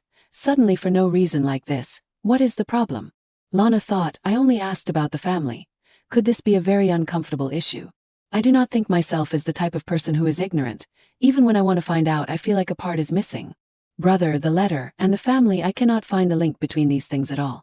She lay down on the bed and sighed. Also, I still do not know my last name. Why am I so worried? Lana thought, rest first, just for a little. Her eyes were still looking back towards the letter. She told herself that. Then I will write a reply later. But I had completely forgotten writing a reply. The next morning. Lana was a little embarrassed at this time. Before her were a whole table filled with food. What is all of this? Renaud looked at her and asked, what do you like to eat, Miss Lana? He not only introduced the whole table of food for her to easily choose. Before that, what is this? This is a dessert, a glowing dessert. No, I know it is a dessert, but... Lana wondered, why are you treating me like this? I have always been waiting for you. Renaud constantly asked her, what do you want to eat, Miss Lana? If there is not a dish you like here, just feel free to tell me. She only forced a smile and evaded, there is no way, just cake and fruit juice only. I really like them, but I do not know why you are treating me like this. He then said that, because you promised, right? Renaud smiled and recounted, you said that you would spend more time with me like when you spend time with that prisoner. He constantly expressed, so I only want to treat you. This morning I had briefly visited Ricardo Ran. And of course it is very difficult to communicate when he is in beast form. Lana was a little worried but saw that he was not weak today. I am really relieved. But then she shook her head. Today I will ask a few important questions. Lana enjoyed the sweet piece of cake and thought, it is just the timing is not very suitable. I am the only person who can say this matter, but Ricardo Ran always has many scars. He himself, every time he has a fit. Only right after that for a while one of the guards will beat him. Ricardo Ran, they said I must be beaten. Only then do I become human. He did not write why he was beaten so badly. Lana had a headache when she thought about that matter. How to solve this matter? Renaud then called her, eat some fruitcake and then speak. He brought a piece of cake over to feed Lana. Is it delicious? She did not hesitate to take it. That made Renaud a little surprised. Lana enjoyed it deliciously. She calmly asked him, would you like a bite, Renard? Hearing that, he slowly leaned down. His hand rested on the table. Renaud naturally took the piece of cake from Lana. Lana reacted at this moment. The maid looked at the dog food in front of her and was annoyed. How could he leave me behind? An angry face rushed over. Lana hurriedly shouted, sorry. Renaud wiped his mouth and asked, I do not understand why you are apologizing, but... He still naturally replied, whatever, as long as it is sincere. Lana muttered to herself, I still can't adapt. I decided to spend time with this man equal to the amount of time I will be with Rishdoran. I do not have the courage to look directly at that man's face. Because I know very well the evil of him in the novel. Lana also realized, if I do not resist his wishes, I won't have anything to fear, right? Renaud suddenly asked her, is there something bothering you when you are with me? Lana froze. She awkwardly replied, yes, there is a lot. No. Regaining her composure, Lana immediately expressed, of course not, you have helped me a lot, I am really grateful. Renaud smiled gently upon hearing that. At this moment he looked at her and asked, are you satisfied with the food here? Lana happily enjoyed it. Yes, I ate everything, it was very delicious. Renaud brought the fork to the cake plate. I see, I thought you were not used to eating these things, Lana. Suddenly he became serious and said, I am sorry. I know you do not like me talking about the past. Even though we do not meet often, I have always heard news about Lana. You will understand it is a relationship of mutual care. Is he implying the relationship between the families? Lana casually, you have heard about me. It would be fine if I said from the beginning that I did not ask for anything, instead of pretending to know everything to avoid suspicion. Lana reminded herself, I have to keep this a secret. Renaud continued to share that, speaking of which, Miss Lana, yes. Although she seemed calm, her mood was surging. It seems like the day I get out of prison will be decided soon. Lana was surprised and asked again, you said out of prison? Renaud repeated it to her once more, like what I said, you will be out of prison soon, is that possible? Seeing such an expression, he was a little surprised, are not you happy? She simply replied, I came here because I admitted my guilt, and it is not easy to commit a crime. But unexpectedly Renaud's reaction was so strong that the teacup on the table spilled. Miss Lana, have you always thought that way during this time? He angrily stood up and said, that is not your fault, what? Renaud could not restrain himself and shouted, you are not a criminal. Lana stared at him blankly. I am not a criminal. This is a prison. If I am not a criminal, why am I here? Renaud also explained to her, it is not like you think, although all the prisoners here have admitted their crimes, you are different from them, Lana. She frowned and probed, then why am I here that? Renaud calmed down and said, although I do not know the rest, it is clear that you have not admitted any crimes. You were sent here to protect you. Lana was stunned when she heard that, protect. He revealed, yes, outside there are always people who want to find you, to be exact, a group of people. Lana is a noble, but even if it is to protect Lana, who would put her in prison, making people go to the worst place in the empire? Although it is said that the conditions for nobles are very good, but can it be compared to being in their mansion? Thinking of ordering others to go crazy. Or perhaps he is an eccentric, and the person who sent you here for the reason of protecting you is none other than your brother. After having a meal at Renaud's place and returning, Lana was still pondering alone. Hans approached at this time and comforted her. She recalled what he said, none other than your brother, it is really complicated. In order to change her mood, Lana kept stroking Han's head. Lana questioned him. Are you a human or an animal? Take your paw off. Hans put on a pitiful look and pleaded, I can't, I have nothing to eat today. Unexpectedly he soaked the ball. Hey wait, do not eat it. Lana hurriedly stopped him. You naughty boy, naughty, it is wet. Hans took her hand and immediately blushed. I am sorry. She deliberately turned away angrily. Why, you still want to eat my hand? But Hans even said more, can I ask for one more time? But he changed his personality right now. Lana was surprised. No wait, when did you change? She asked confusedly. Sorry, why did you come here? Hans deliberately provoked. Why did you call me? What should I call you? Wild instinct. He deliberately put on a sad look. Why are you avoiding me? Do you hate me? Hearing that, Lana had a headache and did not know what to do. No, I do not hate you if you say that. It is to make me look like a bad guy. Why do you change so quickly? Wait a bit before we take a walk, okay? Hans simply replied, I do not know, just thinking about Lana's refusal, it is strange. He continued to get close to her. However, I do not like that because your eyes are very beautiful. Lana quickly pushed Hans' hand away. Okay, do not get so close, I will activate the illusion spell. Hans still tried to approach. Okay, I understand, I want to ask you a few other things. He immediately inquired, why did you come to find me and then leave without saying a word? Lana thought to herself, criminal. Did he realize something even in animal form? She was confused and asked him, do you remember everything, even the last conversation? It seems like I look like this is a bit strange. Why do you ask so much about that issue? Hans immediately expressed that is just me at that time and me now. He took a lock of her hair and kissed it lightly. Then Hans looked at her with a suggestive look and probed. So, which time do you like more? He kept approaching Lana, curious to know. Hans' eyes were full of magic, wanting to seduce her. Which personality does Lana like? Lana had to try to resist. Stop. She angrily scolded. What kind of stupid question is that? Hans still wanted to tease. What do you want to ask me? But then Lana suddenly mentioned a name. By the way, do you know Jair? Hans even deliberately offered a deal with her. It seems like you intended to ask me this question. I also want Lana to give me something. She had to accept. Okay, I will also fulfill you, so answer me. Lana, it is time to eat. Lana turned her head uncomfortably. Why now? I will be back after eating. Hans held her hand and asked, really, is this a promise? He held her little finger tightly and made an appointment. Remember to keep your word. Lana also followed. In return, I will fulfill my promise to you. Hans smiled contentedly. Okay. She hurriedly left, her hand quickly released. Hans still looked regretful, not wanting Lana to leave. He raised his hand to feel her warmth and muttered to himself, you have to come back, Lana. In Renaud's room, there was still careful preparation of countless food for her. Renaud sat down and immediately felt a little guilty. Sorry for suddenly calling you after taking you out in the morning. Lana hurriedly replied, it is nothing. He even deliberately sarcastically said, Miss Lana must be tired with this place. See. Renaud recounted, as you guessed. He recalled what happened before, the reason why I did not appear in front of you. She also remembered, you mean the time I was brought to this place? Yes. Lana kept wondering, even so, you often receive requests to help others, right? If you want to know, it is not always like that. I am really worried. I guess Renard and Lana's family are closer than I thought. She thought to herself, so it is best to be frank first, then inquire. You treat me like I am the daughter of a marquis or duke then. Renaud revealed myself that I know a little too much, but it is really not completely like that. Miss Lana, not the daughter of a duke or marquis, okay, naturally like that. The title refers to the Chaser and Riche Doran families, and the history of the villain. Renaud said seriously, Miss Lana, I just want you to know one thing. I'm not talking about your family because I know how much you hate them. I do not want you to hate me too. She was a little surprised. What is this? Lana does not like her family, even though she has a brother like that. At the same time, the soldier ran over and reported, Master. The two of them were discussing something. Not paying attention, someone suddenly called her, Miss Lana. She quickly replied, what is wrong? Renaud announced that her brother wanted to see her immediately. Lana panicked. What? Seeing such an expression, he was a little surprised. Miss Lana, do you have something with your brother? She clenched her hands and sarcastically said, What do you mean? Thinking about it, I replied to, brother, yet.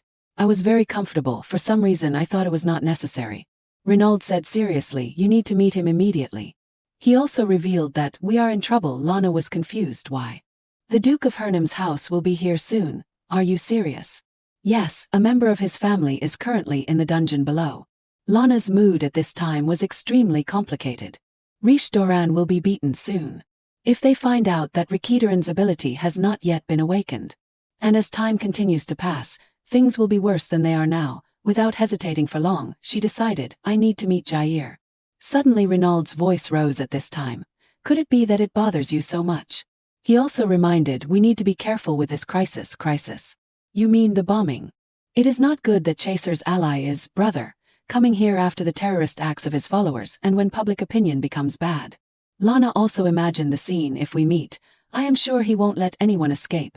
What if my brother dies? She asked, when is he coming? Renaud looked up and replied, you mean Archduke Hernim? Maybe it will take him about 4 days to get here like your brother. Both of them will probably go on the same route. She wondered, according to you they can meet on the same route. Renaud also nodded, yes, that is right. In a place like this, where criminals are detained, no one is allowed to cause trouble. His Majesty will not let anyone who intends to cause trouble in this place go. She wanted to suggest that, we can't make brother turn back midway. I do not know. Renaud warned again, I do not think your brother will listen to me. Also, he is moving, so there is no way to send a message. We do not know how to contact him until he gets here.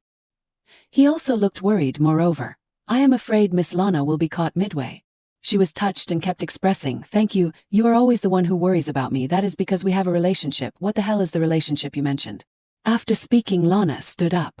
Anyway, if there is nothing else, I will go back now, Miss Lana. He walked towards her and reminded, please do not forget, I will always be here to help you. 2 days later I tried to meet Jair, but I realized how difficult that was. So at this time Lana was talking to the 2 guards. You mean it is very difficult for prisoners to walk around here? Can I meet him? Yes, that is right.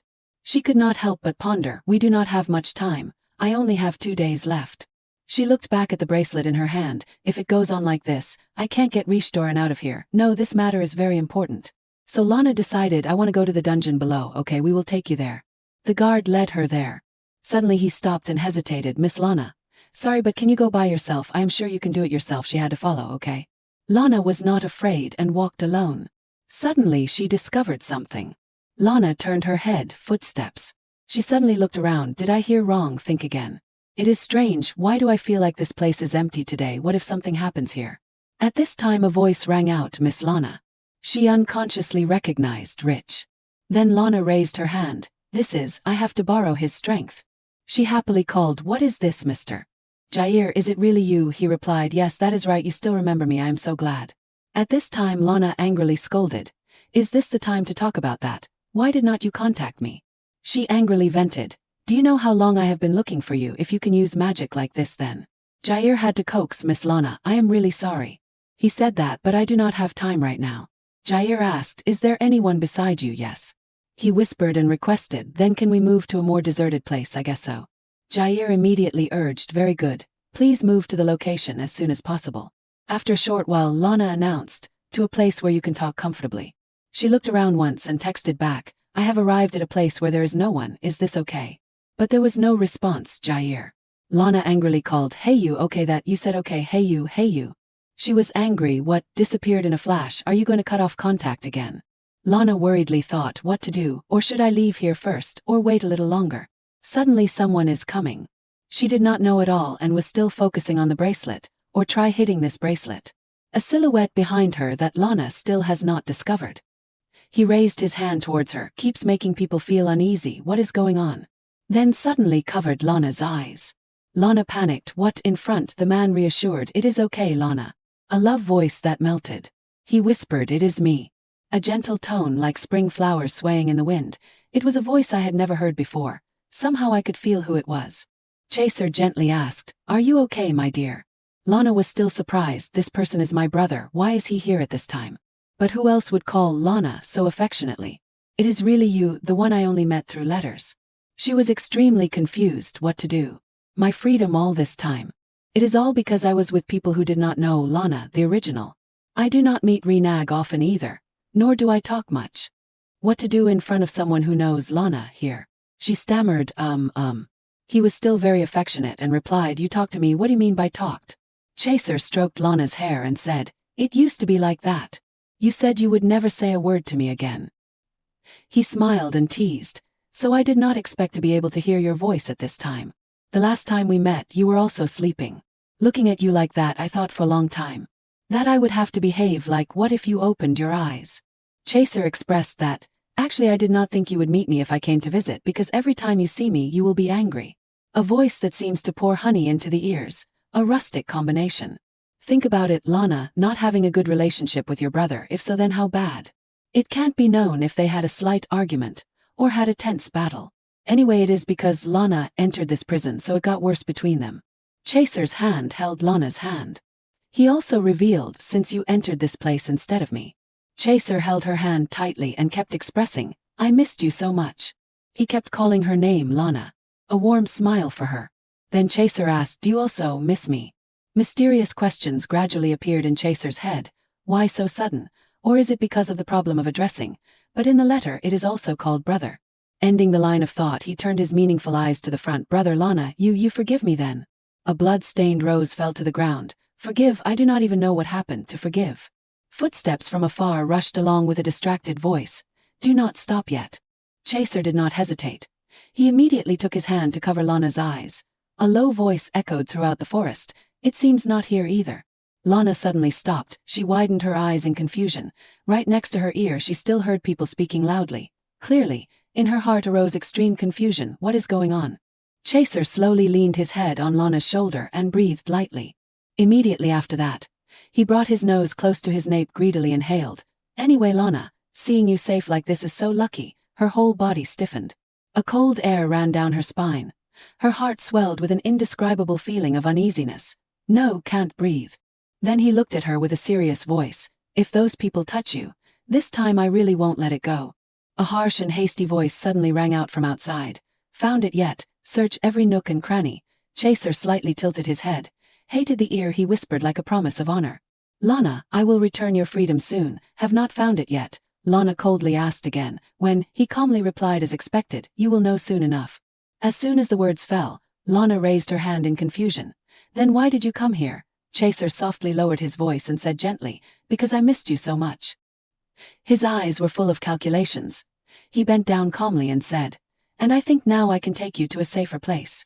Lana suddenly stopped. Her heart was full of questions. Why, that explosion flashed in my head. Chaser slowly took a step and lowered his voice. My dear, I hope you forgive me. Then he hugged Lana tightly in his arms. The arm around her tightened as if to imprison her. He lowered his head slightly, pressed his face into her hair and took a deep breath. I won't let you regret it. He whispered softly like a reassurance. Wait a little longer, Lana.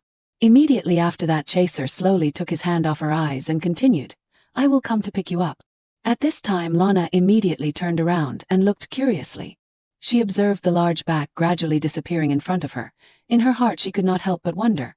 Oh, I have not seen it clearly yet. The sky is as black as ink. After that, Lana gently rubbed her eyes, trying to dispel the chaotic feeling in her heart. But when her unconscious gaze swept over the back of the man, she could not help but admire. Big, the figure is really top-notch. Suddenly a shadow appeared in the bush on the other side and called out loudly, Miss Lana. The warden hurriedly ran up and spoke first. Hello, madam. What is the matter that you came all the way here? Lana gently nodded and calmly replied, yes, hello. She had just finished speaking when the warden immediately asked. His eyes seemed to scrutinize every expression on her face. Did you see any other man passing by here? When she heard those words, she tilted her head slightly, her hand unconsciously raised to her chin. Her eyes widened with curiosity. Who, is it a prisoner? The warden hurriedly raised his hand to scratch his head and smiled awkwardly. No, not a prisoner. Today a distinguished guest came to visit this place. In Lana's head, the image of the man just now immediately appeared. Her heart was full of suspicion. Distinguished guest. The warden nodded and continued, yes. But that guest, it seems that he got lost, so he must have. He continued, his voice lowered. Anyway, this is not a safe place, so the guards have gone out to find him. Lana was a little suspicious. Got lost in this situation. They want to find him. It does not feel like he is lost at all. Ending the line of thought, she folded her arms, turned her cold eyes to him and calmly spoke. Remembering I did hear a strange sound, just hearing that. The warden widened his eyes. His expression became urgent. Yes, where is it? As soon as she finished speaking, Lana coldly pointed to the back, without hesitation. Over there, it must be from there. Before she could finish her sentence, the warden quickly rushed away and hastily uttered, Thank you, Miss Lana. She slightly leaned over and smiled gently, replied, You are welcome, I have to apologize instead. Then she raised her hand and folded it like a gun, pointing to one side. Over there, a mess. Lana gently retracted her hand and blew on her fingertips. In her heart she thought, this should be enough to repay for the cigarette and the bouquet. She looked at the leaves beside her in contemplation without saying a word. In Lana's head, the images from just now suddenly appeared. After all, why did he come here? The fact that he came to see me is suspicious. Then she turned around and left, but in her heart she still harbored many thoughts. Stopping for a beat, she looked at the scarf in her hand. Her heart was full of confusion. And why did she have to avoid the guards who were looking for him, after all? Why? Even when turning her face away from me all this time, questions about this world and about Lana kept rushing in. She looked at the people in front of her. Her heart still arose thoughts. Fundamental questions about herself filled her head. Suddenly Biladiz pointed to a newspaper. His expression was very interested. His eyes suddenly lit up and confidently said, "What did I say? I said from now on, the Rose War will take place." A hesitant voice immediately said, "Not sure. Will the Duke's family be provoked or not?" As soon as he finished speaking, Biladiz suddenly frowned and yelled, "Ah, it is okay, but they really met, I bet on the Baron's house." Then he raised his hand and pointed to the top of the newspaper and continued, "That rose, Lana." At that time, Biladiz leaned back in his chair and said calmly, "We are talking about the 5 great roses of the Empire. That is one of our prides, a legend that makes other countries jealous." He stopped for a beat and then looked at her. "Surely you know that very well too, miss." Lana stood with her arms folded, her heart suddenly confused. "I do not know anything." Then she suddenly burst out laughing and said loudly, "Even if I knew very well, this is still a topic I am very interested in hearing." Suddenly she stopped, her eyes glanced slightly with calculations. "Anyway, I am getting more and more curious about this country. Mr. Biladiz's face became serious. He slowly raised 3 fingers and said loudly, "Do not people say that this empire has 3 special things that other countries do not have?" In his mind suddenly appeared an image of a huge building, towering through the ages. His voice gradually became low, full of respect, one of the greatest masterpieces built along with the founding days of a legendary inventor, the Sun Palace, the Cambercam prison built and existed from the ancient times of thousands of years ago. He stopped for a beat and then continued, "And finally is." The line of thought at this time shifted to a pot with many flowers in it, the rose possessing special abilities. His voice became more serious, full of weight like engraved in the minds of listeners. "Those roses represent the 5 families of the Empire, and each family has different special abilities." Lana on the side suddenly reached out to rub her chin thinking, "Abilities, I know that." Then Biladiz continued to say as if revealing a secret, "The family curse Rish Doran suffers is due to the special abilities passed down in the family." The image of a blue rose appeared. He slowly lowered his voice. "One of those 5 families has disappeared from the world." When he got to this point, Biladiz's tone became more and more serious. "One family almost lost the only one left." He paused for a moment and then continued, "So consider there are still 3 families, Valtes, the golden rose." Symbols gradually appeared in his head. Dormulet, the black rose. A symbol with a sword plunged down also appeared, Hernim, the red rose. Biladiz's words became heavier and more powerful. "Among them the most famous are the red rose and the black rose. The Hernim and Dormulet families are sworn enemies." An image of Chaser appeared in his head. He slowly lowered his voice, "So their feud is called the Rose War."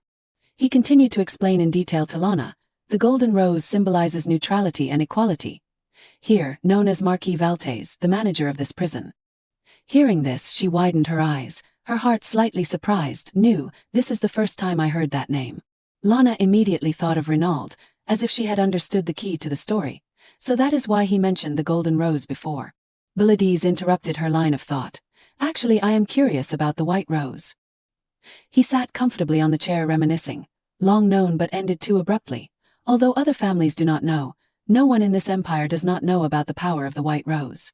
Biladiz's tone at this time was full of solemnity mixed with respect. "That is the power of healing. For centuries they have often been called saints or saintesses." Hearing that, Lana suddenly stood still, her eyes widened in surprise. "The power of healing is what Francia used. She is the main character of this book." She suddenly stopped, her mouth muttering suspiciously, "What is it? I do not know that." She looked at the book beside her and could not help but wonder, why are the main characters in the story all? Lana stopped for a beat. She widened her eyes in confusion. "Related to roses." Then she lowered her head, her face becoming unusually serious. This must not be a coincidence. In her mind appeared a blonde girl, Francia Alcina of the France family. That is the name of the main character of this novel. Immediately after that, Mr. Biladiz interrupted Lana's line of thought. "There are not many people with this last name in Rogenia." Sally immediately turned to nod in agreement. "That is right, that is what I know. I heard that His Highness is also very interested in this matter." She took a breath and calmly said, The definition of power has vanished. Perhaps the blue rose with forgotten names is a typical example.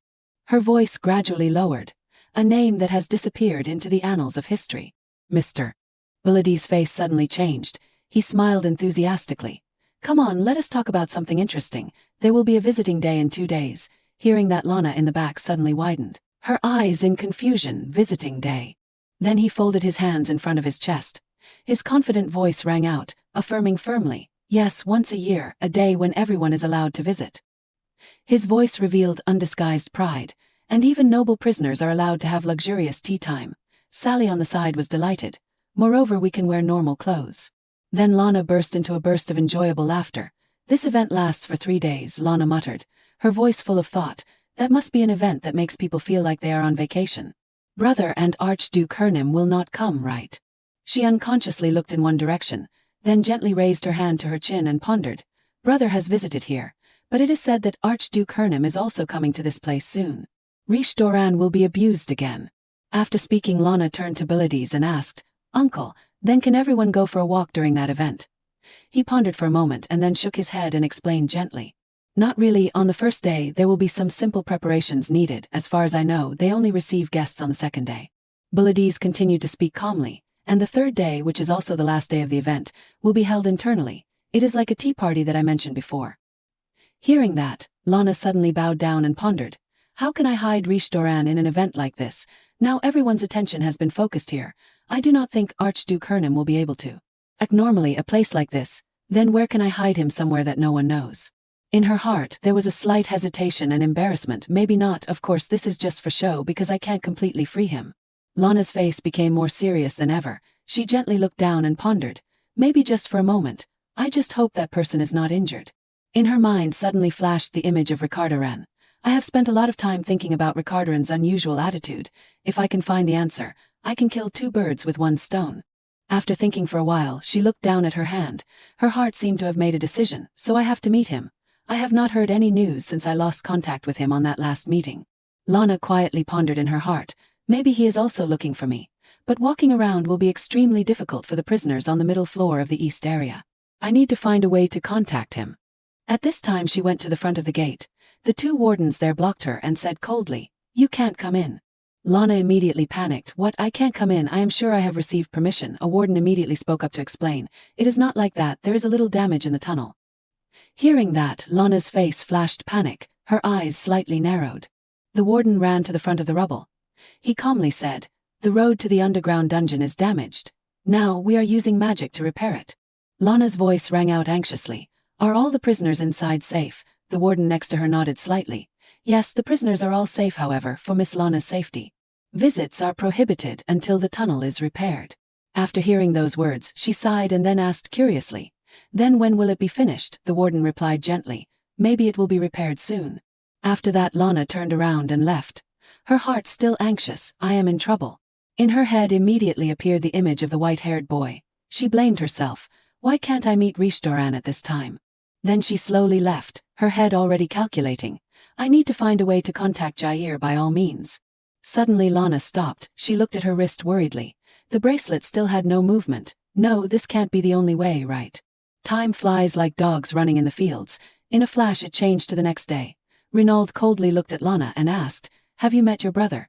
She happily nodded in reply. Yes, on the surface it was like that, but in her heart she was not very satisfied. I was called here after the meal. Now I am used to meeting him. Renaud helplessly tapped his hand on his forehead and blamed. I have told him to be patient many times, but he directly came to meet you. Then he slightly raised his head and lowered his voice. Sorry, but you must be very surprised. Lana immediately waved her hand and calmly replied, No, there is nothing you need to apologize for. Renaud leaned back in the chair and said in a low voice, Your brother made a mess of the upper prison yesterday. Maybe you also saw it. Lana heard that and immediately remembered. Now, thinking about it, the guards were not crazy to search for my brother. After being silent for a while, he spoke softly, full of remorse. I should have stopped him. No, Lana shook her head, said gently, Do not blame yourself like that, I also miss him.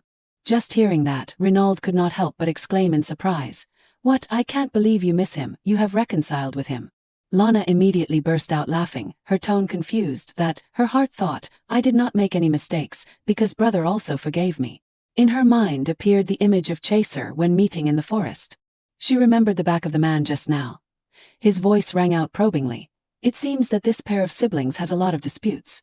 She looked around, looking at Renard's expression. I do not think it is just a normal fight.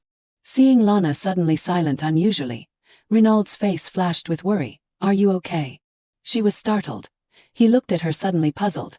Did not you once say you would never forgive him? Then Renaud leaned over slightly. His face became serious. Is not that why your brother always sent those letters to you? I thought you would never respond to him again. Just hearing that, Lana suddenly fell silent.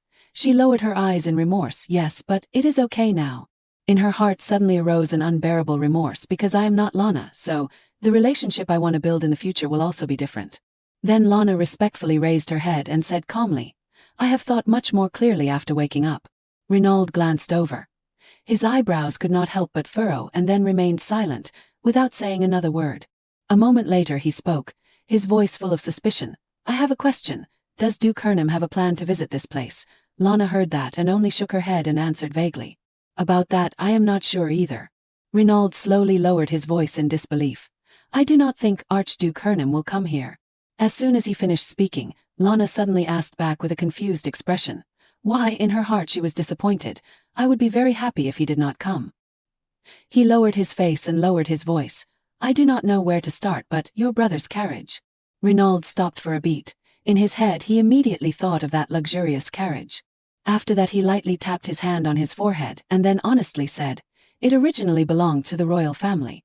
Lana lowered her face trying to stay calm and replied, yes, but in her heart suddenly rose an unbelievable surprise. What, how on earth did he go in a carriage of the royal family? Renaud lowered his voice as if confiding a secret that only they knew. For some reason, I think he will leave soon. He took the carriage of the royal family and changed the destination as he wanted. And the royal envoys all witnessed all the commotion here. Renaud's tone became more and more serious. The news has also reached the emperor. I heard he was very angry. His voice lowered. Perhaps His Majesty misunderstood that your brother wanted something from Cambercam. Just hearing that, Lana's mouth dropped open.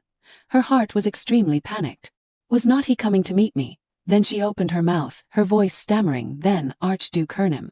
Renaud nodded slightly. His voice full of thought, that is right. The Archduke is an extremely loyal person. That is why it is not good that he came to this place when His Majesty is keeping an eye on it. He will think that his actions caused dissatisfaction in His Majesty's heart. As soon as the words fell, Lana slightly lowered her head and lowered her voice. I understand. In her heart she seemed to have understood. Is that so? Everything in this world is not easy. Renaud suddenly spoke vaguely, but I do not know. The Archduke always visits here as a kind of obligation. In Lana's heart also arose suspicion. I also guess so. Because he needs to torture Reborn. Then Renlad held the letter in his hand. His face became serious. Moreover, the last time I and he contacted each other, he once said he really wanted to meet his son. He calmly said, this prison according to the agreement has always been open when the Archduke wants to visit, and the conversation ended there. Speaking of this, the conversation also came to a close. Lana quietly stood up and bowed. She looked in one direction in her heart as if planning. I originally came to find Renaud to find an excuse to hide Reborn during the visiting days. It seems difficult. I did not expect him to have signed the agreement. Suddenly Renaud called out, wait a bit, Miss Lana, this is the final decision. She immediately turned her head to look at him confusedly. What? Renaud's tone began to lower. About the day you are released from prison. Just hearing that, Lana's eyes could not help but widen in surprise. He was silent for a while and then continued to announce, Miss Lana will soon be released from prison in 10 days. His words kept echoing in her head. Miss Lana will soon be released from prison in 10 days. A moment later, the corner of Lana's mouth slightly lifted meaningfully. She gently tilted her head and then calmly said, thank you for letting me know. The scene switched to the prison. At this time Lana was lowering her head, reassuring herself, I am fine. Let us leave the matter of being released from prison aside and think about the urgent matter first. According to Renaud's words. Then suspicion arose in her heart. Half the chance that Archduke Hernam will come. I can't go to see Reborn because the repairs are still in progress. She thought of that boy again. It is difficult to hide Reborn during the visiting days. Then Lana immediately bowed down, looked at the bracelet. I need to find a way to contact Jair. Can I contact him through this bracelet? She gently tapped her hand on her forehead and sighed. I need to think carefully. Suddenly Lana surprised and happily shouted. Oh my God, a voice full of confusion rang out, Miss Lana's face suddenly frowned. She seriously called out, Jair. A remorseful voice came from inside the bracelet. I am sorry for the last time. I am sorry, did I make you worry? Lana looked down at the bracelet angrily. What else is bothering me more than you suddenly disappearing like that? In this situation too, in the bracelet suddenly erupted a laugh, and then the person tried to restrain it and lowered his voice. I am sorry. Jair's voice rang out as if very serious. Because of the emergency. I will go straight to the point. Do you remember the prisoner that you helped before? Lana's face became serious. In her heart she thought, Jair does not know. I already know all the truth. Then she calmly said, I remember. Why? A serious voice rang out. In fact, that prisoner, Reborn, is a very important person, and he does not deserve to be treated like that. He is the son of Archduke Hernem. Hearing that, Lana's eyes suddenly narrowed in her heart. It is difficult to pretend not to know this. Immediately after that Jair said, but there is a problem. On the other side, Jair's face became tense. His voice lowered. The father of that prisoner is coming here soon. He should not have strange expressions. Lana was not surprised. Her heart muttered, I also guessed that. Because when his appearance suddenly changes. Then Lana unconsciously looked down at the bracelet, her face pensive. I do not think the soldiers who bring him food do not know about this. Jair's voice gradually lowered, preparing to tell the secret. There is only one problem before he was arrested. A hand covered in blood being chained appeared. Jair's tone became more and more serious, and once the owner of this prison grasps the information, you and I will not be safe. Lana also said in agreement, that is right, that is scary. Hearing her words, he could not help but ask suspiciously, how can you be so calm? She suddenly stopped for a moment. Can't. Then an idea suddenly flashed in her mind. I figured it out. I will play dumb. Jair was still suspicious, could not help but suspect. You really are an unusual lady. How can you be calm after knowing the identity of that prisoner? Lana immediately changed the subject. Anyway, is there anything? Do you have a plan? Jair slowly looked down at the bracelet and loudly said, I thought of 2 ways. He paused for a beat and then said, erase the magical traces on the prisoner's body, or... His voice gradually lowered. Prevent the prisoner's father from coming here from the beginning. Suddenly Jair stopped hesitating. But that seems impossible. Once the magic is activated, it can't be erased. Lana on this side was a little confused. She gently bowed down and asked, after all, there is only one way we can do, but what should we do now? Is there any other way? Jair immediately replied with a certain voice. Yes, Archduke Hernem only meets that prisoner when he is healthy. Lana's heart at this time could not help but stir. So you mean he had to endure all those injuries because of being abused all this time? He continued. His voice rang out loudly. In other words, if he is not healthy, the Archduke will not visit. Then Jair suddenly changed to a calculating voice. I will give you a magical potion that can make him weak for a period of time. We can't do anything because small tricks do not work on the Archduke. Suddenly a serious face appeared right in front of my eyes. Jair slowly said confidently, it is definitely not harmful to him, at least enough to have the guards report to the warden. Maybe then he will have symptoms of high fever or high blood pressure. Then his voice lowered, full of remorse. It is terrible to deliberately make him sick. How did this person become a loyal confidant beside Reborn? Lana was silent for a long time and then coldly said, I will do it. Jair replied as expected, of course you may not understand why I do this, but it is all just for show. She looked at the bracelet with a determined voice. Anyway, I will do it. As soon as the words fell, her face flashed with worry. But you have to make sure it works. Lana lowered her voice and requested, and you have to help that prisoner. Jair did not refuse. He immediately replied, for myself, I have wiped his wounds and gave him medicine. But I am starting to suspect that you really care about that prisoner or not. Just hearing that, in Lana's heart could not help but angrily roared. Is it easy to say high fever and high blood pressure like last time? You did not bother to care how much Reborn had to endure. Jair saw that she was still silent. He continued to say in agreement, I understand your worries, but the reason I use this method, because this is the only way to protect him. Just hearing that, Lana suddenly stopped, her tone changed. Then she nodded slightly. Okay, I understand. Jair's tone immediately dropped, full of suspicion. You were not very surprised when I talked about him. Lana did not avoid, she calmly said. Just revealing the identity of that prisoner is not enough. To surprise me if you say I helped him but I did not know what I was participating in, then that would be more deceitful. Jair nodded slightly. Okay, that is it when it is done. I will not hide anything from you anymore. Lana coldly thought. Jair has also revealed his identity. She clenched her hands, her face expressionless. But I was not very surprised. Well, great.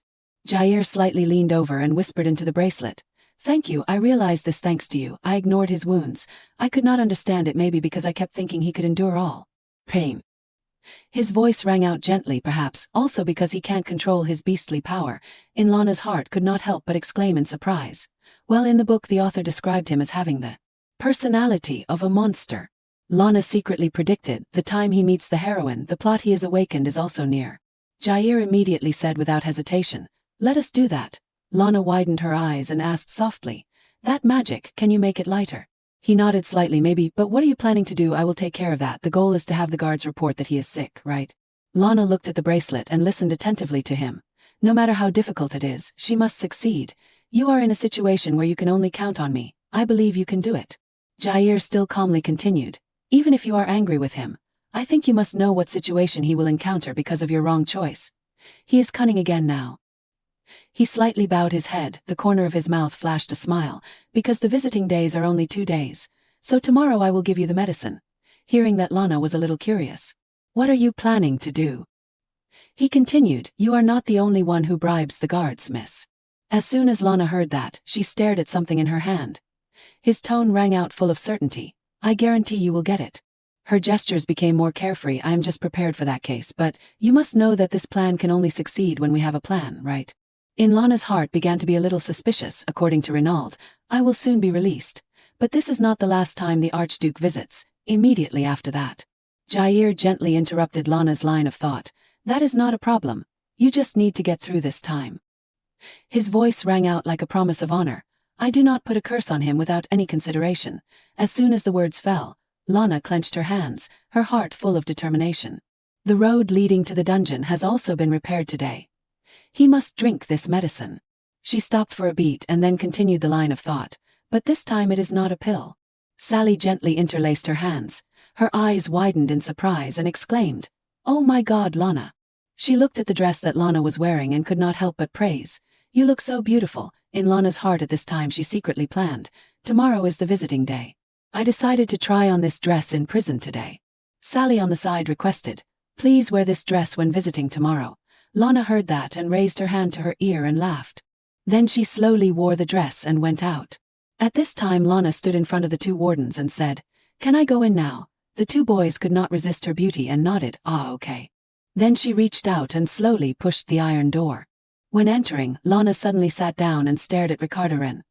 "He is sleeping so well." Suddenly he opened his eyes and looked at her.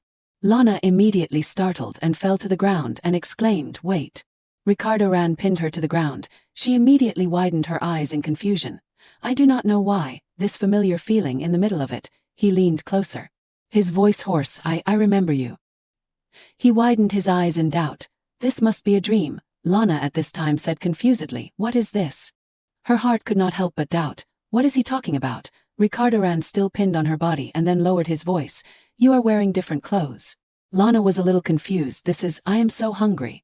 As soon as the words fell, he pressed his face to her. Ricardo's cheeks suddenly flushed. He said shyly, "So beautiful, because you only appear in dreams. You are not going to throw me away here." "Right." She listened but still did not understand what he continued to say. "Tell me that you won't abandon me." The 2 of them at this time looked at each other confusedly. His voice rang out like a desperate plea, this time too. Ricardo blurted out without any hesitation, "Kiss me." Just hearing that sentence, Lana could not help but panic and widened her eyes. What? In Lana's heart, it seemed she had guessed what he wanted to do with me in his dream. His expression suddenly became serious. His eyebrows slightly furrowed. Her voice trembled slightly, trying to reassure herself. Think positively. Think positively. He is in beast form now." Lana reached out and touched Ricardo's cheek, her heart praying, "He will return to normal soon." Her line of thought began to change. Lana looked at the iron door in front of her and thought, "I already asked the guard to pass on the message." Looking at this situation, it seems that those words have not been passed on. In her heart arose a trace of doubt. So he has been waiting for me all night. In her mind appeared the image of Ricardo sitting alone in the corner. That time and promise were just my excuse, but it was very meaningful to him. Suddenly Lana widened her eyes in surprise. His face became confused. His mouth kept muttering, "I." Immediately she reached out to adjust Ricardo's collar, her voice becoming serious. No, wait." He reached out to wipe his tears, his voice coquettish. "You really intend to throw me away? Do you hate me, Hayes? Why do not you answer?" Lana's voice trembled slightly. No. Hearing that, his expression became tearful, as expected. It is because you do not like me, she retorted. She does not. Immediately after that, Lana angrily hugged Ricardoran's neck and shouted into his face, I am not going to throw you away, calm down. Suddenly his expression dropped. His eyes filled with tears. Did I do something wrong? If you say I can fix it, why? She gently stroked his head and comforted, I need to go so. As soon as the words fell, Ricardoran immediately pushed Lana back. He raised his head and asked where. She coldly uttered close, hearing that he reached out with a confused look. Can't we be close to each other? This time it seemed to have reached Lana's limit. She said sternly, wake up. He immediately explained, no, I do not want to. You will disappear again when I wake up, right? Lana frowned, who said that, this is just your dream. Just hearing those words, Ricardoran widened his eyes as if he had understood. My dream, so it is not real. She lowered her voice and reassured, no, it is not like that. It is just that you need to wake up quickly. After solving everything, Lana quietly sighed. She was silent for a while and then continued to speak clearly. I am telling the truth. Then Lana slowly sat down and poked her finger into Ricardoran's nose and said playfully, you miss me very much, do not you? Ricardoran only glanced to one side and then nodded, yes, yes, and do not touch my cheek. She lowered her voice, I do not want to, you are still holding the corner of my shirt. Then he gently held her hand and placed it down gently. He tilted his head and asked curiously, now you are not leaving? Hearing that, Lana was a little embarrassed in her heart. He said without honorifics. Seeing Lana still silent, Ricardoran frowned. First, you did not keep your promise, you. She did not hesitate and calmly replied, what, why do not you say without honorifics anymore? He immediately replied, his voice trembling, I am afraid you hate me for that. Hearing that, Lana gently put her hand on her chin and smiled warmly. I am very happy because you are the only one who thinks about me in my dream. In her heart she also agreed. I also realized that. Thinking about what happened at this time, she secretly speculated. He is quite attached to me. I once tried to create distance between us, ending the line of thought. Lana gently made a suggestion, if you calm down, can we talk about something else, yo?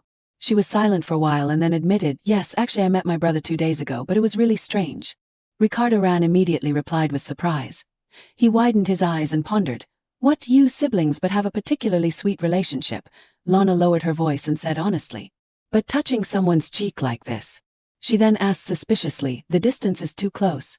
Could it be because we are in different worlds so we can touch each other comfortably? Her voice calmly said. He even kissed the back of my hand. Suddenly a thought arose in Lana's mind, but looking at Renaud when he kissed my hand, I did not feel like anything was going to happen. Is that just politeness? She suddenly stopped and then continued the line of thought. When I heard stories about other prisoners, I heard that there are only siblings with common blood.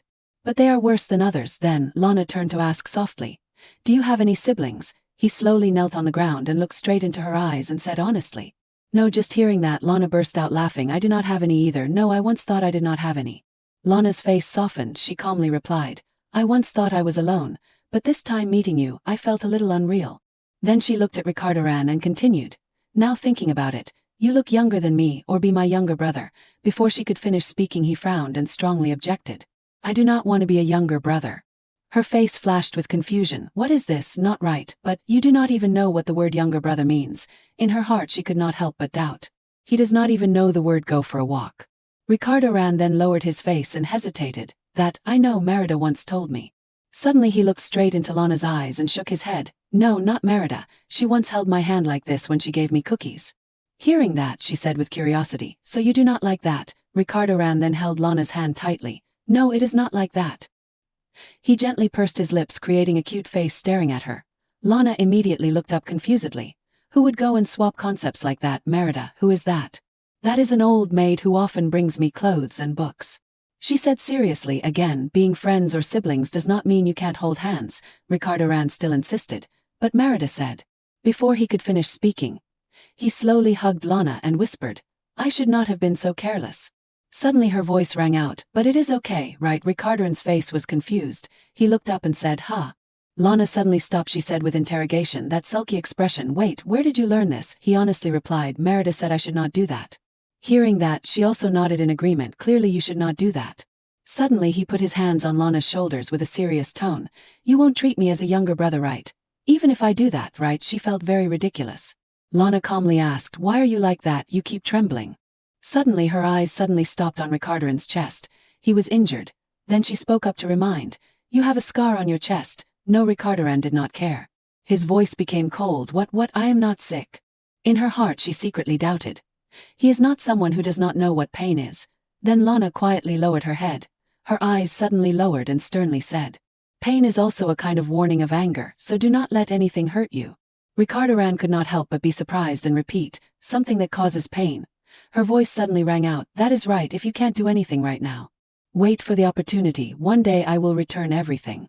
Seeing that he still did not say anything, Lana immediately frowned and shouted, "Understand if you are sick, tell others that you are sick. I do not like it, it hurts. Now follow my words, I do not like it." He immediately put out his little finger to make an agreement with her and then replied without hesitation, "I do not like it, I remember." His voice rang out calmly, "No one told me those words except you." Hearing that, in Lana's heart it seemed she had guessed, saying that because I was the first to hurt him, but hopefully he knows. She looked at Ricardo. "That is all I can do for you. There is one more thing, do not trust me too much." Then Lana suddenly spoke up, her face becoming serious. "Do you still remember what I said before? Do not eat and drink carelessly. You do not know who will betray you and stab you in the back. So do not trust me too much." After speaking, the line of thought continued to ring out in her head, "Because I am the one who will disappear when there is benefit. I do not like it." Looking at his ugly face, she then spoke. "What is it?" He calmly replied, "If you do not like it, then say so. You told me that." The corner of Lana's mouth slightly curved up. She could not help but admire. "You learn quickly, but what I said is the truth, so remember it. It will be good for you when you do not depend too much. Me." Then she immediately changed the subject. "Today I came here to tell you bad news." Ricardo softly said, "Then, if you do bad things, will you still be by my side? Then I can endure it." Lana did not say anything. The smile on her lips suddenly disappeared. Her voice became serious. "Look, you know what I mean. If possible, do not forgive anyone who makes you stay here." In her heart she secretly predicted, of course he knows. "In the future, Reborn will forgive me, the one who abused him." Then she looked into Ricardo's pupils. In her heart rang out a voice, "Even now." His eyes still clearly say that he can never hate anyone. His tone suddenly changed. "Forgive, do not let it pass." He looked straight at Lana and then said sternly, "I can't do it if it is you, so please forgive me. No, do not do that, especially me." She gently bowed and then sighed, full of boredom. A moment later she raised her head and calmly said, "I will soon be released from prison." Hearing that, Ricardo immediately panicked, released. He widened his eyes, his mouth kept muttering, "I will leave this prison." The sentence kept repeating in his mouth, "I will leave this prison." Then his voice rang out with a bit of disappointment, "We probably will never meet again." Lana heard that and glanced over to herself. "I am not sure, but I guess so, not, but certainly." In her head suddenly arose speculation. In the future, Reborn will become a person with high status in this kingdom. She thought about the character she had borrowed. On the other hand, Lana, clearly her family is not bad, but in her mind appeared a house, her voice somewhat remorseful. "I have no intention of receiving the family's aura or becoming the center of attention. I will find a small house somewhere in the mountains." She imagined that she would be free. "I will live there to recover." Ending the line of thought, Lana gently stood up and bowed slightly honestly. "That is why I did bad things to you before I left." Ricardo immediately suspected, "You intend to abandon me." He suddenly stopped, widened his eyes. This, in her heart, she secretly predicted. That is right, he must be very surprised. Then she turned around and left. Her heart still had no thoughts. "It is not that I do not care about him. But on the contrary," suddenly his urgent voice rang out, "Do not go." Hearing that, Lana slowly lowered herself. "I do not intend to go for good, I will sit here." His voice became more serious. "No, it is about leaving this prison." She gently touched the wall and then burst out a sound. Suddenly Lana retracted her hand, her eyes suspiciously looking at it. "What stabbed me?" A beam of light appeared before her eyes. Both of them immediately stood still in surprise. The image on the wall gradually appeared. Lana then muttered in her throat, "Flower, no, a rose." Then from inside the wall appeared a strange black gas. Then a chain suddenly wrapped around her like a snake. Ricardo frantically shouted, "Lana." Without any hesitation he rushed to hug her tightly. She then closed her eyes to reassure herself. A moment later her eyes suddenly dropped as if she was having thoughts. Lana startled and looked around, her heart full of confusion. Where are we?" Then she turned to him, her face becoming panicked. "Reborn, are you okay?" He immediately nodded. You are too close." Then she looked in one direction and then said curiously, "This place is this place. I think a ghost will appear." "Reborn, do you know what this is?" He only replied curtly, "No." Suddenly Lana widened her eyes as if discovering something. Her voice rang out confusedly. What is wrong? The handcuffs. Ricardo slowly raised his hand and hesitated. I really do not know. Then Lana knelt on the ground, her heart worried. Even when we are close together, we can't do anything in this situation. She then remembered the medicine she brought. I must make him faint with Jair's magic potion. But Lana suddenly stopped worried. But in this situation, falling into a black hole like this, what will happen when the superintendent knows about this? The image of Ricardo's back also gradually appeared in her head. What will happen? Then Lana suddenly rolled her eyes around, her face becoming more anxious. I think that thing is coming. Confused thoughts kept ringing in her head. It would be troublesome if he misunderstood this accident. Even if he knows it is a mistake, in fact observing, he is still not awake. In her heart she secretly thought. And he will suffer even more torture. Then Lana looked at the glowing chain. An idea immediately flashed in her head.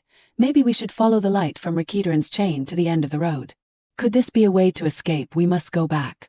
She pointed to the door in front of her, her voice trembling. Reborn, I will go check a bit. If I am here and do not appear, I will cause a big noise. Just hearing that he immediately refused.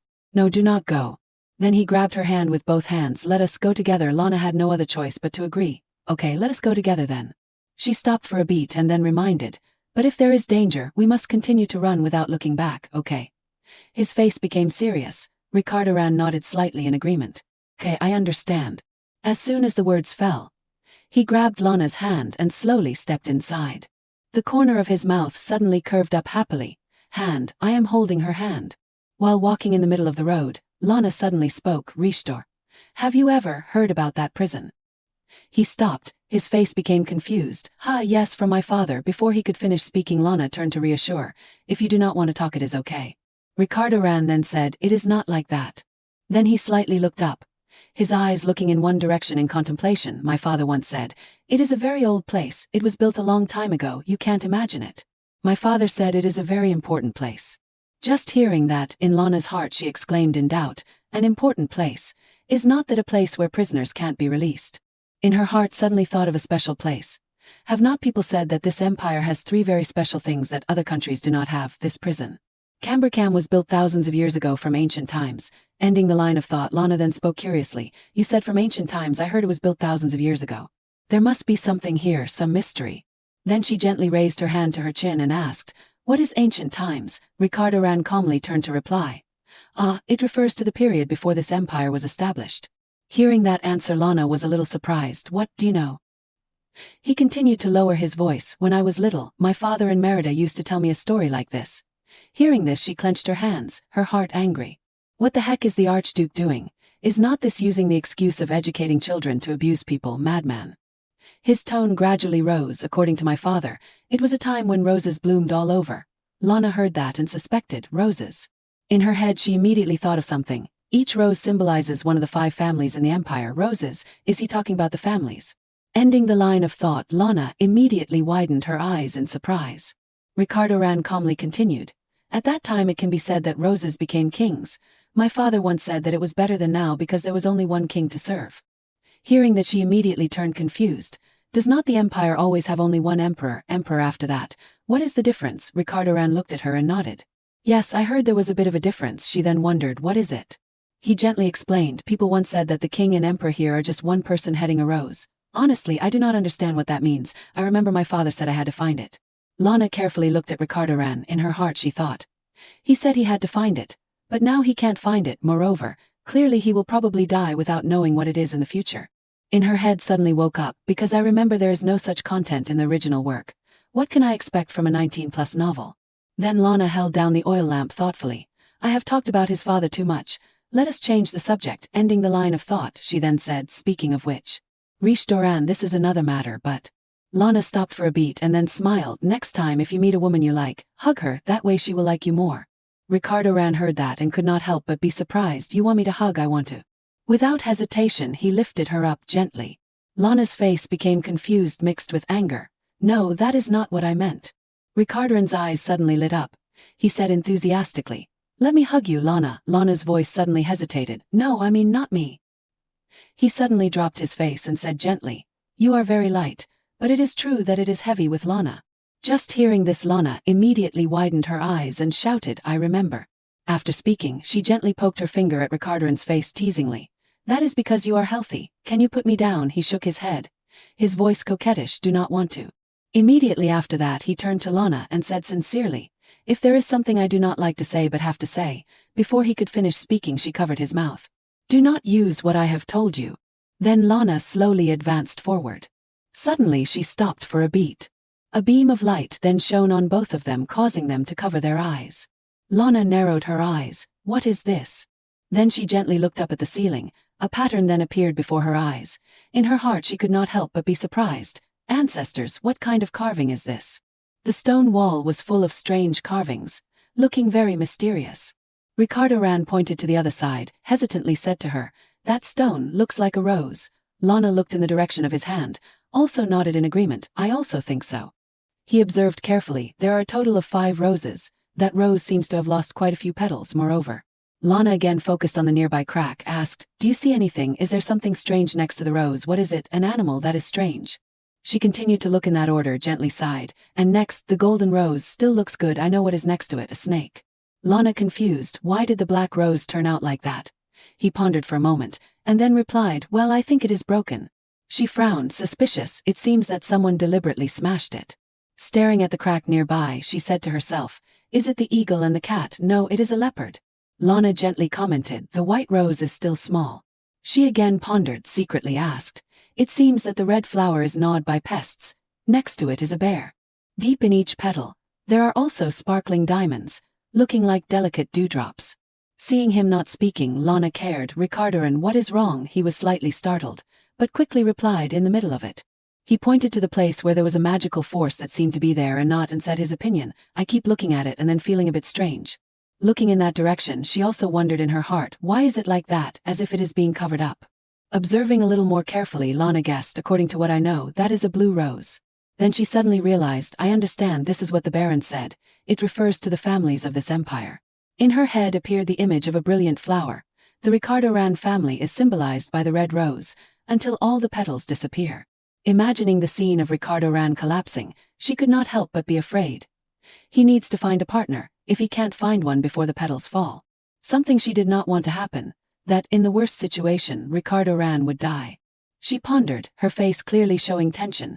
Could this situation be the same as that mural? Lana remembered the plot. The female protagonist in the original work will become the white rose. The black rose must be chaser. She sighed slightly. Why is it all messed up? Lana speculated. This world only revolves around the main character. What is this situation? It means that something has deviated from the path of the main character. She was really worried. Everything will be like the butterfly effect. My life will not be smooth. Lana rubbed her forehead, causing Ricardo Ran to be confused. Remember? She asked him, do you see anything else? He shook his head, honestly replied. No, it seems to be a dead end. Lana was helpless. There is no way out here. Looking at his wrists still being tied, she was a little nervous. What should I do with this chain? She worriedly asked. Ricardo, and what is wrong with your face? Hearing her suddenly call out, he was a little startled. Huh, what? Lana cared. Your face is red, Ricardo and quickly denied. I do not think it is strange, she still insisted. Who said that? Wait, come here. She grabbed his wrist. Suddenly, the chain became even brighter. It was easily cut off, causing Lana to startle and shrink back. She widened her eyes. What the hell? At this time she noticed that he was bowing his head, panting. Ricardo, and what is wrong? Do not faint, we have to go back. Ricardo Ran was blushing, struggling to take each breath. He thought. The ground shook abnormally. He strongly grabbed her hand. Then he was like a different person, smiling and staring at Lana affectionately. Hello, master. She could not help but startle. Why did he change? Hesitantly instructed him. I said call me Lana, and also let go of my hand. Seeing the dangerous situation, she quickly urged. There is not much time left, we have to run. But he completely did not care about this. Are you worried about me? Lana was a little annoyed. I do not have time to joke with you now. Ricardo Ran flirtatiously continued to joke. Oh, how do you know I am joking? He picked her up, looking like a domineering president, and asked, so are you willing? Lana directly got angry. Do you really want me to curse? Let me go. But he still just smiled mindlessly even when she kicked him. She anxiously said, you saw it right, this is an emergency. Ricardo Ran hugged her tighter, said fondly. Okay, I will listen to anything you say. He carried her in his arms, running to find the exit. His mouth still kept saying some patronizing words, but now I want you to listen to me. Lana had a bad feeling. I do not know why I feel like the road is about to be closed. He did not object at all. I am sure you are not mistaken, the road ahead is getting narrower. What should I do, master? She reminded, I am not your master. What else can we do? Run. Can you run faster? He nodded. I am sure I can. I will try to find the exit. The whole space shook more and more intensely. Seeing a gap with a glimmer of light at the end of the hallway, she quickly instructed Ricardo, that whole run out of here. They managed to rush out, the moment the door closed. Lana looked at the place just now, surprised to find that the entrance had disappeared.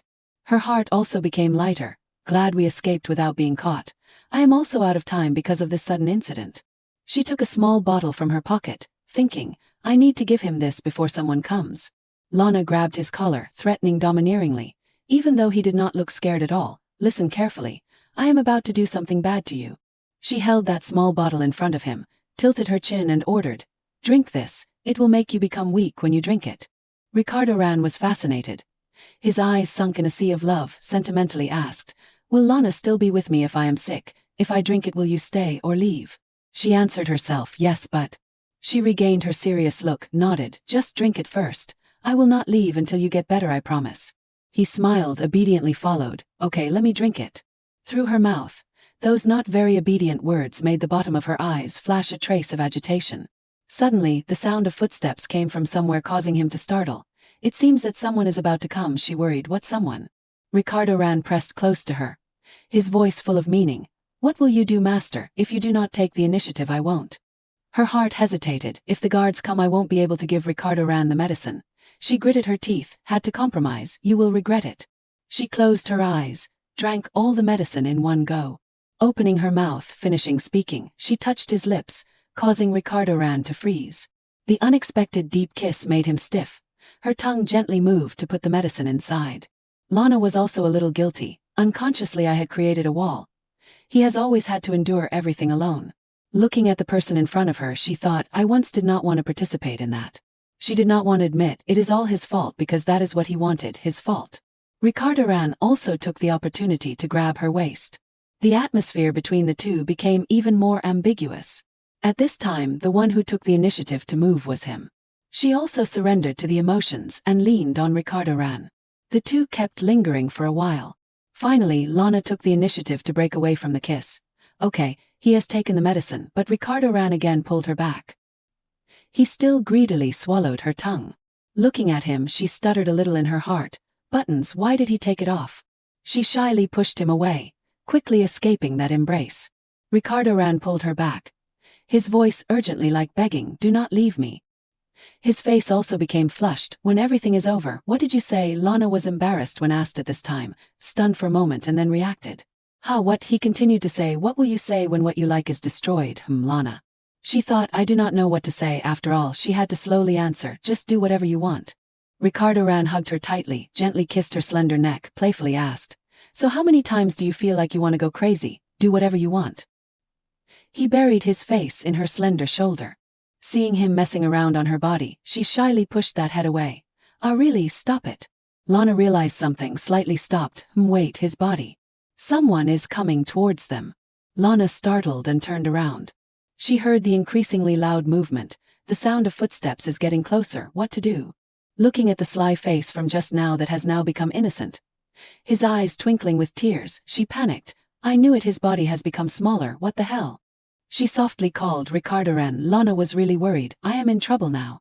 Ricardo, do not tell me he remembered that kiss. He held her hand tightly, said coquettishly, do not leave. You said just do whatever I want. She was surprised. What? Wait a bit. He again pressed closer. Ricardo lovingly kissed her red lips.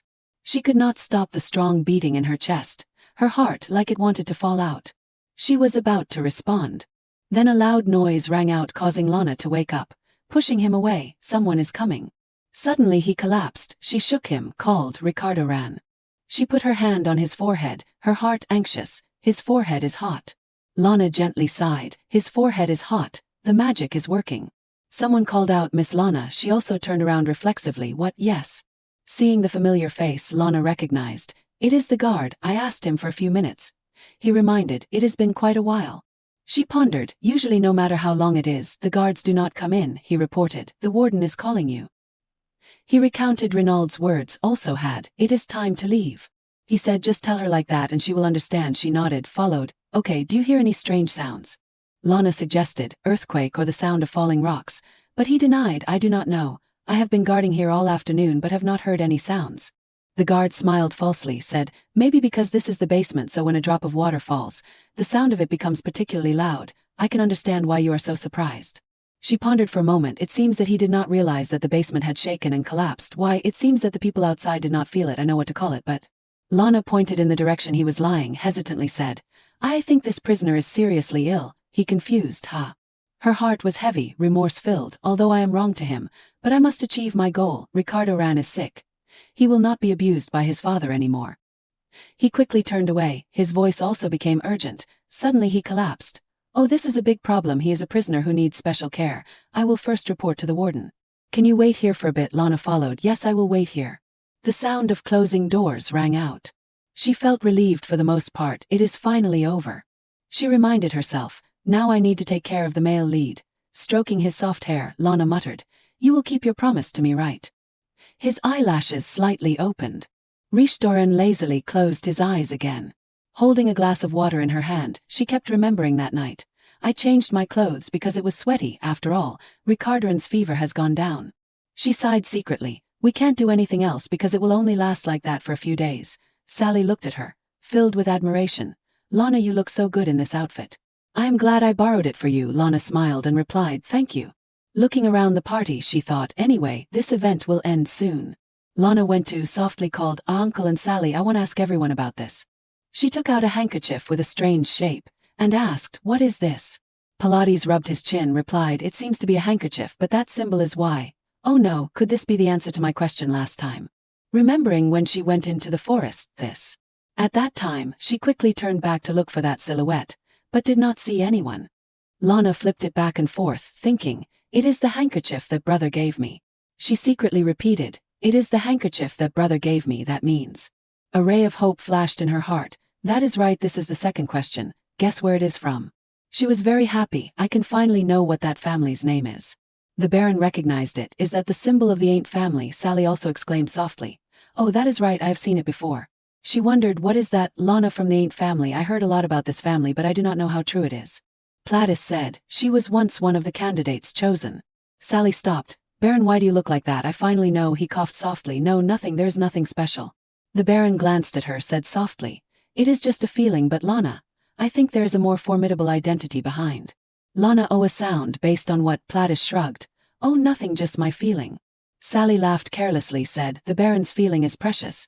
But Ain't is a large family, right? No, that is right. Anyway, it seems that he is about to say something earth-shattering. It is strange that he lost interest, listening to her chatter non-stop. Lana also helplessly sighed. She joked, is that the intuition of a person or an unscrupulous scheme? Her heart left a clue, Ain't that is my family name. This is a bit contradictory to what she knew before. She pondered slightly, but is not my last name Chaser? I do not know because it is outside the original work. I have a bad premonition about this. Lana, Ain't that is my name, but it feels wrong. Like a fake name. A loud call interrupted her thoughts. The event is over. Everyone quickly return. Sally wondered, Lana, you said you received that handkerchief from your brother, right? So she honestly nodded. She was slightly embarrassed. Strange. Lana wondered why. Sally recounted, no, it is just that my mother used to have exchanges with the Ain't family. I am sure I remember that their family only has one child. She scratched her cheek, laughed, well, maybe I am mistaken. Sally continued to chatter. Lana also has a brother. She remembered her plan. Jair and I once had a bold idea. Duke Hernam has given up on visiting. Thinking about the day talking with the Marquis, she said to herself, I knew that because he told me. Scene change. At this time Lana was devotedly taking care of him, but Ricardo Ran was really sick. I tried to avoid a torture, but it seems I have gone too far. She angrily asked, I heard that he has been sick for a while. What is this? It has been a few days, he replied. I set it up to be like that. Lana thought, how embarrassing. Jair wondered, strange, I am sure I set it up to heal itself after a few days. It seems that something caused it to have a problem. He wondered, you once said that the man had transformed into an adult form, right? I think that transformation is due to overload. Repeatedly transforming his appearance makes his body overbearable. She was confused. What are you talking about? Her voice with a bit of reproach. You should have paid attention to it from the beginning.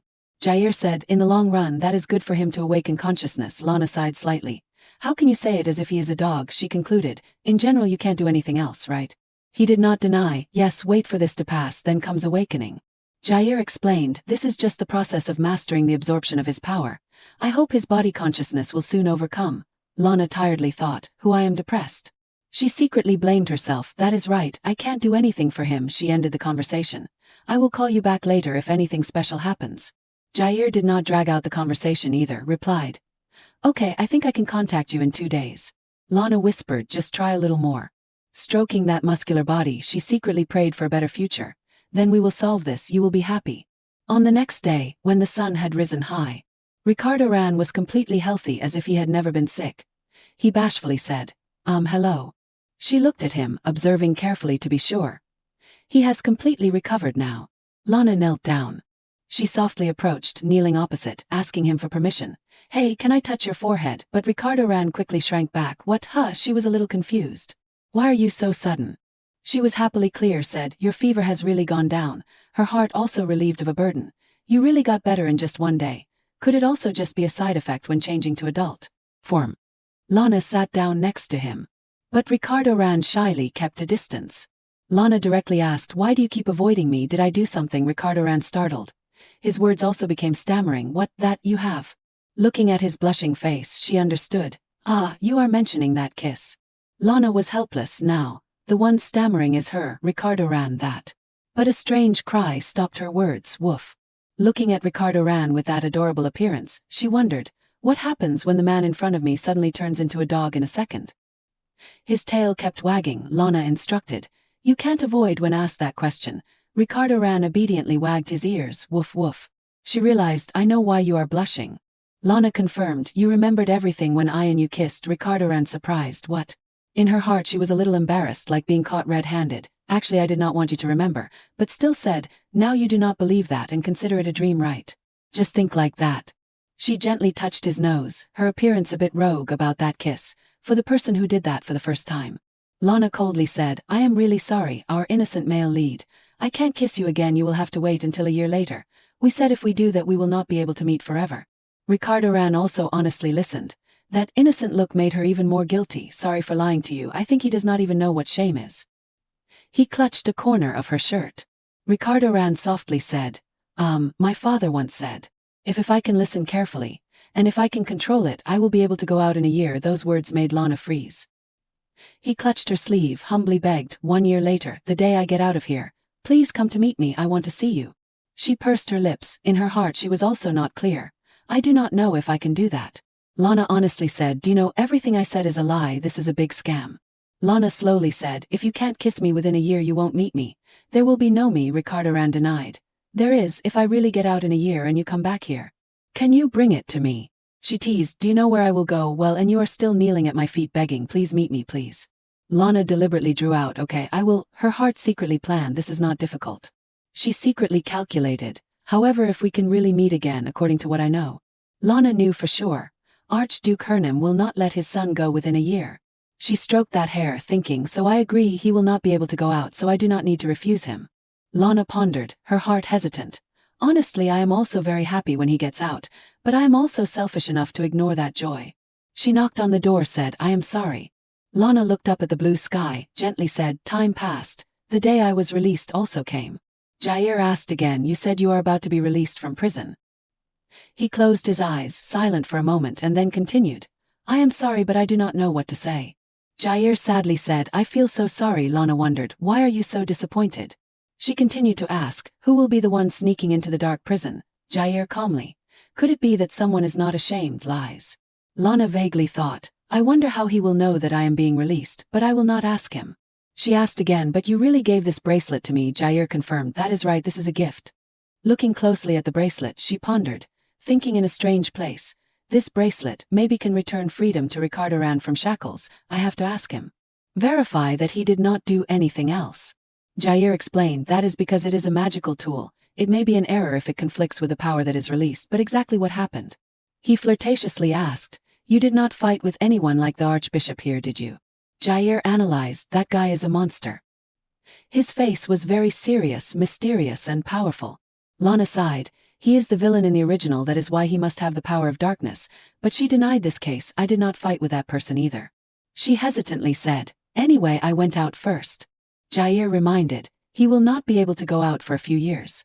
Lana anxiously asked, it will be difficult for him to be able to go out in a year, right? He replied, yes.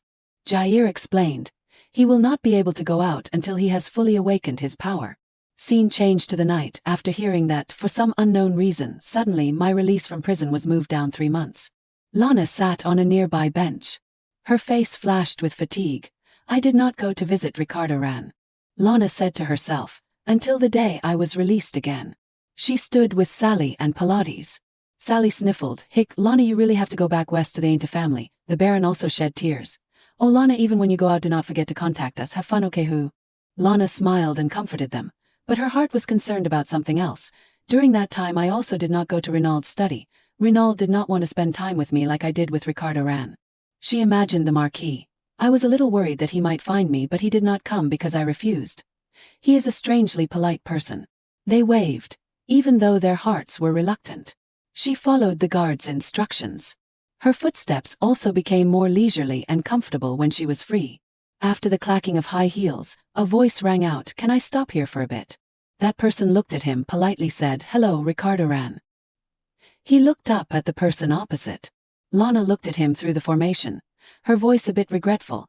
"Today I came here to say a final goodbye." Ricardo Ran cried out, "Woof." He tried to escape from the formation, his voice full of grievance. "You see, woof woof woof." She restrained her emotions, calmly said, "Because this is the last time. I want to say a few things to you, but I think it is better to say this." Lana coldly looked at him. "If I can advise you, do not believe any sweet words, because you must be as selfish as me." She reminded, "If possible, close your heart and do not let anyone hurt you." Ricardo Ran was so angry that he punched the formation. His hand also got injured. Lana forced a smile. "I like you like that, more cruel when encountering difficult situations. I think that is best for you." She turned away, leaving a casual greeting, "Good luck, goodbye." Ricardo Ran suddenly grabbed her hand. Tears streamed down his cheeks, hesitantly asked, "Promise you will keep your word, right?" She was surprised that he still remembered. Ricardo Ran seriously looked into her eyes, swore, "1 year later, I will meet you." Lana moved her lips. She nodded in agreement. "Okay, 1 year from now if you can escape from this prison." Lana instructed, "Remember to treat your wounds." Going out, seeing the free sky, she exclaimed, "I am out of prison." She gently walked away, like running away from this place. Brushing back her hair that was messed up by the wind, Lana sighed slightly. Being released from prison is a bit interesting. Holding the letter in her hand, she remembered the contents. The letter said her brother would personally come to pick her up. Every line in it showed longing. "A day without you is too long. I will pick you up on the day you are released." Making her heart also surge. "Finally I can see." She looked forward to being able to see her brother's face, worth every penny.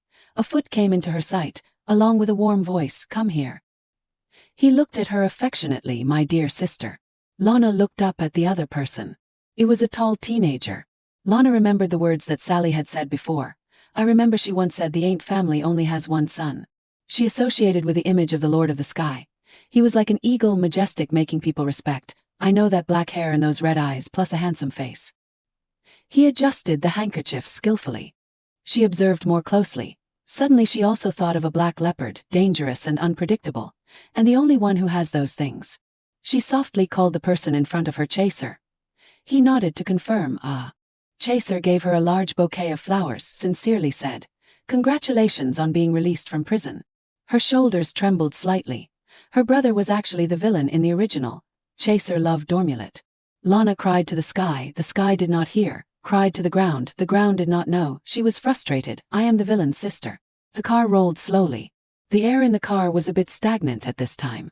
Looking at his sharp face, she secretly thought, "That is right, that is why I felt strange." She grumbled and blamed herself.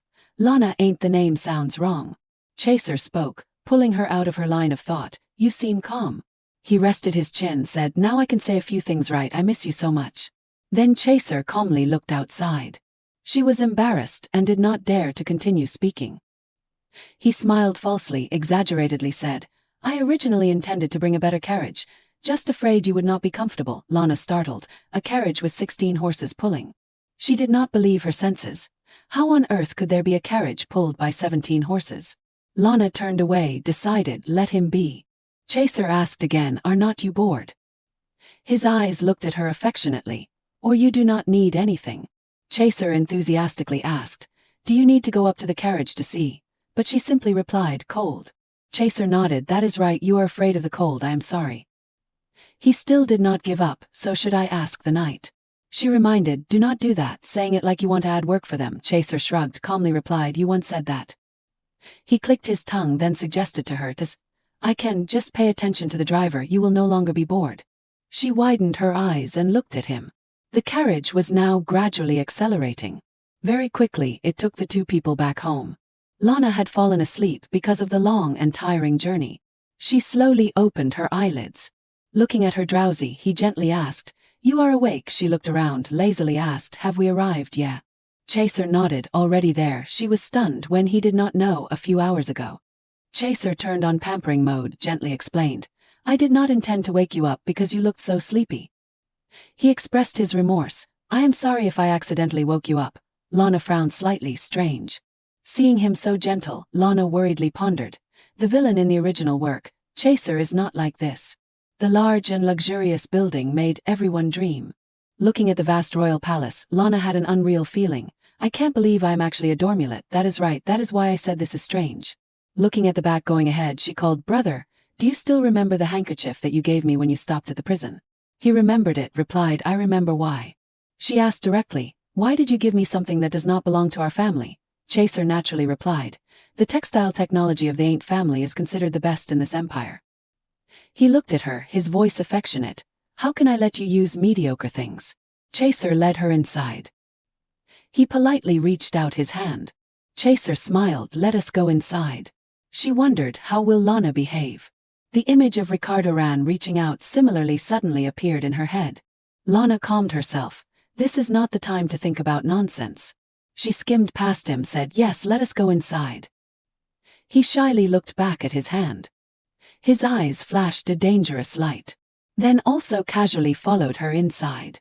Lana observed around, her heart confused. It is strange, the mansion is too quiet. Looking at a row of empty hallways, she wondered, why do not I see anyone here? Chaser instructed, this is your new room. The large room, with all the luxurious amenities. Chaser sincerely said, I hope you will like this new room. Your previous room can't be used anymore. Lana nodded, even though her heart arose suspicion, why can't it be used? He said suggestively, as if reminding her, no one bathes twice in the same river. Chaser left a sentence and then turned away, rest well. The sound of shoes hitting the floor created a cold sound. He leisurely left. Also politely closed the door. Chaser stopped. He looked like he was thinking about something. Chaser's eyes were different from the affectionate look just now. His voice also turned around 180 degrees, the day my sister returns home. He instructed the servants, must be very quiet, understand. A groan came out, nearby blood was splattered. In contrast to that casual face, there was a tragic cry. Lana was also surprised when she heard that sound. Throwing herself on the bed, Lana happily sighed, so soft, goodbye to the hard bed in prison. She gently turned, changed her posture. It seemed that the soft mattress made her mind also gradually relax, so sleepy, I have been on the carriage for a long journey. Her heart kept worrying about one person. Ricardo Ran must be very cold when in the basement of the prison. She sat up, panicked and looked around. What is this? Could it be a dream? Falling into her sight was the familiar platinum blonde hair. Looking at the person sleeping soundly beside her, she could not help but be stunned. Ricardo Ran. Lana trembled slightly looking at Ricardo Ran, who was unconscious lying next to her. Her eyes gradually fell on the delicate face before her eyes. She said softly, Ricardo Ran. Lana called for a long time without a response, then took her small hand to stroke the platinum blonde hair. She saw him talking in his sleep and smiled faintly. Her eyes sparkling and intently looking at the man before her. She thought, it must be a dream. Only when the space has two people does Lana reveal her innermost feelings. I really missed you. At the same time Ricardo Ran had vaguely woken up from some time ago. He gradually became aware of the situation and unconsciously startled. Ricardo Ran sat up and looked at the small girl before his eyes and called softly, Lana. Immediately he hugged her body. Lana lay still in the arms of the tall man, but she easily recognized the trembling from him. Ricardo Ran could not hold back his tears and burst out crying, questioning the person opposite. It is you, right?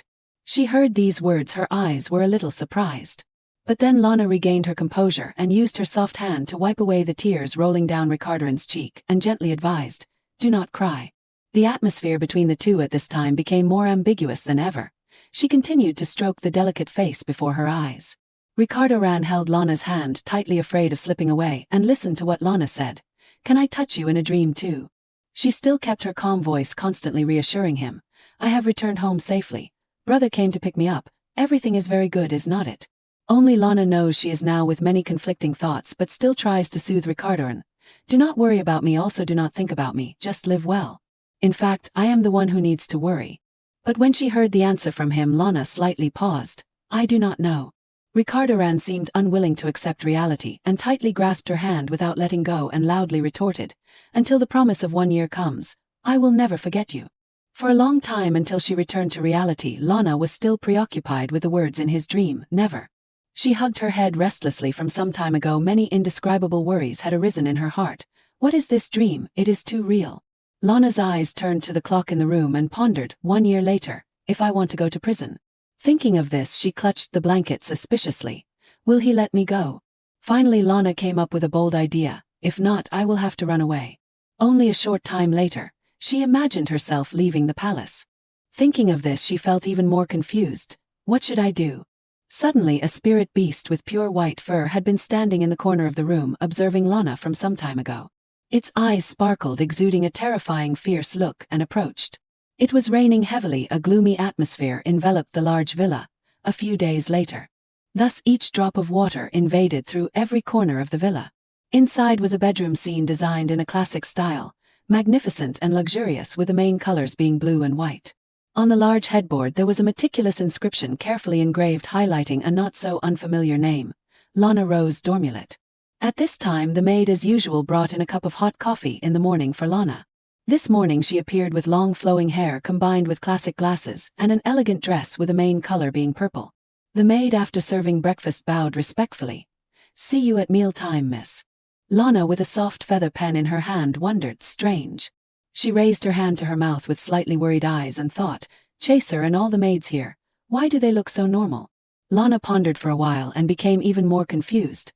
It does not look like a villain's mansion at all. Then she picked up the paper in front of her and observed and began to ponder. That is the reason why everything feels unreal. Lana suddenly remembered the people the heroine met in the original work. Now let us summarize the original work. The prisoner who held the heroine's hand in prison died. The person who made eye contact with the heroine was thrown into the oil pan. The journalist who tried to find out the truth about what happened to the heroine also suddenly became crippled. The noble who harassed the heroine in high society also died unexpectedly. The villain imprisoned the heroine, and the terrorists wanted to blow up the villain's house with bombs. The heroine escaped from imprisonment. From the above data, Lana linked together all that happened after the heroine left prison. Thus, from her own judgment, she concluded, the culprit is none other than Chaser Dormulet. The more she thought, the more fear constantly enveloped her mind. Not just a normal 19+ story. From then on she began to doubt herself. It has been deviated, I was too subjective. Lana thought about the men who passed through the heroine's life in the original work and then pondered, no matter how the content progresses, it is also my fault. From some time ago she was sweating non-stop. A chilling feeling tortured her nerves. Now is not the time to worry about that girl being imprisoned. Will I be silenced first? Lana inadvertently suddenly remembered Chaser's death. While I was in prison, Chaser Karma was assassinated. But anyway, Chaser will still survive when the mansion is surrounded by enemies. Thinking then, she soaked the paper that was written earlier into the prepared basin of water and simultaneously made up her mind, okay. Thus the paper was gradually submerged in the clear water. It was also the time Lana launched her plan. Let us start. In contrast to all the times, this time it was a sunny morning. Each small ray of sunlight crept through every cold corner of the mansion. Lana lay sprawled out on the chair, was awakened by Chaser's question. Lana, did you sleep well? Her eyes were a little panicked, no longer showing the composure like just now. Lana was a little dissatisfied and coldly replied, I do not think now is the right time to ask this question. It is already 2 p.m. Hearing that, Chaser hurriedly defended, I am just curious. He pressed even closer to her and asked if you eat well and sleep peacefully. She looked up at him calmly and replied, you see, I am healthy, it seems so. Chaser still did not give up and stretched out his arms, gesturing to invite. I have something I want to show you, do you want to come with me? But responding to him was only Lana's cold attitude. I think it is a bit difficult to walk right now because I am a bit indigestion. Are you not busy? He, with a radiant face, said faintly, I am not busy, so let me help you. Right, you want to give me medicine? If so. Chaser disregarded the eyes of those around him, shamelessly lifted her up and whispered in her ear, then let me take you myself. Lana was suddenly carried up, unable to digest this matter, causing her face to reveal a clear look of confusion. While walking, Lana still did not forget to complain about what happened just now. Hey, should not you ask for people's opinion before suddenly carrying me like that? But Chaser did not care about what she said. I helped you when you had difficulty in moving, right? And Lana. It seemed that her heart was full of confusion. He only smiled wickedly, not knowing what he was plotting. Chaser then turned to face Lana and revealed, I am never busy when I am in front of you. It seemed that he had made up his mind. I do not want to regret it again. She only looked at the delicate but cunning face before her and raised suspicion, regret. Lana walked for a while and still could not stop wondering about Chaser's words just now. What could make him regret? Suddenly he stopped walking, no longer moving forward. Before the two people was a shelf with countless glittering jewelry and a rack of luxurious festival outfits. Chaser sat on the same chair, revealing a complacent look, while Lana next to him seemed a bit confused before the carefully wrapped gifts brought by the servants. The shop owner saw the distinguished guest and enthusiastically welcomed him. It is an honor for me to be called here. Who is that person? She could not help but wonder about the woman before her. Could it be that she is the head of a black society organization? What is that line of people? Then Lana looked back, slightly confused at the person next to her, who was showing a triumphant look. The shop owner continued to introduce the special designs of the evening dresses. This is a dress that has crossed the ocean. The highlight of this dress is the only pink diamond in the world. Continuing, she swept her eyes to the shoes designed to go with it and said with pride, these shoes also have a hidden magic that can make the wearer not feel pain for a long time. And this is a dress made from special fabric that is not waterproof. But when it came to the jewelry, the shop owner paused slightly. Next is. Lana seemed a bit tense before the question the shop owner asked Chaser, so, what do you think? She awkwardly pointed her hand and turned to reproach, what are you doing? But he, with a smile that could not close, happily said, because all of your valuable items were burned. So I want to give you a new gift. Chaser saw she was a bit absent-minded and asked anxiously, do you have anything? He realized he had said something wrong and hurriedly defended, no, there is nothing valuable, right? But Lana's eyes became even more. Chaser pursed his trembling lips as if he was enduring some great grievance. Suddenly a sound came out, making her startle. Lana saw the servants were cleaning up the evening dresses and jewelry and confusedly asked in a low voice, what are you doing? What are they doing? But he gently took her hand and calmly replied, throw them away because my beautiful sister said so. You can choose until you find your favorite item because there are many things here. She seemed shocked by Chaser's threatening words. What if I do not like any of the items? Do not worry, as long as you want, I can bring all the gold and silver jewels of this world to you. She hesitated a little and began to step back, but then Lana thought differently. I can't show too much fear.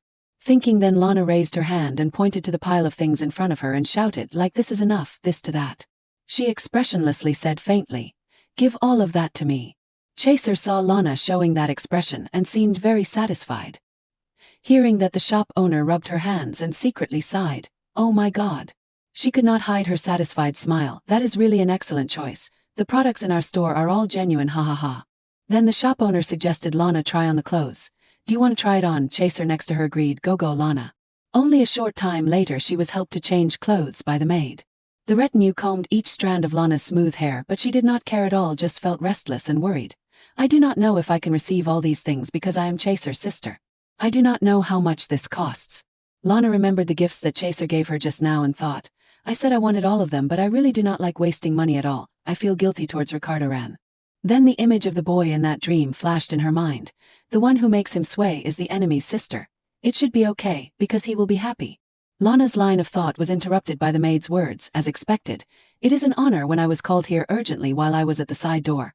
It suits you so well, side door. The girl earlier explained that is a gatekeeper, and the manager of our brand store went to this side gate to enter. The main gate of the Dormulet house has been closed recently. It is still like that, because the owner does not seem to want to go out, and no one can enter or leave. Hearing this, she worried again. Why is that?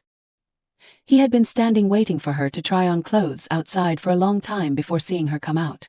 Chaser praised endlessly before Lana's delicate beauty, so beautiful, Lana. Then she looked at him for a long time, face to face, eye to eye. The next action Chaser made Lana could not help but be surprised. For the first time he humbled himself and bent down, his voice low and coaxing. I am sorry, but all this is nothing compared to the time that has passed. I just want to do this. Chaser revealed a radiant face holding Lana's delicate hand and revealed, do not be too stressed. I just want to give you everything after you have returned from Cambercam. She was a little allergic to the action of kissing her hand in his praise. It is true that it is beautiful. Lana seemed to recognize the panicked eyes of the servant behind and urged Chaser, stand up. The servants are looking at me with surprised expressions. I understand, I will take it. He finally let go and said proudly, great, I will give you this whole mansion if you want, you do not need it. Chaser showed a thoughtful look. So should I give it to you? My sister is always picky. When being escorted back near the bedroom, Lana whispered, I will go myself from here.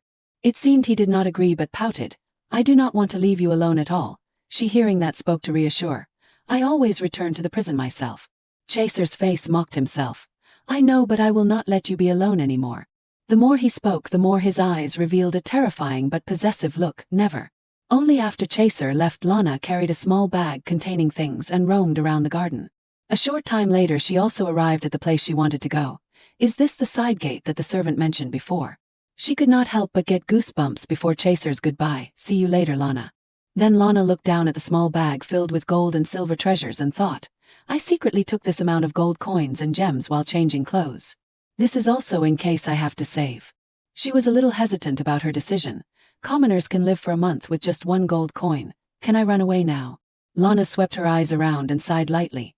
Okay, it is okay, there is no other way and there is no one here. She secretly thought about her life in the future. I think it will be a bit difficult now, but that line of thought was interrupted by the sound of someone's footsteps.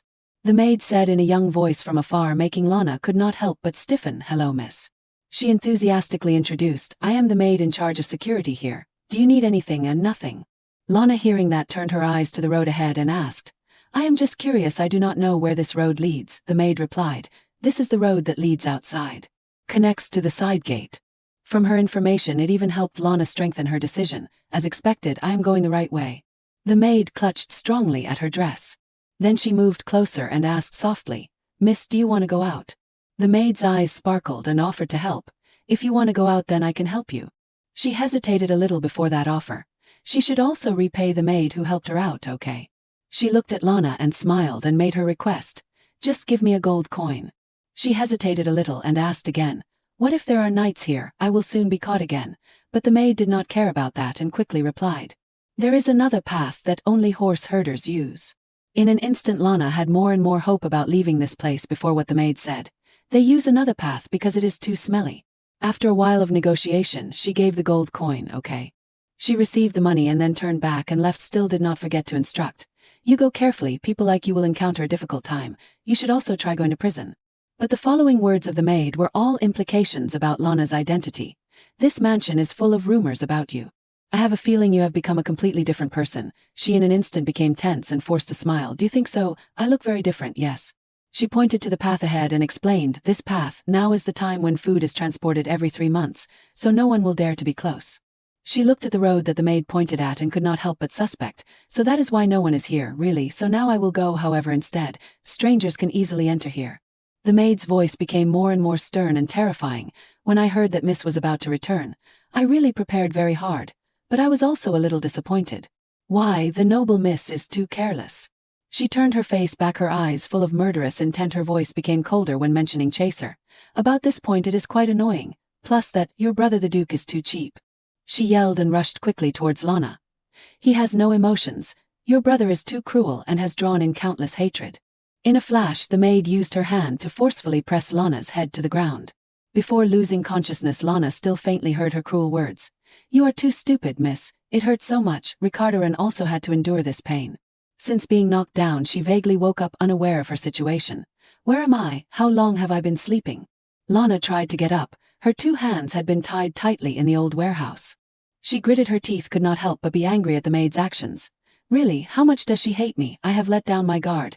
I thought the revenge actions of the villain will not be so tense. Because it is in the later part of the novel. Lana struggled to escape from the rope. It is too tight. Can I use the bracelet to untie it? After a long time she finally escaped from the rope and happily cheered. It worked. Then Lana looked towards the closed door in the old warehouse and thought, the door must be locked, right? Should I use magic again or should I wait for someone to come? She then approached the door and gently touched it with her small hand. Suddenly a loud noise came out, making Lana could not help but flinch and cover her head. She turned back behind her suspiciously. What is this? From somewhere a dense smoke rose from the crack in the door. She panicked and shouted loudly, This smell of smoke, fire, fire, it is on fire. Lana frantically covered her nose and quickly ran away from the fire. The door opened at this time. The maid earlier panicked and said, No, save me, it hurts. Immediately she recognized her. She is the maid who brought me here.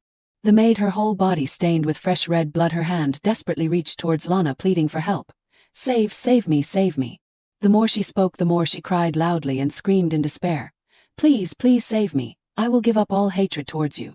Lana still did not understand what was happening before her eyes wandered.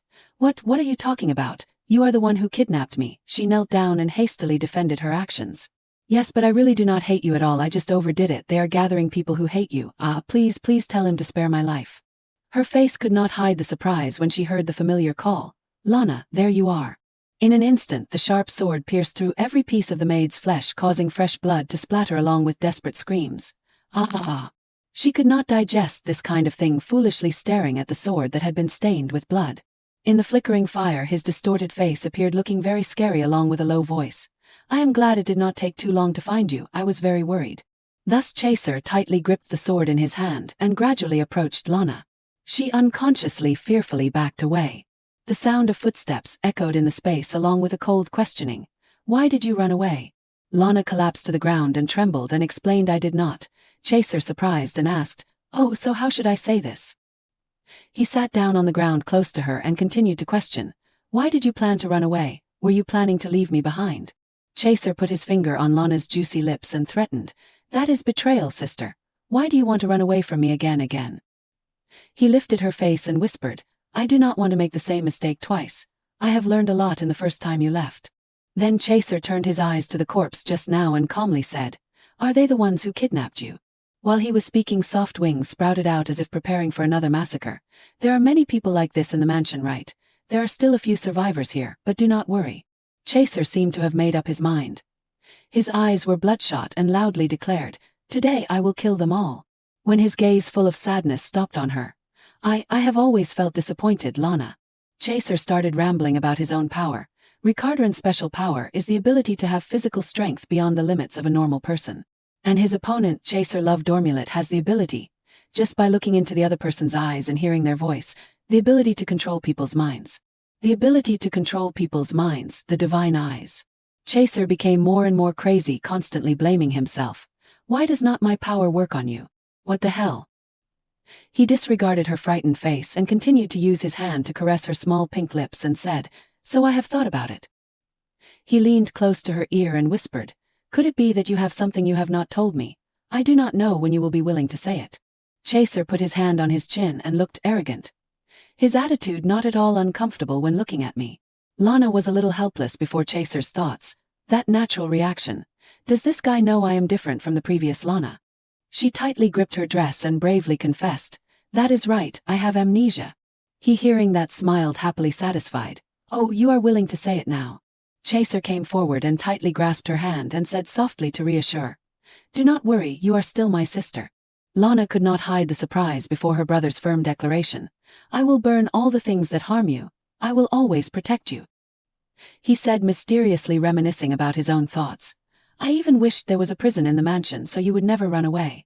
Everything ended smoothly. It was still the usual bright morning with sunlight enveloping the mansion area. Only different from all the times was the appearance of a chain being dragged on the ground. Lana, as usual, sat enjoying herself in her own study. She hummed the melody of a song, remembering the past. A year has passed and Lana suddenly remembered something very important. The day of the promise with Ricardo Ran was coming soon. The mansion was still as magnificent as ever. There were not many changes in the past year. She wore an evening dress and walked towards the grand hall, making many clanging sounds caused by the chain. Lana suddenly turned back before the maid's call, miss. She respectfully bent over and invited, The meal is ready. Lana saw the maid's surprised eyes and asked, Have you never seen this before? She knelt down and apologized before her eyes, but she only calmly replied, I am just in my own house, is not it very interesting? Until Lana left, the maid kept apologizing. I am sorry, but she only skimmed past and did not pursue anything further. There is nothing to apologize for. Just manage your eyes well. Lana playfully raised her hand to her mouth, not forgetting to remind, or the scary monster will bite you. Since the events that happened before, there were originally many rumors. There are many rumors surrounding the Dormulet mansion, the beautiful and sad girl. If anyone touches that girl, The red-haired girl knelt down and begged, I did not do anything, no, I did not do anything. Chaser had no reaction to those pleas. Please have mercy on me. She continued to eat without saying anything but still could not hide the sadness on her face. Lana again recalled what had happened since that fateful day about a year ago. He even wished there was a prison in this mansion so you could never escape. After being rescued by Chaser, he changed my room. In her memory she kept struggling and screaming but everything was useless. What is this, a chain? I was very angry at his cruel method, but he did not think about her feelings at all, just gently kissed that soft hand showing satisfaction. Throughout that time Lana could not find a way out for herself, so she accepted. There is no way to resist. And after that terrible things continued to happen. The first time happened when she was having a meal. A terrible event happened. At that time Chaser immediately stood up to protect her. But that crazy maid still tried to harm her. That Dormulet devil, you all will die, the danger of being poisoned. I will return the blood debt that your fathers caused. And another time a rogue broke into the room with a knife and controlled her, making her feel suffocated. Death was waiting. Only a short time later that person was quickly arrested, but before dying he still did not forget to utter insults. The children of demons, you must die, pay the price for your father's sins. After all the terrible events that happened, Lana thought, I have been too familiar with dangers like this. Even if such a thing happens, Chaser will sweep them away. Every time like that Chaser used force to solve everything. The last thing was regret. I am sorry, Lana. He guessed that this was still not clean enough, and I suddenly realized. Since then she gradually understood everything. All the hatred is directed towards us, because we are the children of the Dormulet family. The sins that Duke Dormulet caused had piled up even before Chaser became the villain. It was all directed towards Dormulet. Even though these hatreds were not caused by Chaser, he still had to endure everything alone. Lana again thought of the shackles that were holding her feet tightly. Even so, I can't run away, Lana. I once tried to escape, but then I realized. After countless times facing the threat of assassination, my face has become indifferent. If I run away, my death is certain. She was eating and thinking about the thing just now. What did that maid do wrong? Chaser, sitting opposite, explained. She approached the hair salon owner and made a deal. They will sooner or later want to kidnap you again. But it is okay. I have known that the hair salon owner betrayed. About 2 months ago. The red-haired girl was dragged out but still loudly questioned. Wait, what are you saying? Why are you saying I am like that? Lana's face was clearly sad before the maid's plea that she could not do anything. Duke, I was wrong. I sincerely apologize, Duke. Before that she had picked flowers to please her with a cheerful tone. Today is a beautiful day, so I picked these flowers. Are you bored, miss? Thank you. The red-haired girl kept expressing friendliness, said. I like miss very much. Every time she remembered these things, Lana often spent a long time pondering. The luxurious room was full of everything but still did not cover up her loneliness. Chaser saw Lana's face gloomy and cared and asked, What are you thinking about? But she looked bored and replied, I am not thinking about anything. He understood her worries and lightly touched her ankle. Chaser lifted it up and casually explained, Your ankle, it is just. Before he could finish speaking, he had put a gentle kiss on that soft foot. Lana was slightly startled and shrank back, let go, uncomfortable. Once again the memories rushed back, making her could not help but hesitate. Around this time last year, I was still imprisoned. How should I think about this? Unexpectedly comfortable. What I need to think about is just eating well and dressing well. She thought of a clue. The chain around my ankle makes me feel uncomfortable at first. No matter where I am, Chaser can easily track my every move if I encounter danger. Lana pondered for a long time and finally she reassured herself. Better than I thought. Anyway, I can't live outside. What can crying change? She looked up at the gentleman before her and thought, just change my thinking, just be the villain's sister. When thinking about that, being bound is also comfortable. At another time, Lana sat in the study resting her chin. Suddenly there was a call from afar. Miss Marshmallow used the staff to point forward and reminded, Wake up, are you done? Marshmallow, Chaser's right hand, dark magician. She turned her head to look, not knowing who this is. When she had recognized the situation, Lana smiled mysteriously. She teased and mimicked his voice, making him angry, and said in a low voice, Again, are you done? Do not mimic me. Lana looked at Marshmallow before her full of smiles. This is Marshmallow. He is a dark magician. Surprisingly, he is already an adult, but because he was hit by a curse, he looks like a child with a reduced size. He is also the one who put the magic chain on my ankle, and is the person Chaser entrusted to be my tutor. Lana saw that she was joking a bit too much and smoothed the situation. Ah, sorry, mister. Marshmallow, it is Marshmallow. Who is Marshmallow? Because it is a bit difficult to pronounce, so can I shorten it? That is not shortening. He looked disapproving and retorted. Mistake. She lowered her voice and teased, Do not be angry, it is just why are not you taller? I am tall, my body is growing. Lana rested her chin and calmly asked, yes, it is okay. More than that, I have a question. What is that? Marshmallow looked surprised when he saw her point to the spirit beast. Why are you paying attention to that? Is not that the guardian deity of the Red Rose family, really? Lana hugged the book and lay down on the bed. Even though she was lying down, she listened carefully to his explanation. He is a guardian. Chaser must also have something like that. About the guardian deity of the Red Rose family, I think it no longer exists. What does Marshmallow mean? She turned and swayed her legs thinking, I need to stop thinking about Ricardo Ren. Occasionally Lana remembered his silhouette. How is he? She unconsciously uttered two strange words, human. In an instant from somewhere appeared the spirit beast with black spots on its skin and bright eyes. A space explosion rang out, pop. It was no longer as fierce as before but turned into an adorable appearance captivating hearts. Please help me. Lana held the spirit beast in her hand and wondered, what is it? Kept struggling and pleading, human, please save me. In a moment she did not have time to understand what was happening. What the hell is this? How can it even talk? The spirit beast kept trying to escape. Let me go first, Moose. Lana turned back and complained, why do I have to learn about the history of the Empire? Marshmallow questioned. Do not you want to live comfortably? Or do you want me to pat your head and take care of you like a pig? She absent-mindedly retorted. Do not call me a pig with that face, it does not suit you. He sat with his arms folded and advised like an old man. You should have known your limits. Do I really need to know what my family is doing? Lana, hearing that, seemed to be struck by lightning and suspiciously asked, even if I do not know that, you won't let me eat? Marshmallow rudely scolded. You parasite, she humorously said. Yes, if possible then call me a beautiful moth. He said sternly, so what is this, miss? You do not even know the basic legends. Each rose has a guardian spirit. In addition, you can also call them spirit beasts. Perhaps Lana's innocence annoyed him. You really are a genius, so Mr. Tart, what kind of animal is this, miss? Can't you call my name right once? I know, Mr. Marshmallow. She lifted the spirit beast before her and stared before Marshmallow's words. You do not know this, Snow Leopard. He looked bored and complained, really, human, you thought anyone could summon me out? Hearing that she could not hide her surprise, I summoned it out. The Snow Leopard spirit beast did not want to lose and boasted. I am the guardian of the Red Rose who has been summoned after 89 years. A strong body. But it did not seem to convince Lana. I do not think it suits you. She put it on the ground before the spirit beast's panic. What? But never mind, I understand. What? The Snow Leopard spirit beast was angry.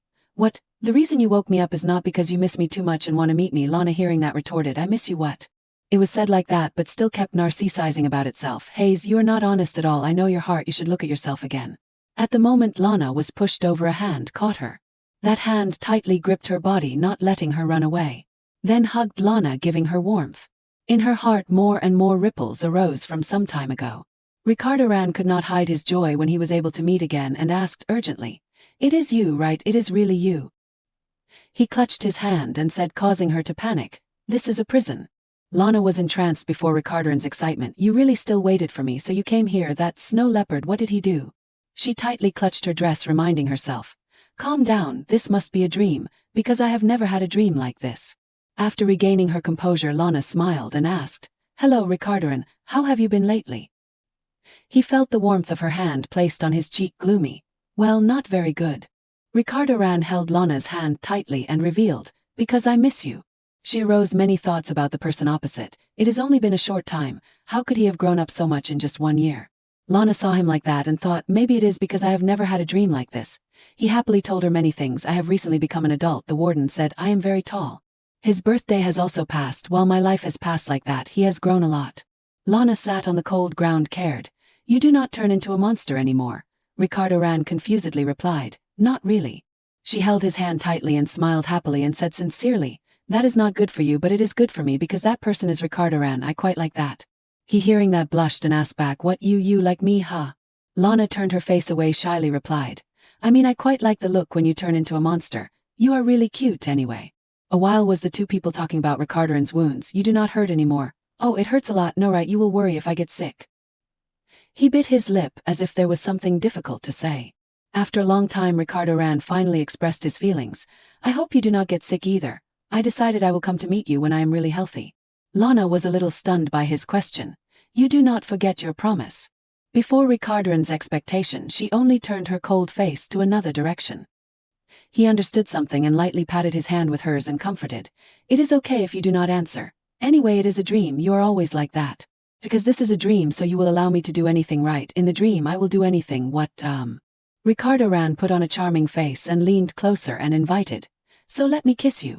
Lana had never had to face this, so she was a little awkward. Ricardo Ran, what is it? Is not this my dream? He no longer cared about other things and took off the buttons. Lana looked at the blushing face before her and tensely said, you want to do this because this is just, it should be okay. Ricardo Ran lay pressing on her and whispered, because it is just you and me here. The more he spoke, the more he leaned closer and pressed his face to Lana. I have also become an adult.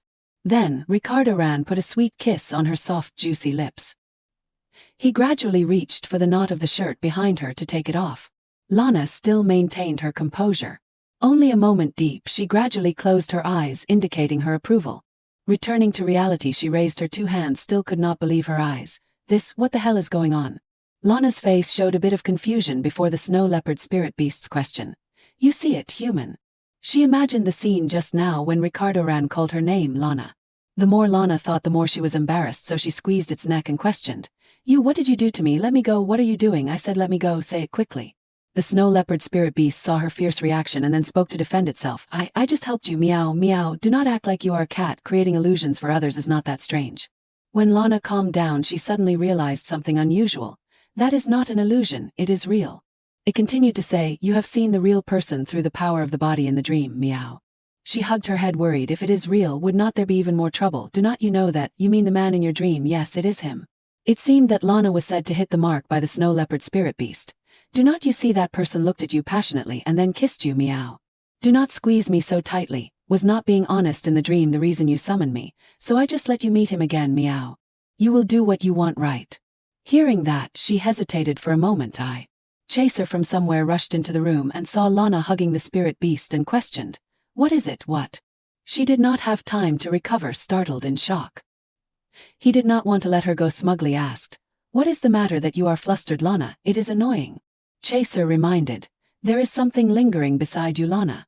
Being thrown away, it said angrily. That is the human who sealed me. Lana surprised, what? The spirit beast grabbed her dress. Tears welled up on its eyelids. Human, please help me. If the red rose does not have a body, he will die. Lana heard like thunderstruck, Ricardo Ran will die. She remembered, in the original work, there is a passage about the guardian god. But I did not even consider the plot when Chaser sealed Ricardo Ran's guardian god. Looking at her, hugging it in her arms, full of defensiveness, he said softly, that is Hearn's beast. She seriously said, I know, I heard that from it. I heard you brought it here. Is this considered kidnapping? He reached out his hand, intending to take back the spirit beast, said suggestively, kidnapping is a word that refers to other people. Lana pretended to be ignorant and said, why do not I give it here? A cold light flashed in those eyes, but quickly regained its gentleness. Give it to me. She hugged it tighter, her heart a little resistant. I want to hear more about what Snow Leopard just said, more than that, if I return it to Chaser. She was worried about him. What will happen to Ricardo Ran? I do not want to give it back, Lana stubbornly said. Are you ordering me to say what you want? Lana remembered the things he had said. You want to say something? She asked seriously. You used to say that to me like a habit for a whole year, right?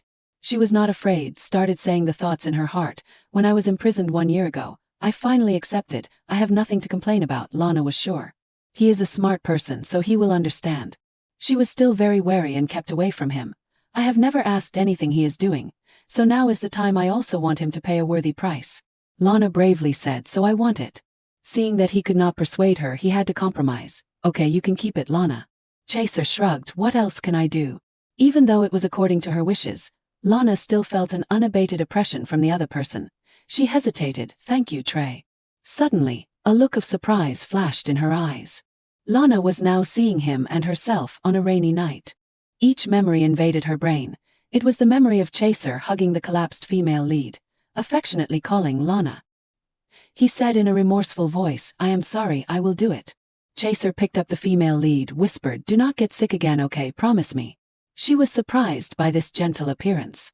Seeing her silent, he spoke and called, causing her to startle Lana. She was still panicked because of that memory, wondering what was that just now, Chaser and Lana in the past. She was confused. Why did I see that? Chaser cared. If you feel unwell, I will call the doctor right away. Lana refused. No, I am fine. He pondered. Chaser still did not leave. He reached out his hand towards her and asked, Lana, can I ask you for something without your consent, okay? Chaser's eyes shone with expectation for the answer from her. Can we take a walk together? The magnificent palace was full of flowers. Remembering the images in the past, she was a little stunned. Is not it only been a year? Lana did not spare words of praise. It really is very beautiful. Chaser smiled and said fondly, because this is the road you walk. He helped her closer. In the future you will walk on this road. Looking at the brilliant flowers, Lana thought to say, this man, no matter what I do, he will try to make it the most perfect. He spoke, thinking about it, the warden at Cambercam is still in contact with me. Chaser remembered those heartfelt letters, and then inferred, I guess he still thinks I am imprisoning you. She was confused. Renard. Looking at her face with unclear expression, he asked, you want to see? She shook her head and denied no. Suddenly, the spirit beast flew out from the bushes, human. It with beautiful butterfly wings, innocently asked, what is this? It is moving, Lana sighed. Who said it is a snow leopard? It is no different from a house cat. Looking at that uncool appearance, she put her hand to her mouth, attracting his attention. As if unable to restrain herself, she laughed comfortably. Looking at her like that, he turned on brother mode. He liked the look on her face when she was laughing. Not hearing Chaser say anything, she blankly turned back. He said softly, Sister Lana, can I ask you this? Chaser seemed to have taken all his courage and asked, do you hate me? Lana shook her head, I do not hate you. She stopped, as if reminding him, that is right, I think this chain is crazy. Lana secretly thought in her heart, I do not like or hate him. The reason I accepted this chain is because it saved my life, even if this chain can save my life. The actions of that man are also unpredictable. I have thought about how to do it many times. Suddenly, she associated with when he asked crazily, do you like if it is not a chain? She trembled slightly. He is the kind of person who can stab me at any time. Thinking that, she then replied, but anyway you are still my brother. Lana looked at him in surprise. Tears streamed down, causing her to be confused. Why are you crying? Chaser reached out his hand towards her. That is right, Lana. He hugged her tightly, sincerely said, even so, I wish you could be by my side forever. He begged, do not leave me, will you be by my side? She pushed Chaser away. Lana wondered, is not this a bit strange? Even if I can't remember anything, I do not think siblings can do that. This sibling relationship is too good, that is all I thought. I once thought a kiss on the back of the hand between a man and a woman was just normal. Chaser calmly replied, why not? Lana wondered, we are siblings. He quickly denied, we are not. His words were like lightning striking her ear. You were adopted, did not you know? He adjusted his badge, I am the Duke's son. Then looked towards her again. You were originally adopted. She was stunned, what? He confirmed again, I am not lying to you.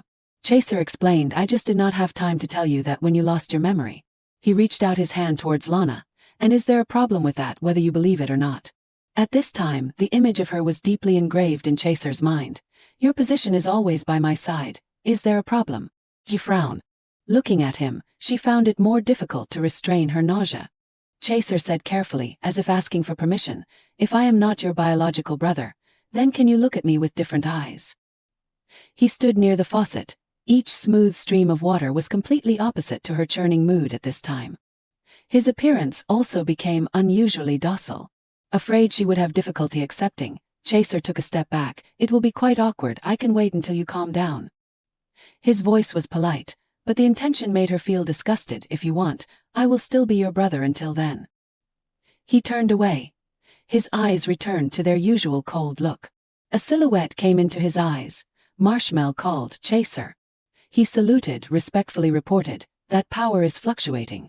Chaser asked back, you mean that child's power, my sister Lana? Mentioning that name, her beautiful and magnificent appearance invaded his mind again. Marshmallow pondered for a while, then cautiously asked, but how long are you going to keep her? Lana's frightened face made the dark magician also a little worried. Chaser frowned and reminded Marshmallow, I do not need to ask me that. He also followed, silently bowed his head low. The sky at this time had also turned to twilight. Chaser saw that it was late, quickly lifted his foot and left. His eyes were full of thought. When Lana sweetly called him, even he could not restrain his trembling.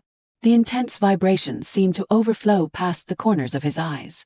At the time when she was in his arms trying to admit her mistake to him, Father, take away my power, I tried to kill you. That like dug a dull pain in Chaser's chest, but empty of the image of happiness. Even if he did not want to accept it. He knew, my sister has died, leaving me alone with the guilt. She has left in the cold rainy night on his arm. At the time after his sister died. He had received a call from the prison. In the letter it was clearly written to Chaser. He leaned back on the armchair in the room. Marshall read the letter to him. They said that girl has awakened.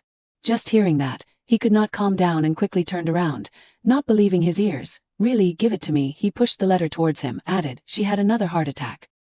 Hearing that Lana was sick, his eyes flashed with sadness. Remembering the girl in Cambracam, Chaser gently commented, substitute a substitute for my lost sister. She has hair exactly like my sister. He sighed, his heart felt empty. Her eyes are exactly the same, but she is a different person. Chaser confirmed, that is a completely different person. Marshall cautiously asked, do you want to go see her? He shook his head no. Then did not care and put the letter down on the table. Chaser said, she is a substitute. He wants to use her to sacrifice a life to exchange for a better life. He wondered, when are you planning to start? Chaser stopped for a moment, and then replied, wait a little longer. Chaser leaned on the railing, said meaningfully, because there is still time. On an early morning, when the sun had risen high, shining on everything, each ray of sunlight crept through the cracks in the door. Chaser sat on the chair, sternly asked, a letter came from Cambracam. The letter began with a polite greeting, hello brother. He pondered, clearly they allowed her to send this letter, but the contents of the letter made him also confused. Send me some alcohol. Chaser could not help but be stunned. What? Remembering that time, he chuckled. Then his eyes returned to their calm look. He said to himself, you do not know, right? We have this matter between us, you do not remember. He told her, my name is Chaser Love Dormulet. He is her brother, but not really. Looking at Lana wary, he also felt interesting. Let us start over. Chaser plucked a flower nearby. Bringing it to his nose, gently inhaled the faint fragrance. He calmly said, you have always been interesting, whether before or now so. Then he crushed that magnificent look, imprisoning it in his hand. I do not allow you to leave. Time began to pass. Each of us has our own story. Blood-stained hands kept punching hard at the ceiling formation. On the 50th day, until Ricardo Ran awakened, a woman was thrown down hard on the ground. He asked, Lana, you once said you wanted a friend, right? Lana was stunned for a moment. His actions made her not know what expression to make. He ordered the girl, say hello, White Rose.